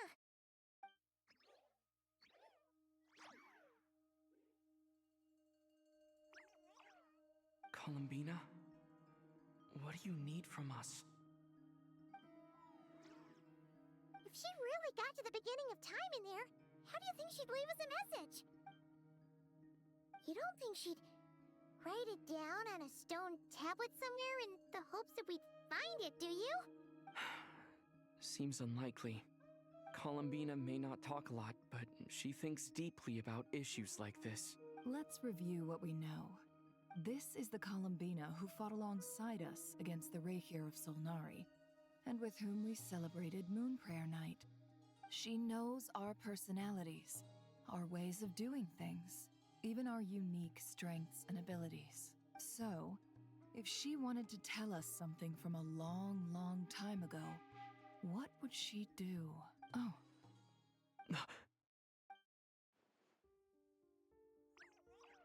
Traveler, you once said that those golden ripples also appeared when Luanatar was born. What if Columbina left Luanatar here, not just as an anchor to the real world? If she is part of Columbina, and Columbina knows that I can see past events through her. Oh yeah! Like when you peeked into Rarer's past through his heart! Nefer, wait. If you're right about this, and you can really see past events through Luanatar, your eyes, they'll... Oh, I know. Looking at Rerir's past in Conria was already enough of a strain on my eyes. Looking this far back into the past, it'll surely blind me. But it's our only chance. This is the only way. Boss. We spoke about this once, a long time ago. Do you remember what I said, Yehoda? The day I lose my sight, the Curatorium of Secrets will be yours to But... What's wrong? I'd be overjoyed if I were you. This day's come a lot earlier than either of us expected. I need to know you'll honor our agreement, Yehuda. Yes, Boss Neff. Are you sure you don't want some time to think this through? What is there to think through? I should have gone blind after our battle with Rerir. Frankly, it's almost criminal that I got away with it for this long. Then at least let me take some precautions on your behalf. And if you really do lose your sight, I'll visit your office every day and make sure you're well looked after. Oh, please, anything but that. I was actually ready to go through with this. Are you trying to scare me into backing out? As if I could ever scare you. I'll assume you're just joking to calm your nerves. All right, enough chit-chat. Let's do this.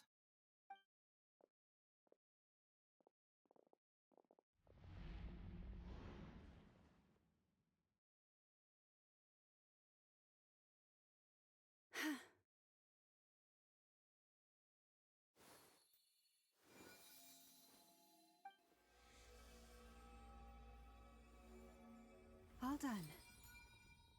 Good. Now give me some space. Come on then, little one. Show me what happened in the past.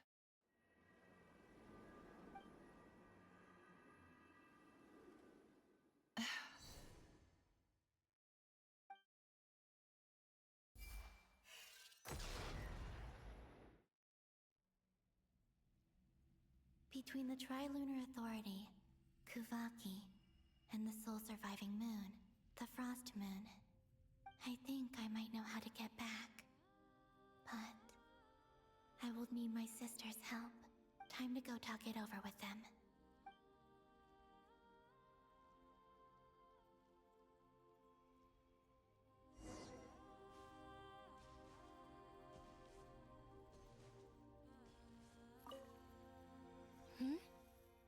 Have you decided what to do? I hope it's not too dangerous. You really scared me when you said that thing about not leaving here alive. Come on, let's go find the other two.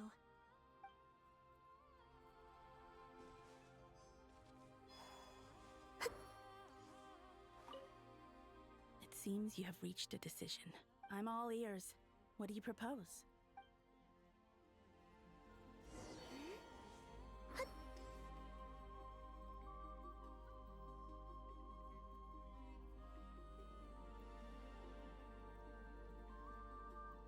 Have you figured it out, Columbina?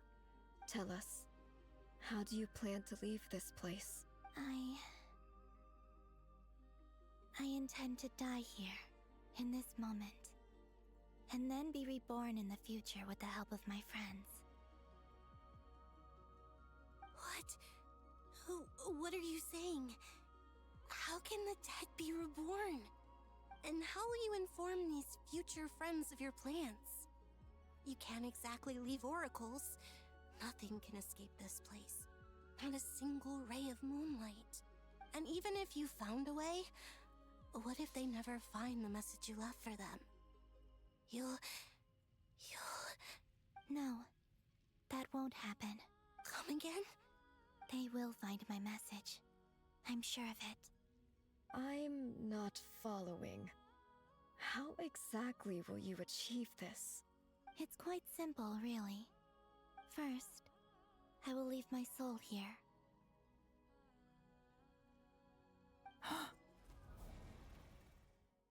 I see it. Your soul? You mean you're a divinity? Yes. I once left a portion of my soul in the future. One so small that this prison barely noticed anything. In this very moment, she can resonate with my soul across time. When the time comes, I believe that she can serve as an anchor to pull my soul from here back to the future reality. Just as gravity connects the world to the moon. Exactly. In the future, where I came from, the moon has been cast beyond the false sky, but I can still feel that it is there. In a similar way, I can feel a connection to the soul fragment I left behind even now. My friends can use it to detect my presence. But how do you just leave your soul here? Is that even possible? On my way here, I met an ordinary mortal who entered this place long before I did. Her body is long gone, but her soul remains. And before that, I encountered an old enemy whose entire soul survives here intact, while the power that once corrupted his body has faded away. So, perhaps this space is specifically designed to imprison divinity and authority, but not the physical body. Still, even if your body can escape, would it not just be a lifeless husk without the soul inside? Wait, is that what you meant when you said you wouldn't leave alive? Yes. I shall turn my body into moonlight and pour it over Nodcry. That power shall protect the land and quietly blend into it, awaiting my soul's return in the future. However, I cannot do this on my strength alone. I would need your help to do this, so I'm humbly asking for your assistance. Oh, dear sister, you need not be so formal. As I said before, we are but remnants of a bygone age. You, on the other hand, were born alone in that distant future, and you have walked a long and lonesome road since then. How could I bear to let your story end here in this dungeon? Don't forget, we are your sisters, your family. Arya's right. Actually, I've always wanted a little sister. Can you imagine how it's been for me? Getting nagged by two older sisters all the time. Now, I finally get to be the big sis. And not just that, but I get to help you return to your world, too.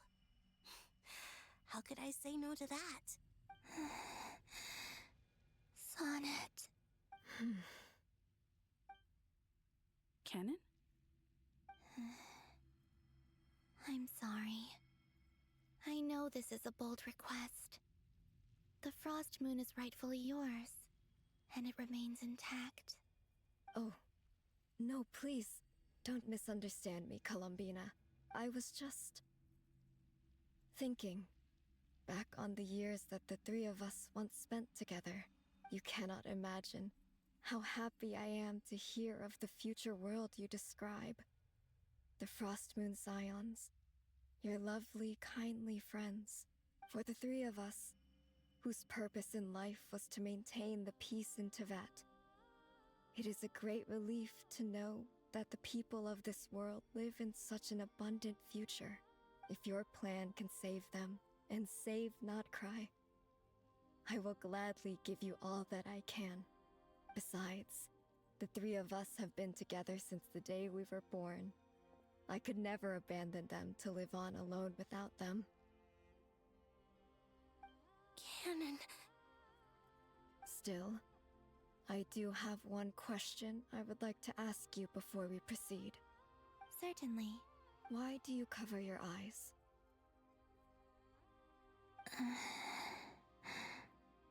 Yeah, I was curious about that too. But it seemed personal, so I didn't want to intrude.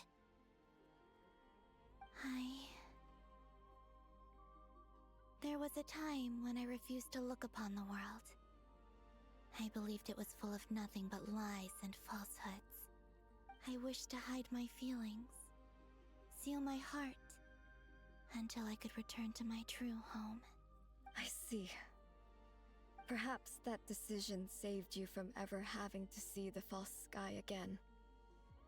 But at the same time, you likely missed out on many true and precious things, like the smiles on your friends' faces. Promise me this, Columbina. When you return to the future, open your eyes, take a look at the world around you, and see your friends.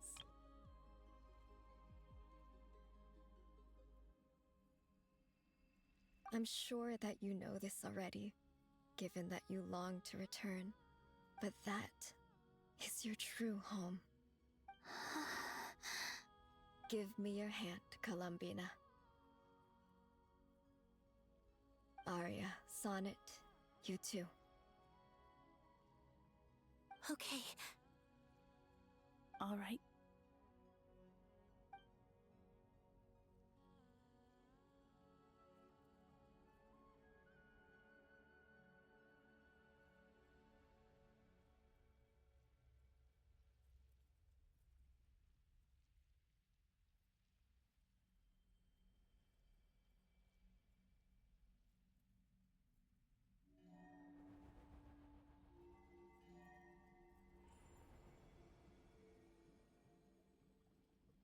We once were the songs sung for eternity, but now it is you who must continue to sing.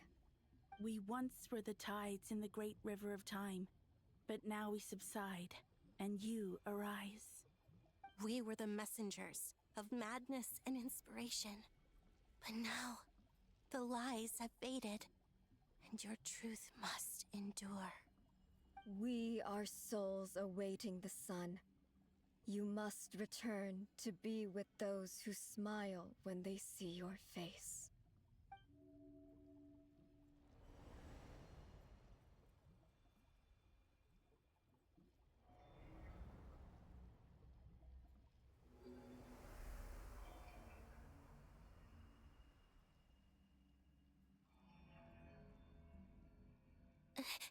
Is it done? Yes. We have transferred the authority over all 3 moons to Columbina Hyposelenia. From this moment on, she is the Tri-Lune Goddess, the one and only moon goddess of this world.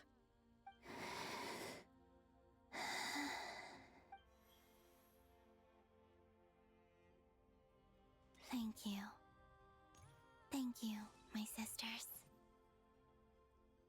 Now go, and do what you believe is right, Columbina Hyposelenia.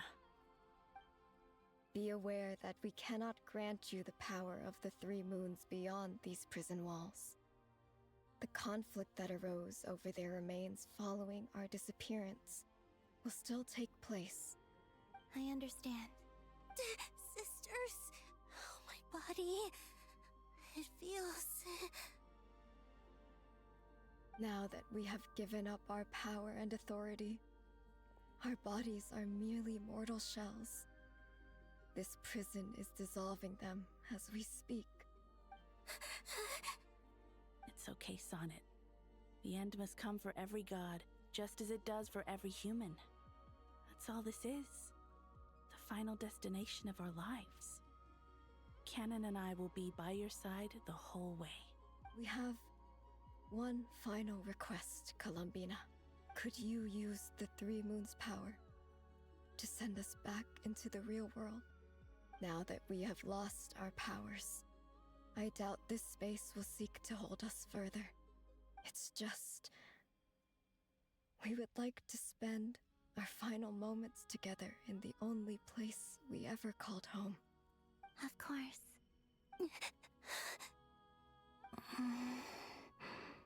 Sonnet? Yes?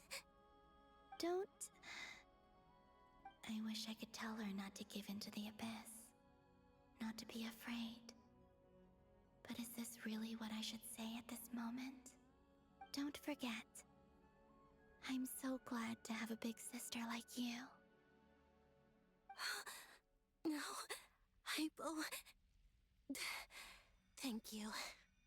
I'm okay. I'm not afraid. As long as my sisters are with me, I won't be afraid. It looks like this is goodbye, sisters. Goodbye, Columbina. Take care of this world in our stead. I will.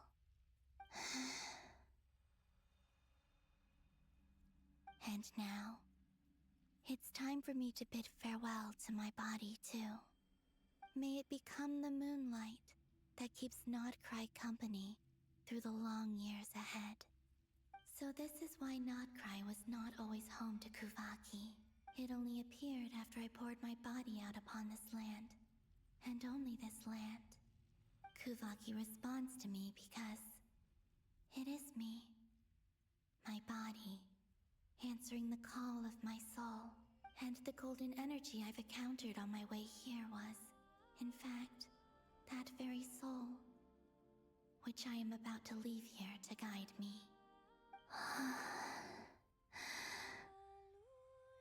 O power Triloon, eternal moonlight. I, Columbina Hyposelenia, lay aside my body. Let it be cast into the dark night to illuminate the future. May it be a companion to all who dwell beneath the moon.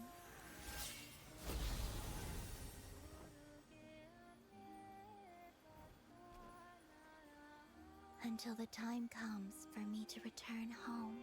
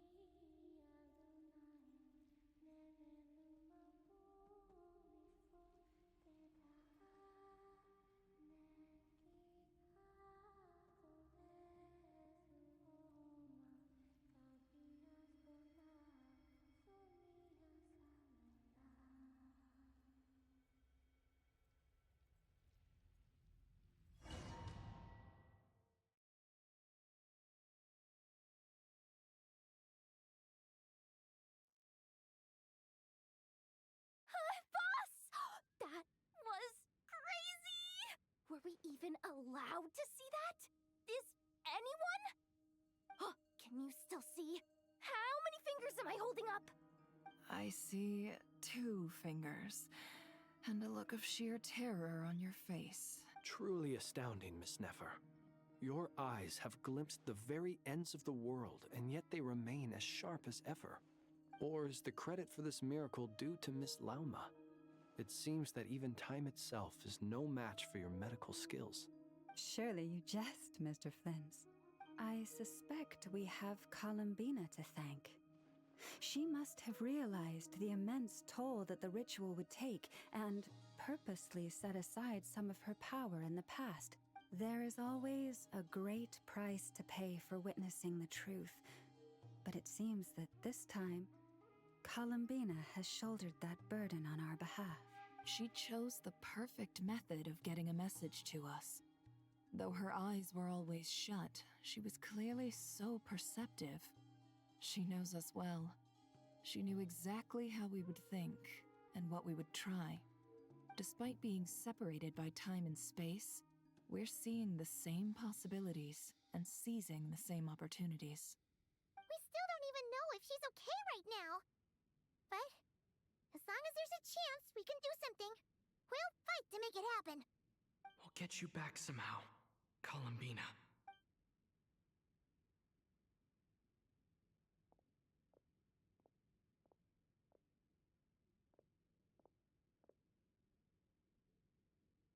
Well, based on the information we now have, let's figure out our next move. Thanks to these gentlemen, we have a much clearer picture of the situation with Dottore. The civilian population has been moved to safety, so we no longer need to hold back. Miss Androne, how are the calculations going? So far, so good. I'll keep seeing how far I can push the system, though. Can't have Hatman being powered down for nothing. There's still a long road ahead. Where should we begin?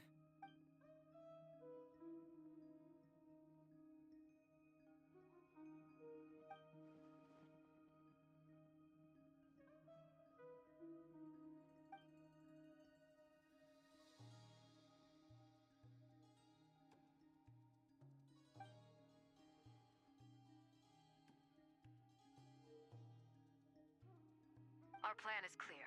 Time is short, so let's get moving. There's just never enough time, is there? Time is the bane of my existence. Ugh. Anyway, I'm gonna get back to work. All right, we'll do our part too. Yeah.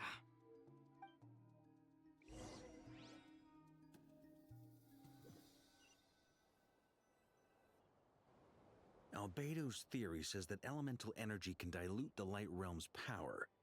But I'm no expert in building elemental defenses. Sounds like something out of the advanced elemental theory section of the library. Whew. You seem quite troubled. Well, yeah. I mean, who doesn't get a little flustered when they're completely out of their depth? You were the very picture of confidence back when you approached the Hexen Circle. Yeah, I could have been faking it through that whole meeting for all you know. Who's to say I'm not just a ball of nerves in a charming and gregarious package? Oh gosh, really? I'm so sorry, I had no idea. Still, I was much more in my comfort zone than I am here. At least in Mondstadt, you can cry for help from a cliff top and actually stand a chance of summoning Barbados himself. Things have never looked bleaker than they do now. If we don't pull this off, Tevat's doomed, isn't it? Oh, you think so? Actually, yes. Yes, it probably is. It's a shame. Don't put too much pressure on yourself. Tevat has faced annihilation many times in the past, but it also gave us you, didn't it? Hey, don't give me that. It's not like I'm anyone special. I disagree. Every human born in this world is special. We angels have always believed that. In that case, this humble human being has a big favor to ask of you. I thought you might say that. I'm sure Alice, in her great wisdom, sent you here precisely to help us in this difficult time, yes? Well, that has less to do with her wisdom and more to do with my power. Of course, of course. Well, the thing is, these elemental defenses we're about to build, I don't think it's a question of if they'll fail, but when. Durin's findings from his patrols make it clear that Dottore is constantly expanding his territory. First it was his lab, then the design bureau, and now this. It's not realistic to completely stop him encroaching on the rest of Nagcry. Rather, our goal should be to stall him for as long as possible. If Miss Sandroni's calculations are correct, well, they're the closest thing to certainty we have in this situation, so let's assume they are. Anyway, her calculations suggest that our best hope for victory lies in Miss Columbina's return. It's up to us to slow Dottore's advance and buy time for her to make a return. Are you asking me to help you with building the defenses? No. I'd like you to prepare for what comes next. When he eventually reaches us, we will have to fight him. You were an angel once and a mage now. I'm asking you to lend us your protection. Oh. Can I take it that you're triggering the terms you fought for during our three-way talks? Well, technically those terms were about protecting Mondstadt. But if you're happy to agree to the change in location, then yes, let's do that. You're cashing in on this much sooner than I'd imagined. Well, yeah. The way things are going, I might not get another chance. Very well. The mages have heard the knight's plea, and we will respond. To tell the truth, Alice and I had already discussed how we might help you all, so I didn't come empty-handed. I always like to be prepared. This is... wow. Yeah. This is great. Seriously, thank you. It's been many long years since I had a chance to dazzle humanity with a little divine intervention. To humbly serve as a reliable and responsible guide. Anyway, Knight of Boreas, please accept this gift in recognition of your great virtue. Go now. May the angel's blessing deliver you safely to your destination.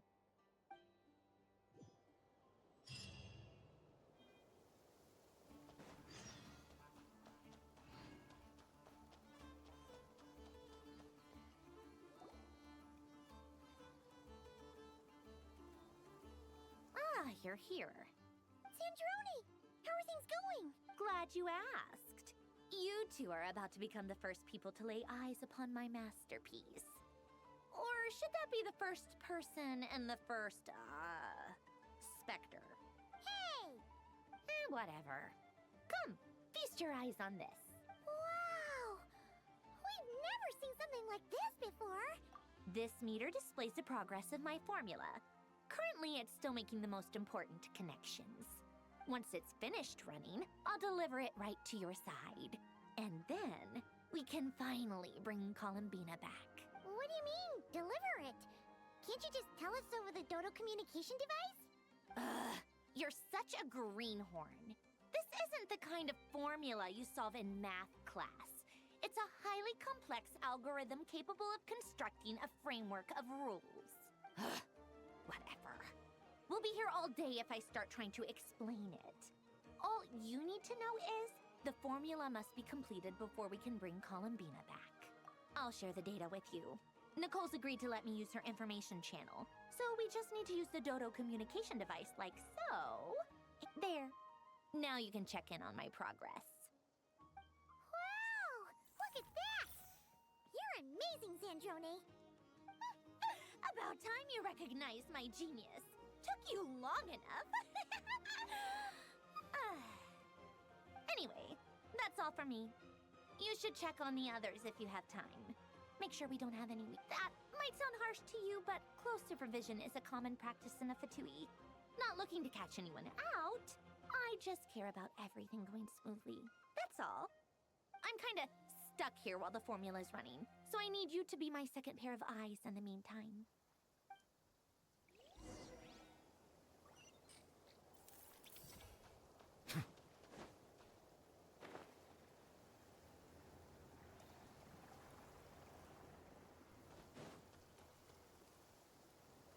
Thankfully, Miss Nicole has come to our aid.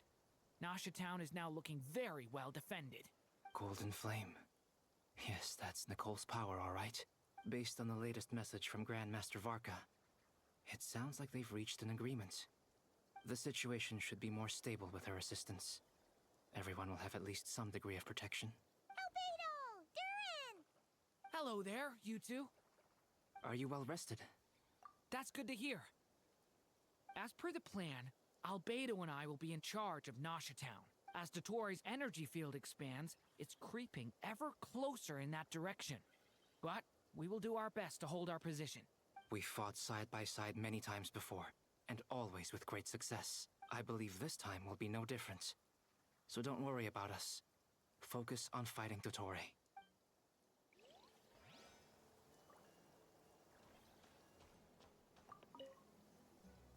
Traveler, Paimon, a pleasure to see you both. Flans! How's everything coming along? Fairly well, if I do say so myself. Personally, I am ready to confront Dottore head-on. Ooh, you sound much more serious than usual. To be honest, I am not usually fond of exercising my full strength. For one thing, it's hardly conducive to maintaining a low profile. Besides, I believe one should have the right to choose when to show their hand. I am conserving my strength until the moment of battle is upon us. Anything to boost our chances of victory. Seeing you get into the zone like this really puts Paimon at ease. Huh, Traveler? I consider it an honor to have your trust. Rest well. I look forward to seeing you both in your element during the battle.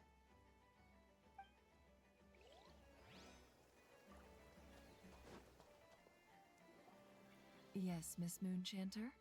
What are you staring at? You always address me in the strangest ways. Lady Moonchanter 1 minute, Miss Moonchanter the next. Yes, and? Are either of those incorrect? Not as such. It's just that I simply call you Nefer now. Uh-huh. That's my name. What's your... The point is I don't add any honorifics or titles. Meaning what? That maybe we're on friendlier terms now than we used to be. Is that how you see it? And I thought I was the one with eye damage. Never! Wilma! Paimon, Traveler. Just swinging by to check in on you. How are things going? Did you manage to get some rest? Don't worry about me. I won't slow us down. And I give my all to ensure our victory. Ah, yes. Allow me to give you two a quick checkup. All done. You're both in good shape. You're welcome. You'll have your work cut out for you in this battle against Dottore, so make sure to get some rest in first. Paimon will keep an eye on him. Don't you worry. I'm glad to hear it. Take good care of yourself, too, Paimon. Sure thing.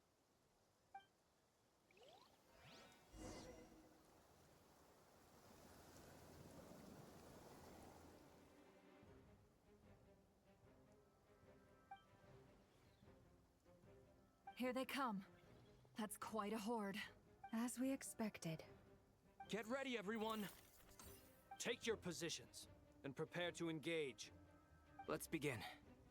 I'm at the ready.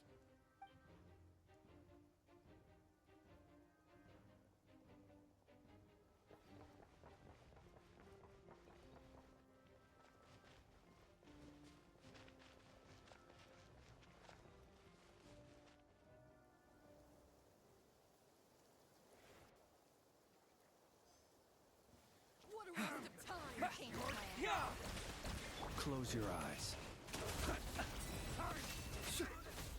Be silent.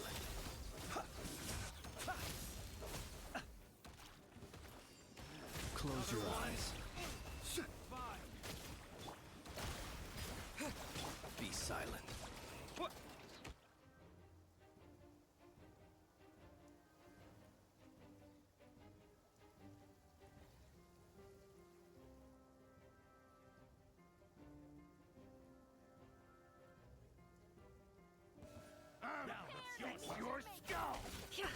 Leave this place.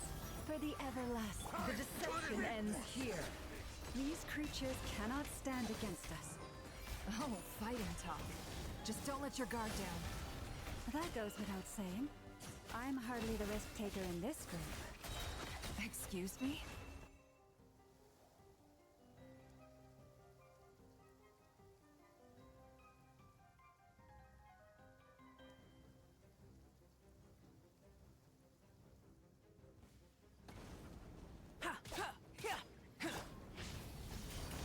Decay! Feel this ancient power. That was easier than I thought.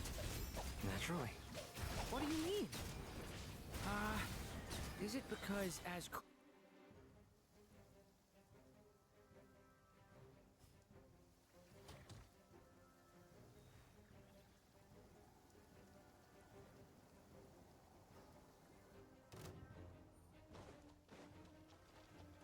Water jet! Wipe out! Forest, protect us. With one Seek within.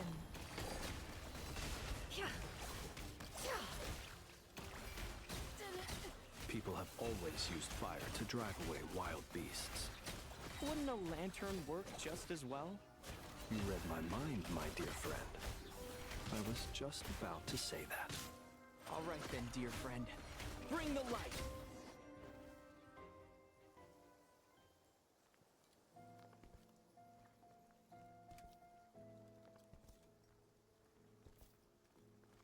You're looking well. I trust you've had a good couple of days. Dottore. It's actually a good thing, in my view. If the subjects of my experiment were to die prematurely, it would throw quite a wrench in the works. And so, I must thank you all for your resilience. We are no longer on the same level, but you are nonetheless worthy of my respect. A creator god should be merciful and gracious after all. And in any case, it is only right that before I end your lives, the world is informed of the arrival of their new god.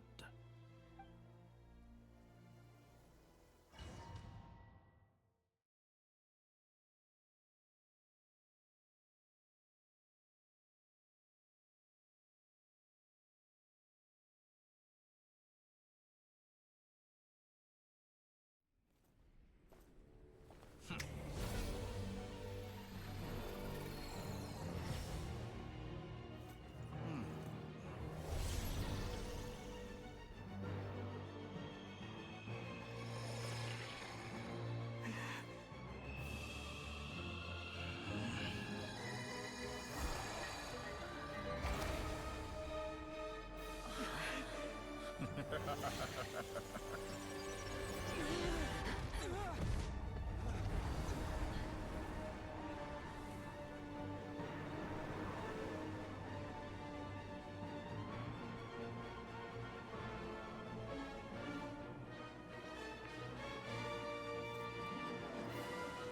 experiment begins.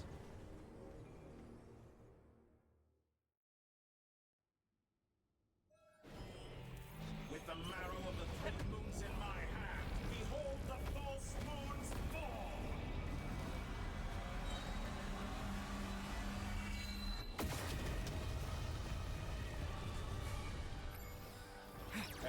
Go! Bombs away! For the everlasting forest. Can't hide the truth. The mystery unravels. It all falls into place. No more lies. Water jet! Yeah! Beware the creatures of the night. Be silent. Leaving Observe. openings on purpose. Confident, aren't we? Close your eyes. With one heart, we Can't hide the truth. It all adds up. Let's see what you're made of. Good. Keep it up. I'm still Can't hide the truth. like an ant in my palm. Oh. I've been moved inside another space. And it's sealed off. Looking at the structure of it, it seems like Dottore intends to trap us here. There's no exit. Our endurance is about to be put to the test. To me. Leave this place. No more lies. That's more like it. Can't Some hide the results truth. of valor. Did you honestly think that would hit me? It all adds up.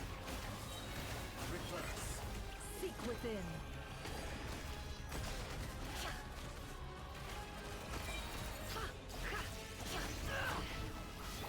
forest protect Go!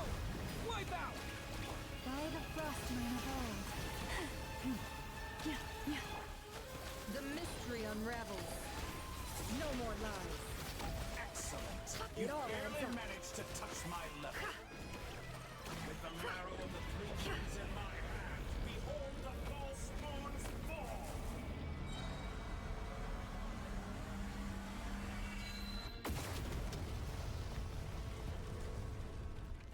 Tell me, where will you try scurrying off to next? Looks like Dottore has opted for a divide and conquer strategy. But we will not allow him to triumph. Now, I shall pray for our victory. Protect us.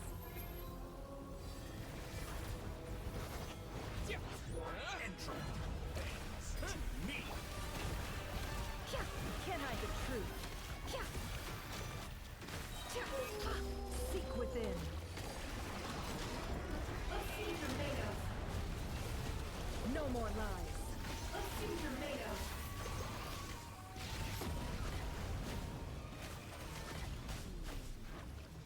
Good. Keep it up. Go. I'm still you cannot face me. Foul. Did you honestly think that would hit me? It all adds up. Water jet! Can't hide the truth. That's more like it. Some results of value.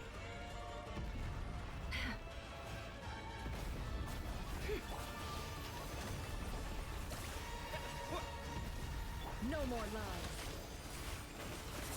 Can't hide the truth.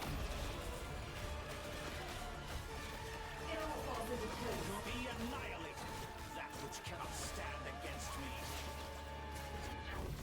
What's this supposed to be? A knockoff version of the space Columbina got trapped in? There really is no way out.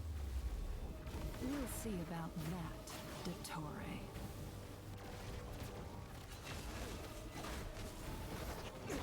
How take your teammates from you. But you have a choice. Obey, and I can release them. An excellent deal, if you ask me.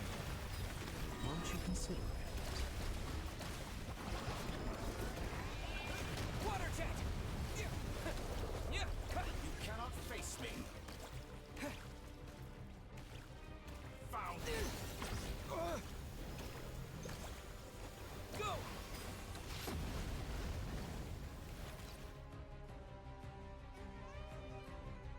I'm aware you've been working on some little tricks to surprise me with, but it appears that none of them have come to fruition. My guess would be that you're trying to bring Columbina back. But then, where is Sandrone? Or are you trying to buy time for her? I always found their friendship to be a curious phenomenon. Two highly incongruent personalities, and yet they share a deep connection. Speaking of Columbina, I once saw her as like a younger sister. We got along quite amicably while she was with the Fatui. But then one day she suddenly decided she would refuse to take part in any further experiments. To this day, I truly don't understand what I could have done to upset her so much. It's such a pity. I could have had a sister, a family. But alas, she grew to dislike me. You're not fit to be family to her. That I can't deny. So many people, all obsessed with playing out the same tired old dramas. This world is rotten to the core. And then there's you. You had every opportunity to reach the right conclusion. The thought of killing you off like this? But I maintain that I approached you in good faith, so I will offer you another chance. Will you work with me? You have until I count to 10 to make your choice. 1, 2, 3. Not in a million years. Huh?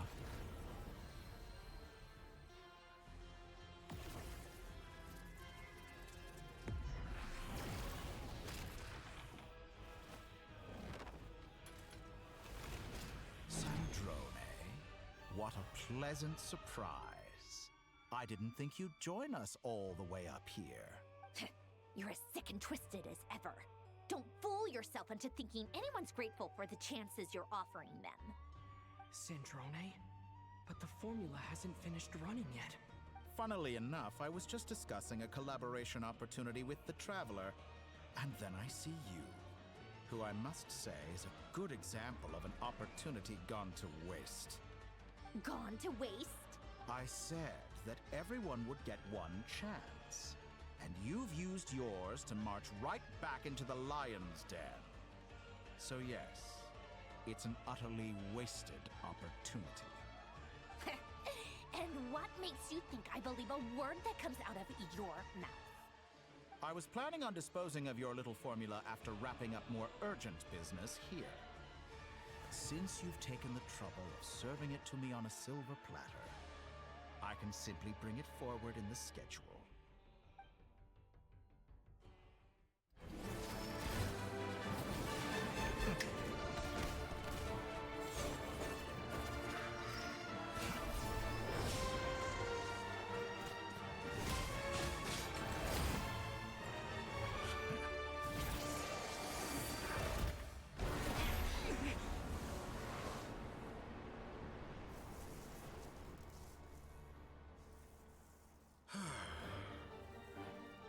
Is this your life's work? This piece of trash?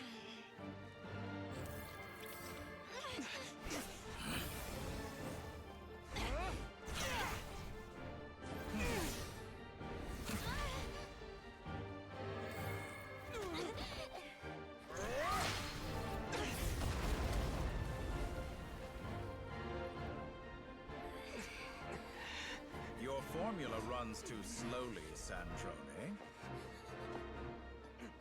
You put your hope for success on others instead of fighting dirty. That is why you have failed. Now, Whom should I slay first? Any volunteers? No one? How nice of you to leave the decision to me.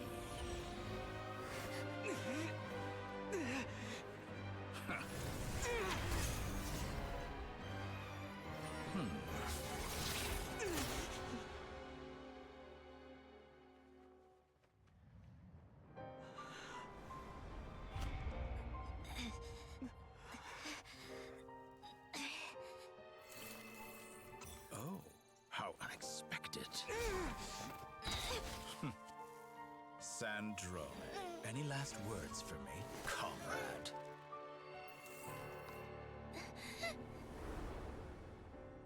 Is there anything you wish for? Not really. But I've always known what I don't want. Go to hell, Dottore.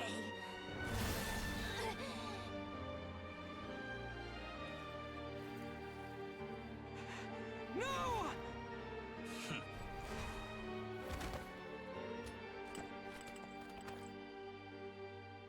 And now, you have failed.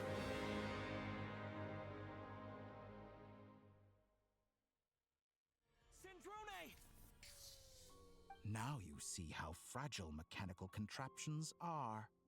Just a gentle tap, and they fall to pieces. However keen of an inventor Sandrone may have been, her death spells the end of the formula that was running inside her body. Of course, I have to commend her for making it this far. As her colleague, I have to admire her stubborn tenacity. Now, it is time for you to take your place by my side. My count was interrupted, but the second chance I extended to you still stands. Once again, you are welcome to join me. By now, I'm sure you have gained a greater appreciation for the power and authority I wield. What is stopping you from embracing a new world of endless possibilities? Not in the mood to talk? As you wish. You seem less talkative than usual today. I'll change the topic to something more apropos. Sandrone was always like this, never trusting anyone, always so reluctant to share her research with them. Objectively speaking, she had her strengths. It is remarkable how she extracted and even optimized the world formula from so much data. But her inability to trust was her undoing. Had she allowed someone else to monitor or run the formula for her, you might still have a chance at victory even now. But regrettably, she was a stubborn fool. As much as it pains me, she had to go. Dottore. Maybe this is news to you, but people can change. Columbina surprised you when she escaped. And I think Sandrone would surprise you too. Change? You can twist the truth however you want, but I see it clear as day. You're the one who can't trust other people. Is that how you see me? By this point, what can you hope to do about it?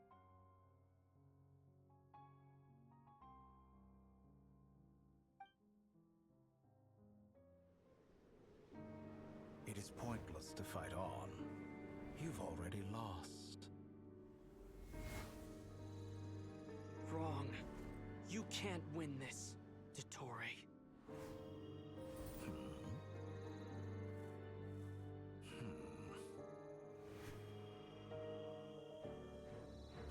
What?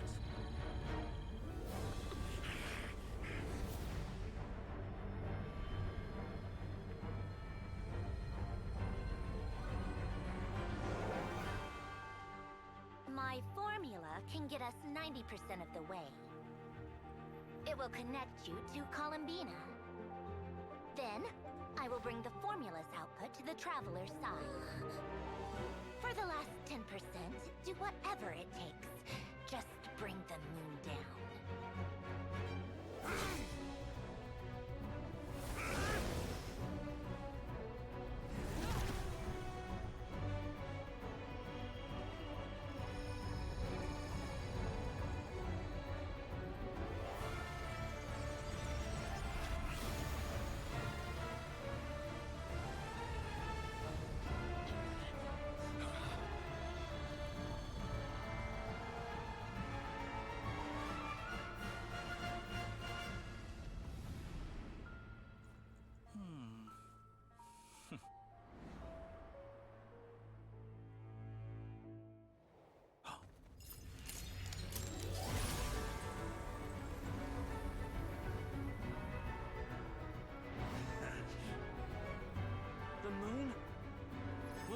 be yours.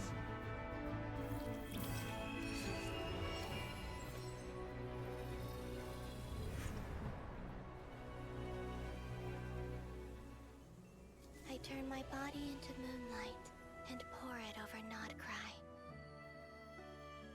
My soul, I leave here to inform my future friends. Lastly, I will hide the Trilune Authority within the Frost Moon. And when my body, soul, and authority are reunited, finally... Columbina!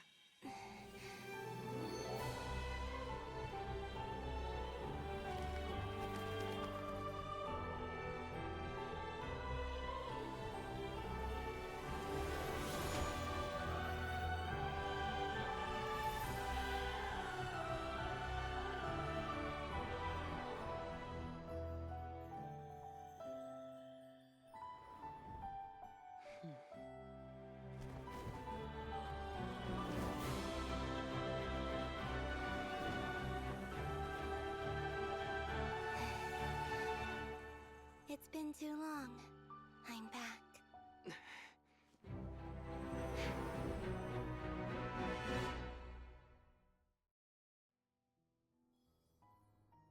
Stay focused on the battle, Traveler.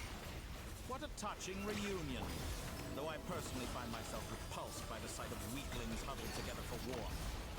Now, quite finished patting yourselves on the back. Show me how long you can struggle before you drown. Watch out, Columbina! He can manipulate space itself! I know. Wait for the right moment. We'll strike together.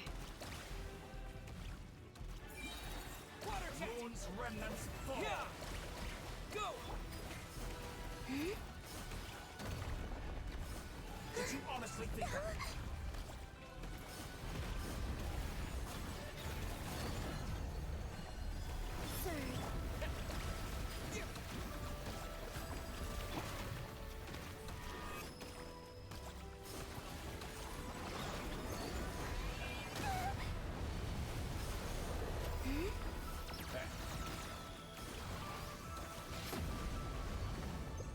Water jet! Reverse! Bombs away! Enough! First, like an ant in my palm.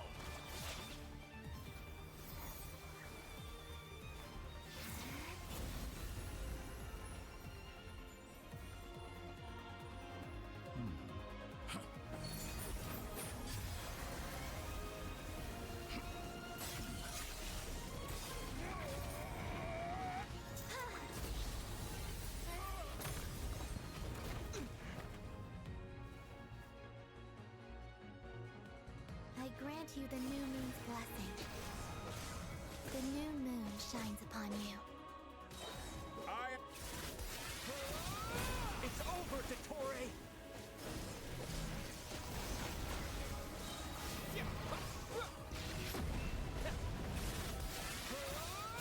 Time to pay for your heinous crimes! No longer must the world cower in the cold night. Our future is not yours to... Let the moonlight dispel the darkness.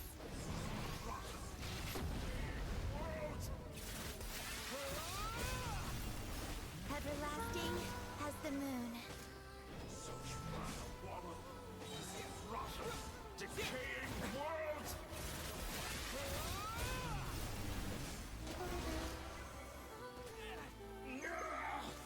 So close. I was...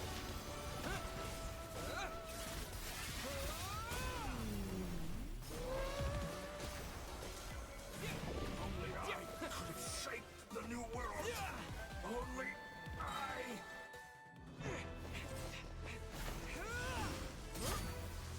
Willfully blind. How can you be so satisfied with your fate?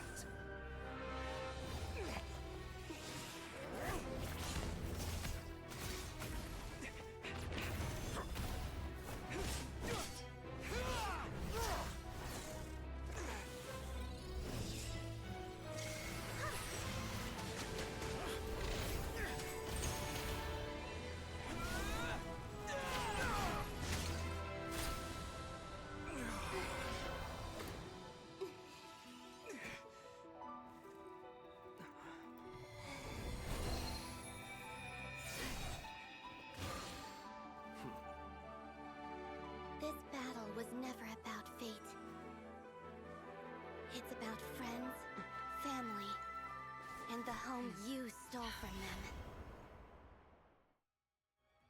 So dull. Only the weak rely on each other for comfort. You shall see.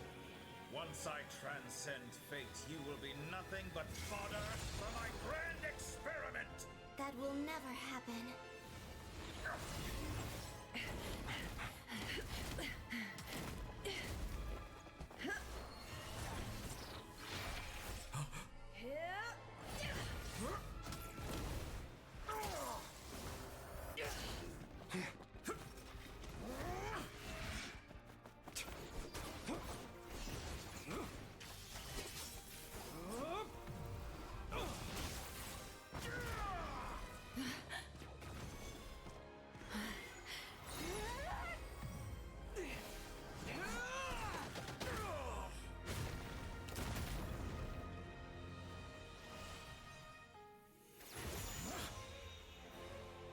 Today, the moon lights up this world once more.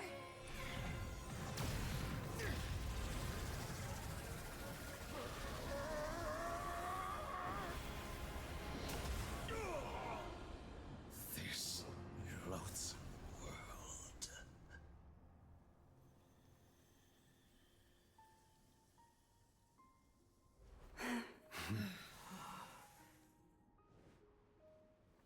No, this world is our home.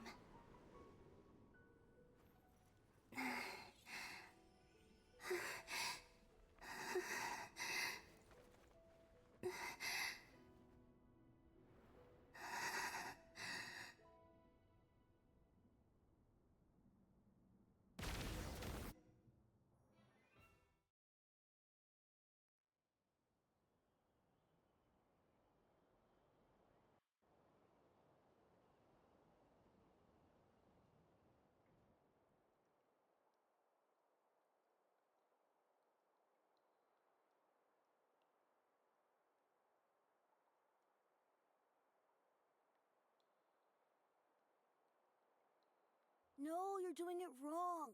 The moon looks like this now. What are you drawing, children? The new moon, Mom. It looks different than before, doesn't it? Also...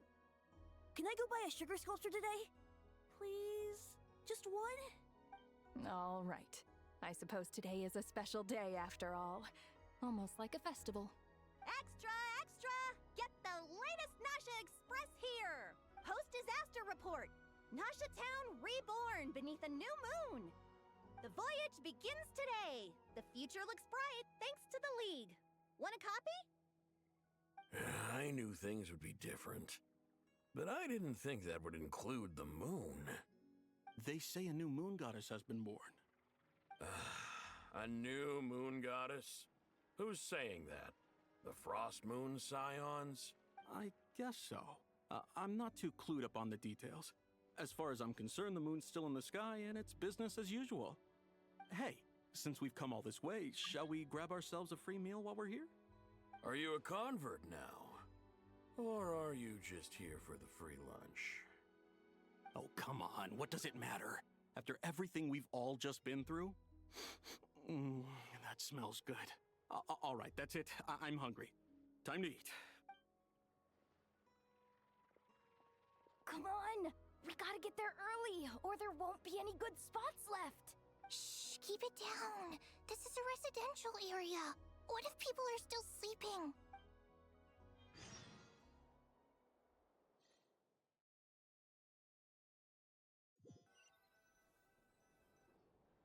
Why is it so noisy outside? It's okay. Paimon was pretty much awake anyway. It's been so long since we last had a chance to relax, huh? Feels like time is moving slower than usual. What about you? Did you rest well? Still winding down from everything that's happened? Or are you wondering how our friends are doing? Or is it about what Dotori said to you? Okay, if you say so. But don't push yourself, alright? Let Paimon know if you need to talk. What we just went through was a lot. It's totally normal if you need some time to get back in your groove. Luanatar disappeared after Columbina came back. Apparently, she was part of Columbina's soul or something. Still, Paimon kind of misses Luanatar somehow. But anyway, you did great. So did Paimon. We all worked our butts off to contain this disaster, and in the end, we made it. So, chin up, Traveler. You should be proud of yourself. Hey, don't poke fun. You should be glad that Paimon's growing as a person.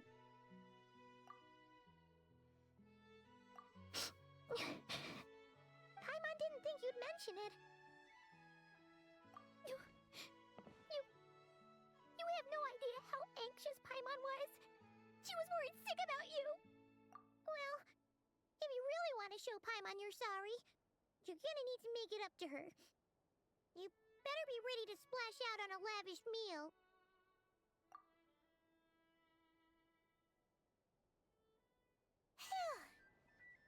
Okay. Paimon's full now. Huh? Oh, well... Hey there, Traveler and Paimon! Good morning! Morning, Yehuda! Here for some breakfast? Oh, I've already eaten. Just need some water. I was mostly worried you might forget what day it was today. So, I came over to remind you. Careful there, Paimon. Too much food will make you drowsy. Don't let anyone catch you hiding at the back and nodding off during the League meeting. You should probably be saying that to Aino. She's the baby of the group, if anyone. True. You know, I'm surprised that all these competing groups are actually coming together to try to solve things together. Well, nothing like a region-wide calamity to bring people together. After that, surely even the most self-interested people have to realize that going it alone isn't worth the risk, right? Try telling Boss Neff that. She's not exactly convinced that people are gonna get with the program. Really? But if she's so pessimistic about it, why'd she agree to be the Curatorium's representative in the League? Probably 'cause even though Unity sounds like a pretty far-fetched idea, the benefits it would bring make it worth a shot. I think things will work out, though. I swear, Nodcry feels like one big family now with everything that's happened. More than it used to, anyway. Paimon's with you on that one. And it seems like plenty of other people agree, too. Just listen to the bustling streets. All right. Everyone's been rebuilding these last 2 weeks, and the evacuees have been coming back in droves. Life's slowly returning back to normal. Which means my workload's probably gonna shoot back up. Were you about to head out? There's still some time before the ceremony begins, you know. Yeah, we were gonna take a stroll around the square and say hi to some friends first. Sounds good. See you later then.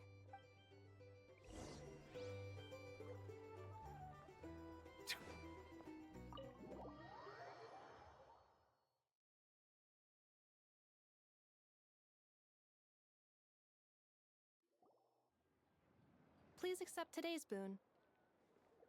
Are Paimon's eyes deceiving her? Or is that Inefa handing out food for the Frost Moon Scions? Hello there.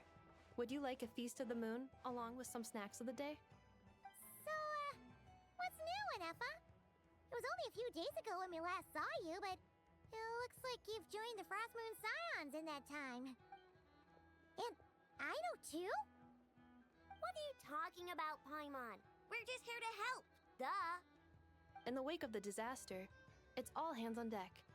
We responded to Lama's request for support. At times like these, the smallest good deed can inspire others and help them through the hard days ahead. And we're using eggs and heating tubes to make that a reality, in true Kromkake Crash Up style! Inefa! Did you hear that? The Traveler said I did good. That's because it's true, I know. Proposal.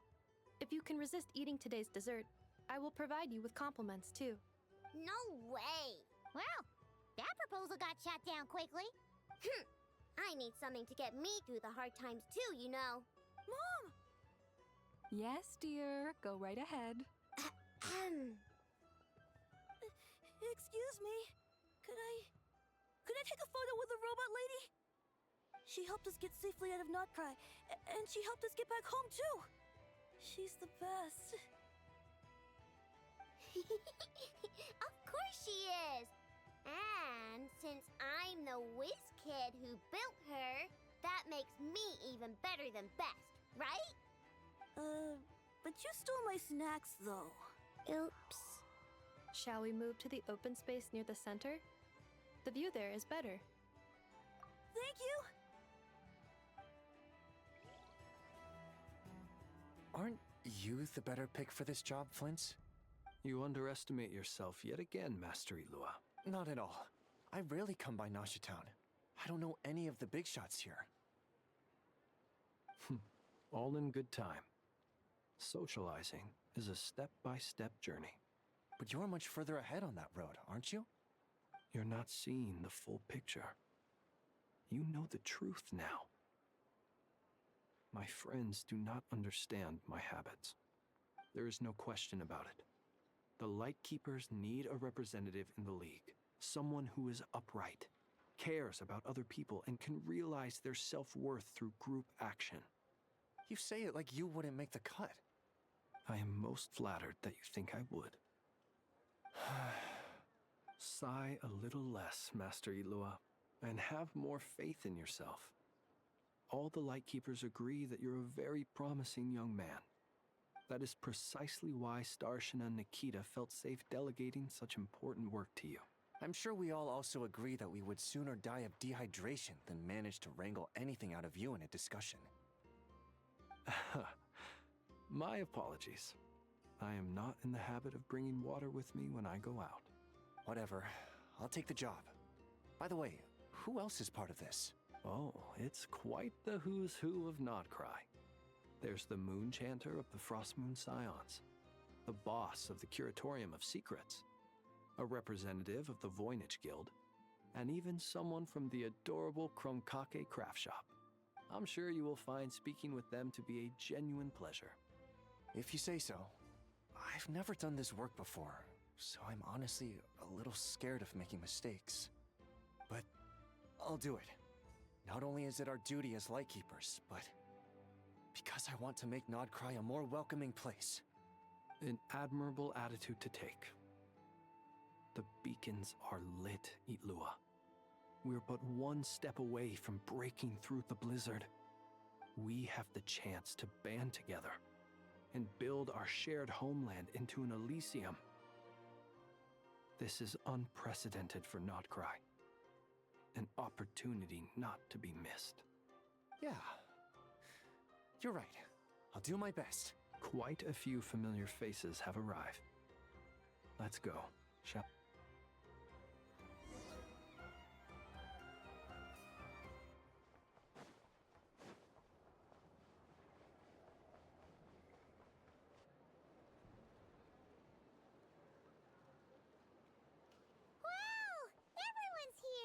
You seem well rested. I know no one's asked, but I'm sure you all want to know, so let me just say, we're doing great. Thanks. Well, great, but not perfect. Starting to lose my mind from boredom. Can't drink a drop of alcohol while I'm waiting for my wounds to heal. I'm sure you had a sneaky swig or two. Wait, how'd you find out? I'm sure you must be missing Mondstadt after all these years away, Grandmaster. Yeah, you could say that again. Every time I get news from Mondstadt, it makes me want to go back and see the place for myself. Honestly, once things are wrapped up here, I think it'll be time to head back home. Hey, looks like someone's taking the stage. Can everyone see okay? Anyone need a boost? I'll just listen from the back. You're taking this pretty seriously, huh, Durin? Well, it's not every day that I get the chance to see how people speak in official settings. Soak it up like a sponge. I'll make sure you get a chance to practice for yourself later down the line. Actually, I know just the thing. You can debrief the Knights of Favonius for me. Mr. Varka, are you forgetting that I'm not a Knight of Favonius? I can knight you. Any particular title you'd like? Is he joking? I really can't tell. You'll have to figure this one out for yourself. It'll be a good learning experience. It is my honor to host the opening ceremony for the League, and to have this opportunity to speak to you all in my capacity as Voynich Guild representative. Could this person also have been pushed onto the big stage by the real big shots? Guess I'm not the only one then. We come here today, having weathered the trials and hardships of yesterday, and having learned from them the importance of unity and cooperation. All right, here we go. Uh-oh, looks like Aino's off in Dreamland already. Wait, boss is looking kinda drowsy too. Come on, get the speech over with already. Nodcry is our home, the land we rely on for survival. And as we chart a course for the future, may we persevere through the storms ahead as we sail towards a new era of prosperity, freedom, and hope.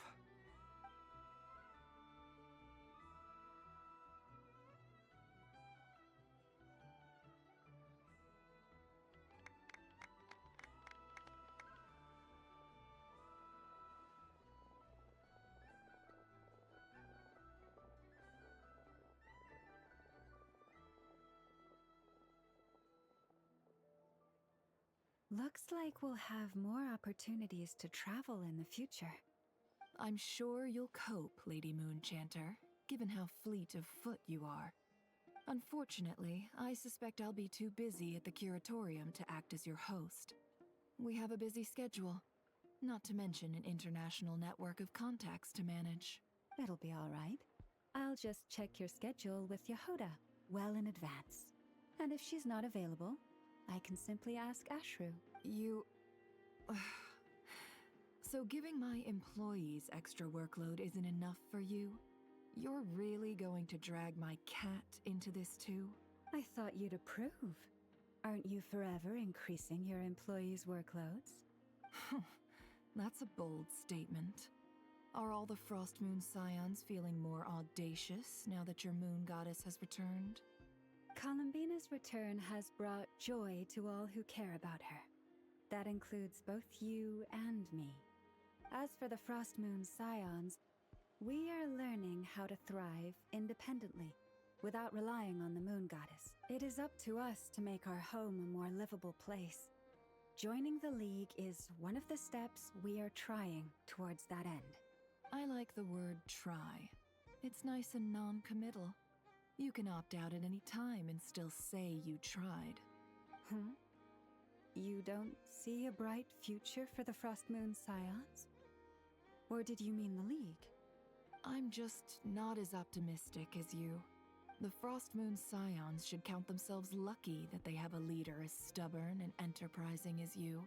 But Nodcry's a big place, with all kinds of people. Most of them don't enjoy answering to a leader, or even listening to reason.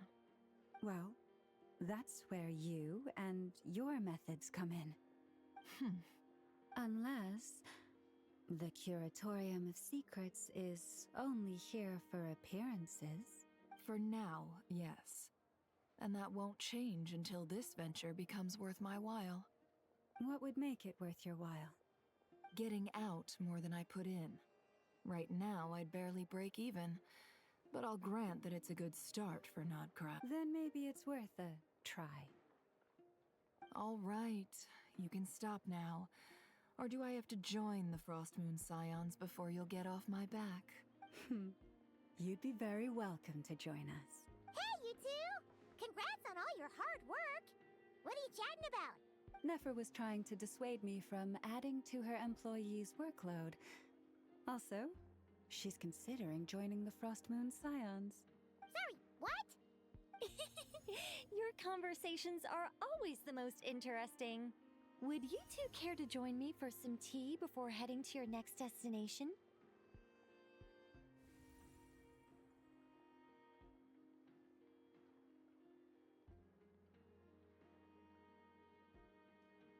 Nicole? Wait, where are you? Aren't you gonna show up today? Sadly not. I'm otherwise occupied right now. I'm sorry, Paimon. I can hear how disappointed you are. If it's any consolation, let me say that how things appear on the surface is a far cry from what they are at their core.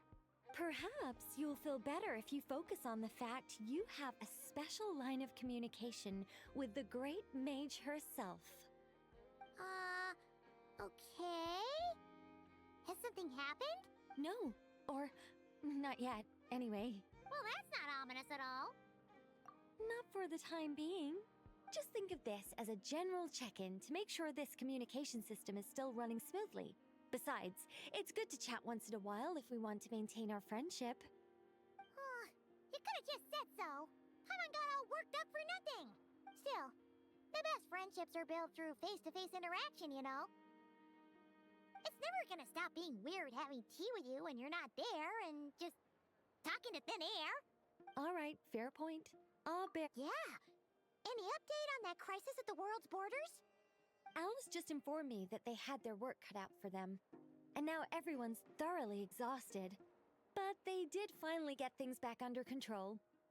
The disruption caused by this disaster has made Teyvat easier to detect from the outside universe. She plans to wait for things to stabilize, then reschedule her Mondstadt vacation plans. As for me, I agree with Hat Guy's perspective. This is a time when many new variables are emerging, and the situation is changing constantly. Plus, most of this change is for the worse. We have to remain vigilant and ensure that the embers of chaos are not rekindled. I did notice that the energy in Nodcry changed somewhat after the War of Funerary Flame, but since it was still aligned with the Light Realm, I never gave it a second thought.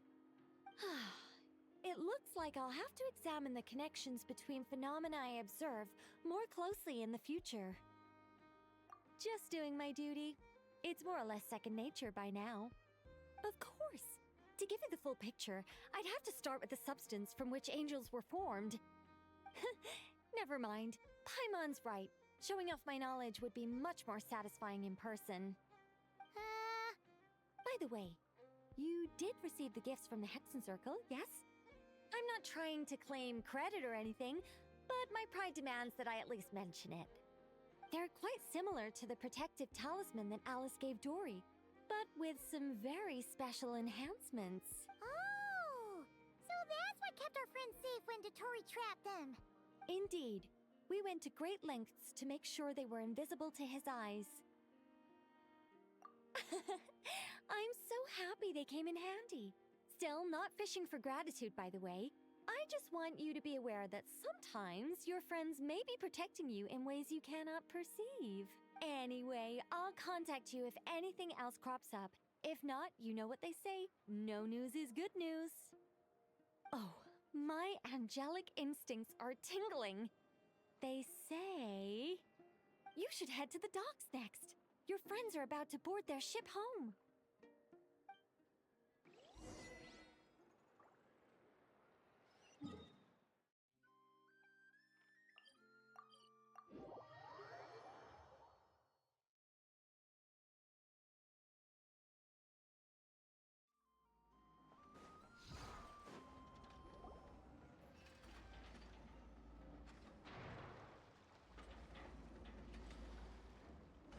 You're here. You're here too, Hat Guy. Are you heading back together? No. I'm bound for Sumeru, and she for Fontaine. Everything seems fine.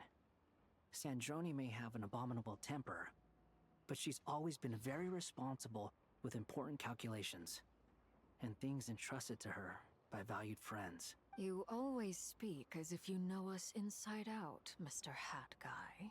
Maybe I'm just a good judge of character. I certainly hope that's all there is to it. Regardless, you have been a significant help in this matter. For that, you have my gratitude. I didn't do anything special. Sandrone's the one who completed a seemingly impossible formula and turned the tide of the entire battle, even giving her life in the process. She's the one we should be thanking. Even we were unaware that Sandrone had hidden the real formula inside Polonia's body. She managed to fool Dottore into thinking the formula was running in her system by installing an identical-looking decoy within her. she probably realized that she didn't have the strength to stop Dottore. But this way, she could at least get him to lower his guard. She always worked like that. Always had a backup plan. Well, that's why I'm traveling to Fontaine. She made a request of me long ago, and the time has come to fulfill it. Think of it as her will. She said that should she ever fail in a mission, she'd like me to deliver her core and Polonia's to the Fontaine Research Institute. She also mentioned that she had made arrangements for people there to set her affairs in order. Some of her personal effects, such as her notes, were left to me. I've decided to take them back to the House of the Hearth, for safekeeping primarily, but also as mementos, I suppose. However, there is one book among them that I'd like to leave in your care. I'll have someone deliver it to your residence at the flagship at a later date.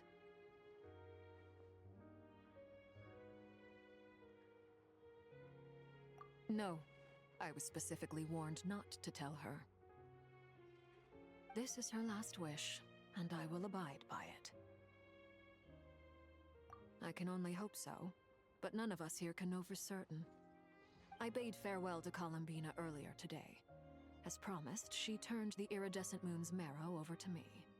She spent a long time with Sandrone's body, saying her goodbyes. Oh, is she alright? Sandrone's passing has left a great wound in all of our hearts. It will take time to heal, but Columbina surprised me. She offered me some words of comfort before I departed. Despite being grief-stricken herself, she showed an awareness of the feelings of others around her. She never used to act like this. Clearly, she has grown. And I suspect that we have you to thank for much of the change we are seeing in her. Huh. After these recent events, the Tsaritsa has revoked the Pale Star Edict. Snezhnaya now realizes that the arrest warrant for Columbina was just a ploy by Dottore, who coveted her powers. I shall return to Nodcry to see her as soon as I find the time. I hope that from now on, she too will explore more of the world. Columbina Hyposelenia's journey is only beginning.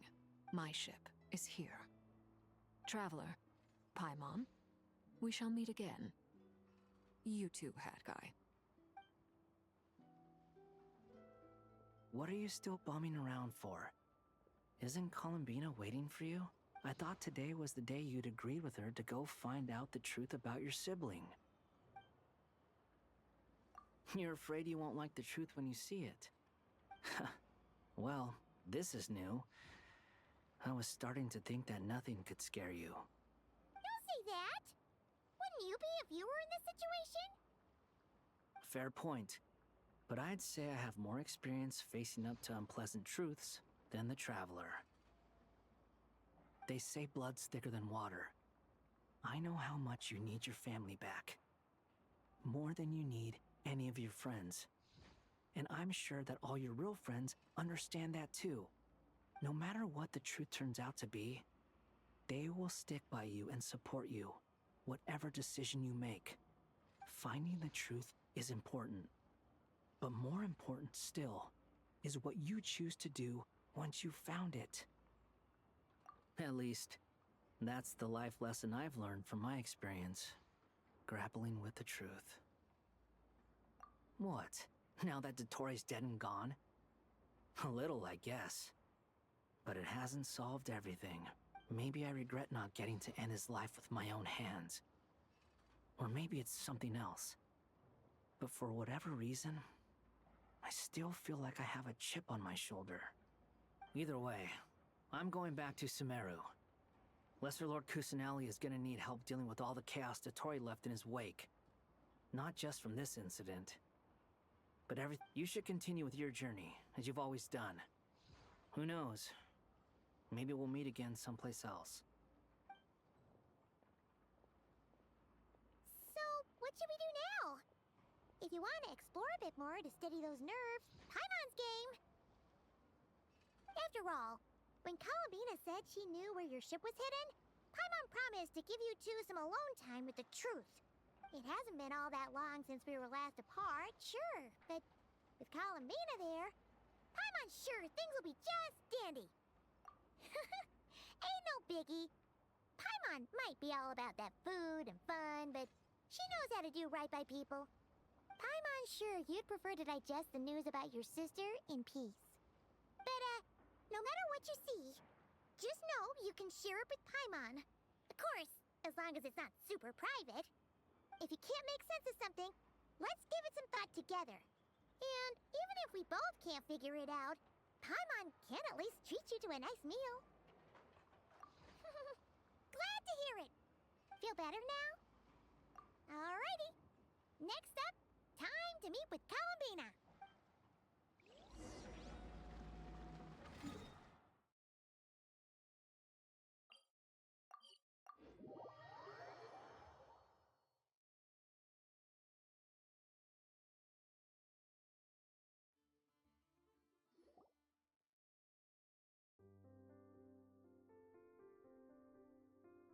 Columbina, we're here!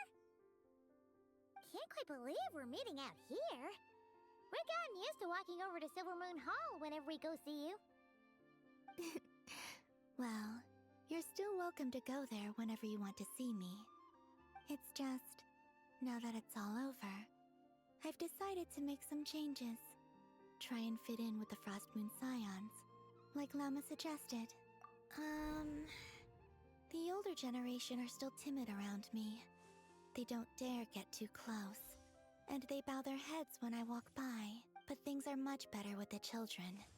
I see more curiosity in their eyes. Hopefully, by the time the next Moon Prayer Night comes around, I can enjoy the festival with them as myself, without having to pretend that I'm only dressed up as the Moon Goddess. You'll do fine, Columbina. Paimon's sure they'll realize you're super nice once they get to know you better. You really think so? When we first met, you thought I was a little up in the clouds. We were just starting out then, come on! So Lama told you, huh? I'm only teasing. I know that I have you to thank for pulling me back down to solid ground. It feels good to finally stand firm on the earth where I was born. Oh, that's great!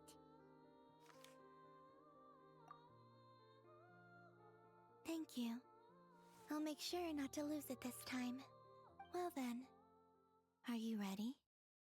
Lumine, what happened to our spaceship back then? Why did you leave? It's time to learn the truth at last. Ready as I'll ever be. Good. Then let me open the way for you.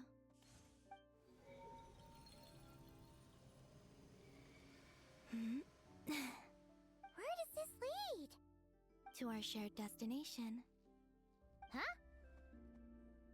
Do you remember me telling you about my missing prologue back when we just met? I said that my story began on the moon. But while I was inside the moon's reflection, I realized that my prologue was really hidden in the future. I just had yet to discover it at that point. The story of the time before I was born was in fact the story of my distant future. It's truly fascinating, but when I obtained the Trilunar Authority and returned to our present reality, I sensed something I hadn't expected. Your prologue. So you mean... Yes, your spaceship. All this time, it has been hidden on the Frost Moon, which lay beyond the sky. The great ruler of the firmament. The heavenly principles. Wait, them? Why would they do that? I don't know. Perhaps your ship contains something that is incompatible with Tevat. Or something that cannot be known.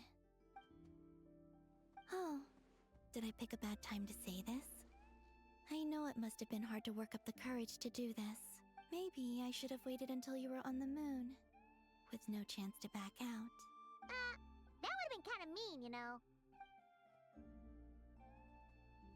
Take me there. Oh? Whatever is hiding in that ship, it belongs to me and Lumine. Those memories belong to us. No one else has the right to decide whether I should or shouldn't know about it. Not even the heavenly principles. Very well. Then let's go. You two take care, alright? And don't forget to come back soon! Rest assured, Paimon. We will. Traveler, after you. Thinking about the story that we'll find hidden on the moon? Yes. And hoping that it has a happy ending. Stories like that don't exist, you know? You don't believe in happy endings? I don't believe in endings.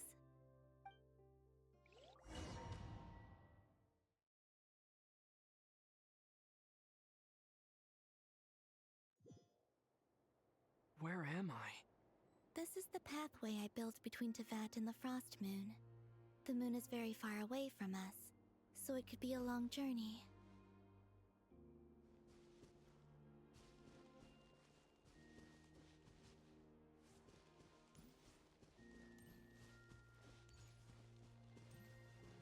After I obtained the Trilunar Authority, I unwittingly saw past events from many of my friends' lives. One was Lauma. She was so young when they chose her to be the Moon Chanter. From then on, the Frost Moon Scions looked to her to bring messages from their goddess. But, for better or worse, I had left Hisi Island before she was ever born. It was not until much, much later that she met me. I think it's for the best. Because of the way things turned out, you had the opportunity to become friends. You're right. In that sense, I think we were both very lucky.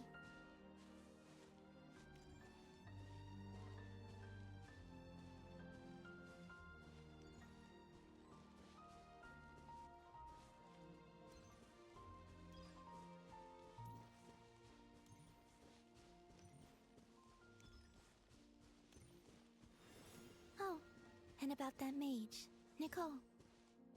I only recently learned that she has lived in Tevat since the time of the Three Moon Sisters. The Moon Goddesses always had a good relationship with the angels. I suppose our friendship continues that tradition.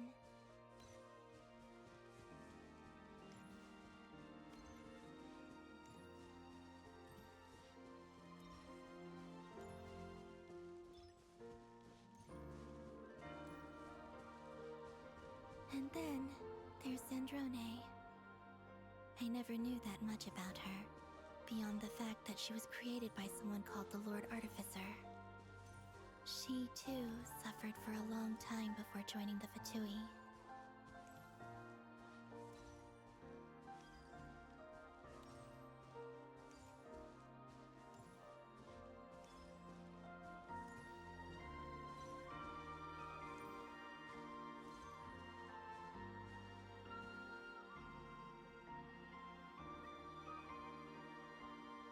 How I wish I could talk to her again, even if only to hear her say nasty things to me.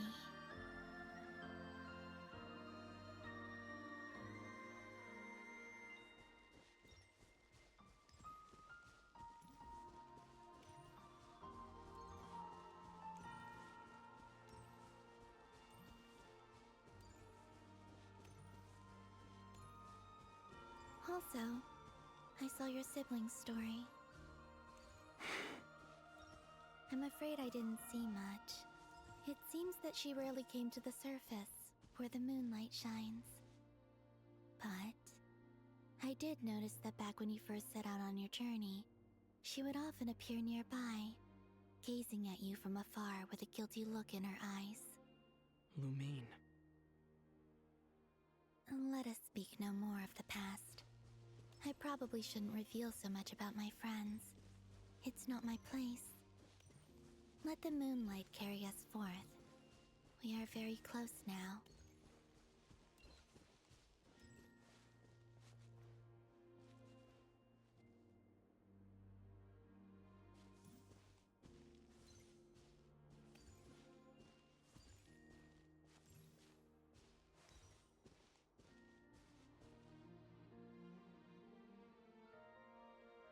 After this, I'd like to bring some Kuhenki to the moon as well.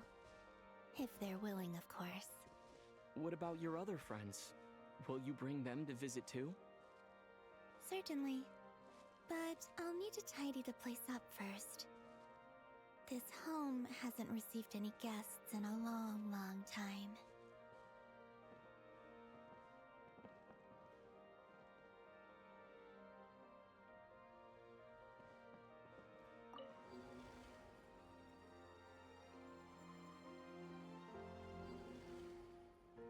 I remember writing something similar with you on Moon Prayer Night.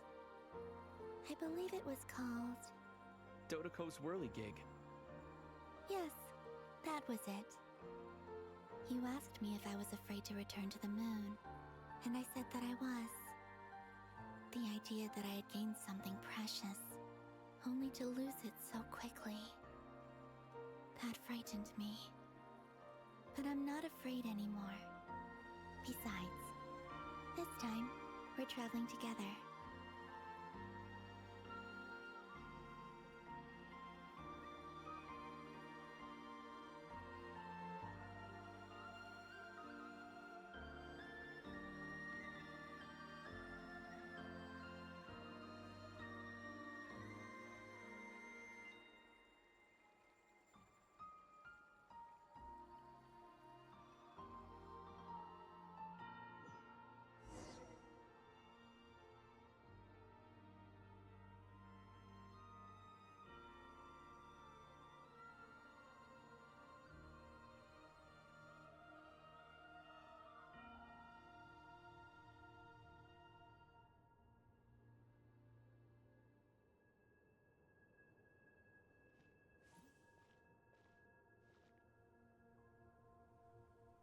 We're here.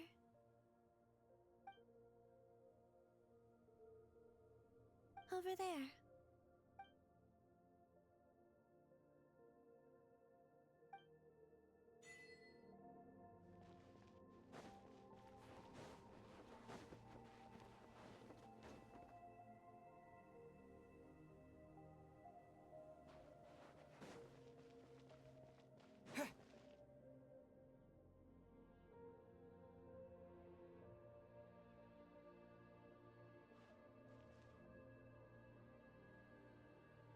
Our spaceship. It's huge. I suppose that the moon is the only place one could hide it. It'll be all right. Huh? The way you feel in this moment, I went through it too, on Moon Prayer Night. The door was right in front of me, but I struggled to find the courage to step through. Solitude for me once meant living a life in which even I was absent. Before I met you, that was the only life I knew. But that night, solitude meant throwing away the life I had gained after meeting all of you. Columbina. Go. Retrieve the part of your life that was once lost. Trust me, you will lose nothing by doing so. Look, Tevat is right there. All of our friends are down there. You're right. Thanks, Columbina.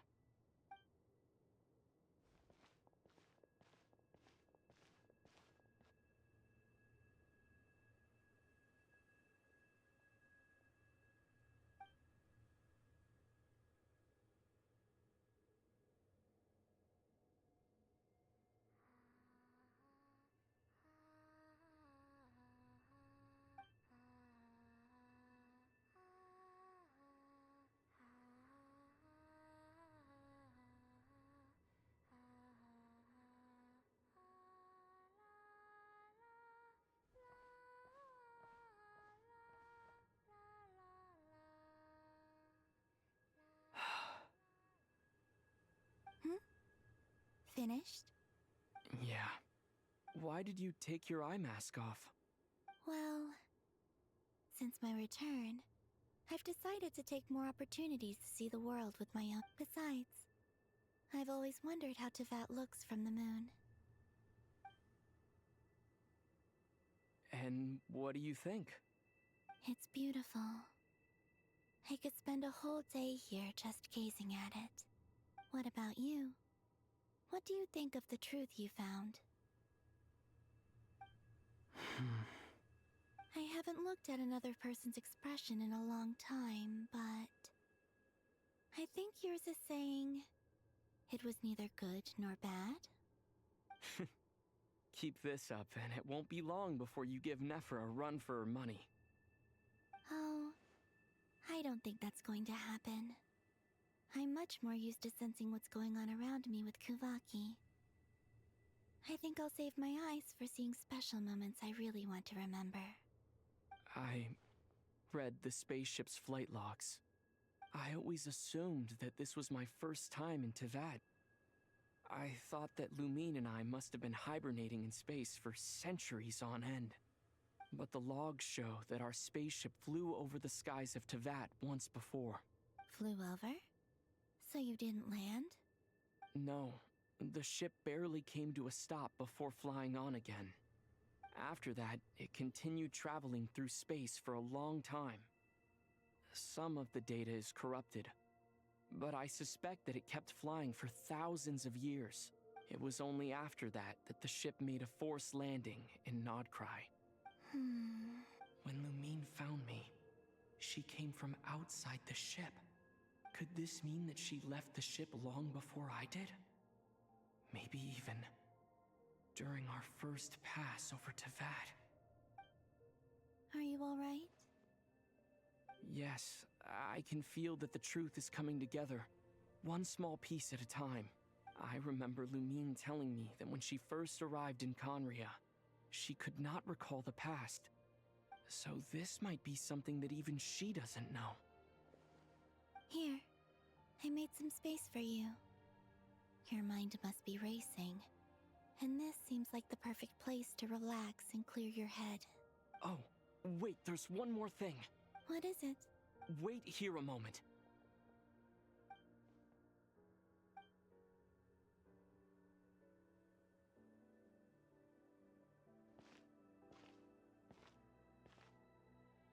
Hey, Columbina.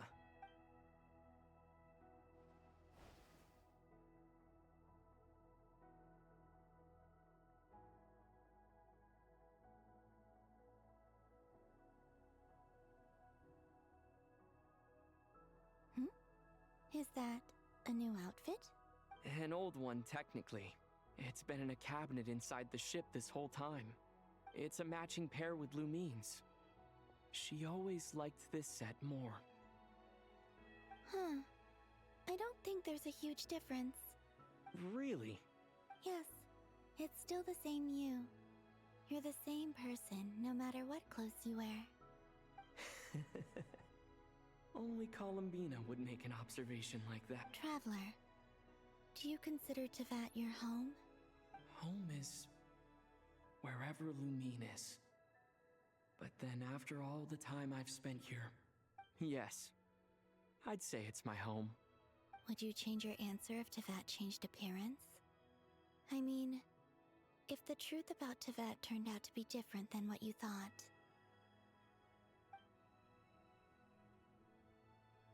I don't know, but I don't think so. The truth is not what matters most to me about Teyvat. When I was first born, I longed for a home. And when you get something before you're mature enough to understand the world, you just take it at face value. I thought that a home was a transaction. You give me what I want, and I'll do the same for you. But you and your friends taught me what a true home should look like. You never asked for anything, yet you gave so generously to me.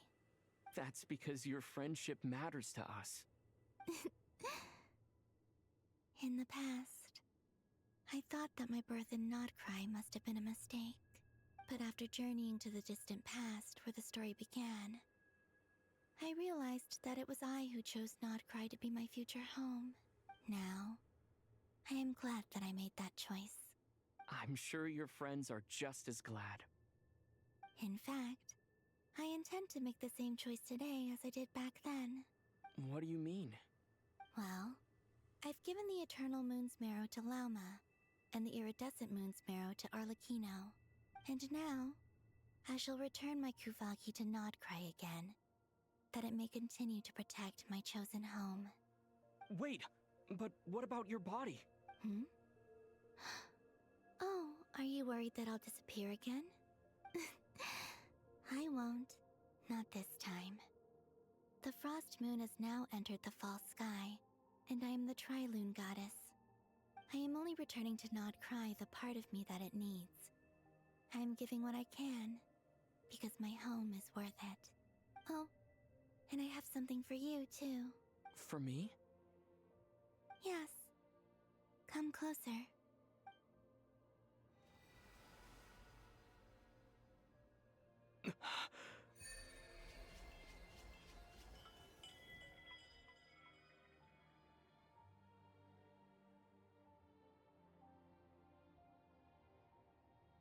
What was that? I lifted some of the restrictions this world placed on you. I trust this will help in your future adventures. My power. It feels like it's grown. I can use the elements more freely now. Thank you. This will be a great help. You're welcome. I see you as family, and after everything you've done for me, In fact, no. It's not because I owe you. It's because you're worth it. Here, this flower is for you.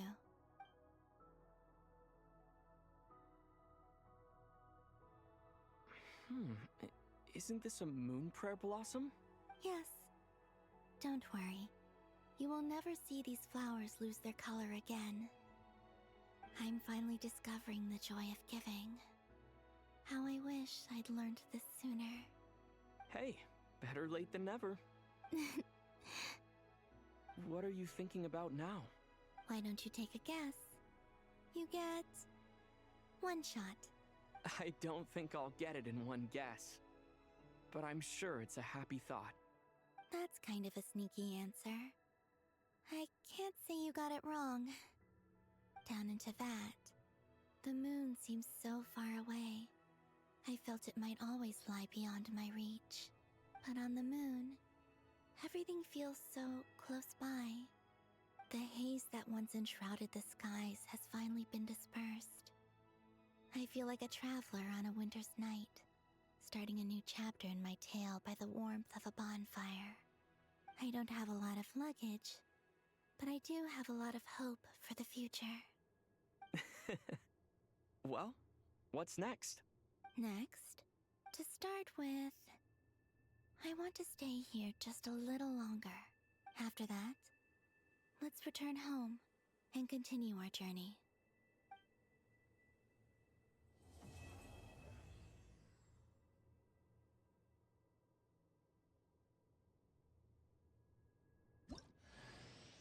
These clothes bring back so many memories.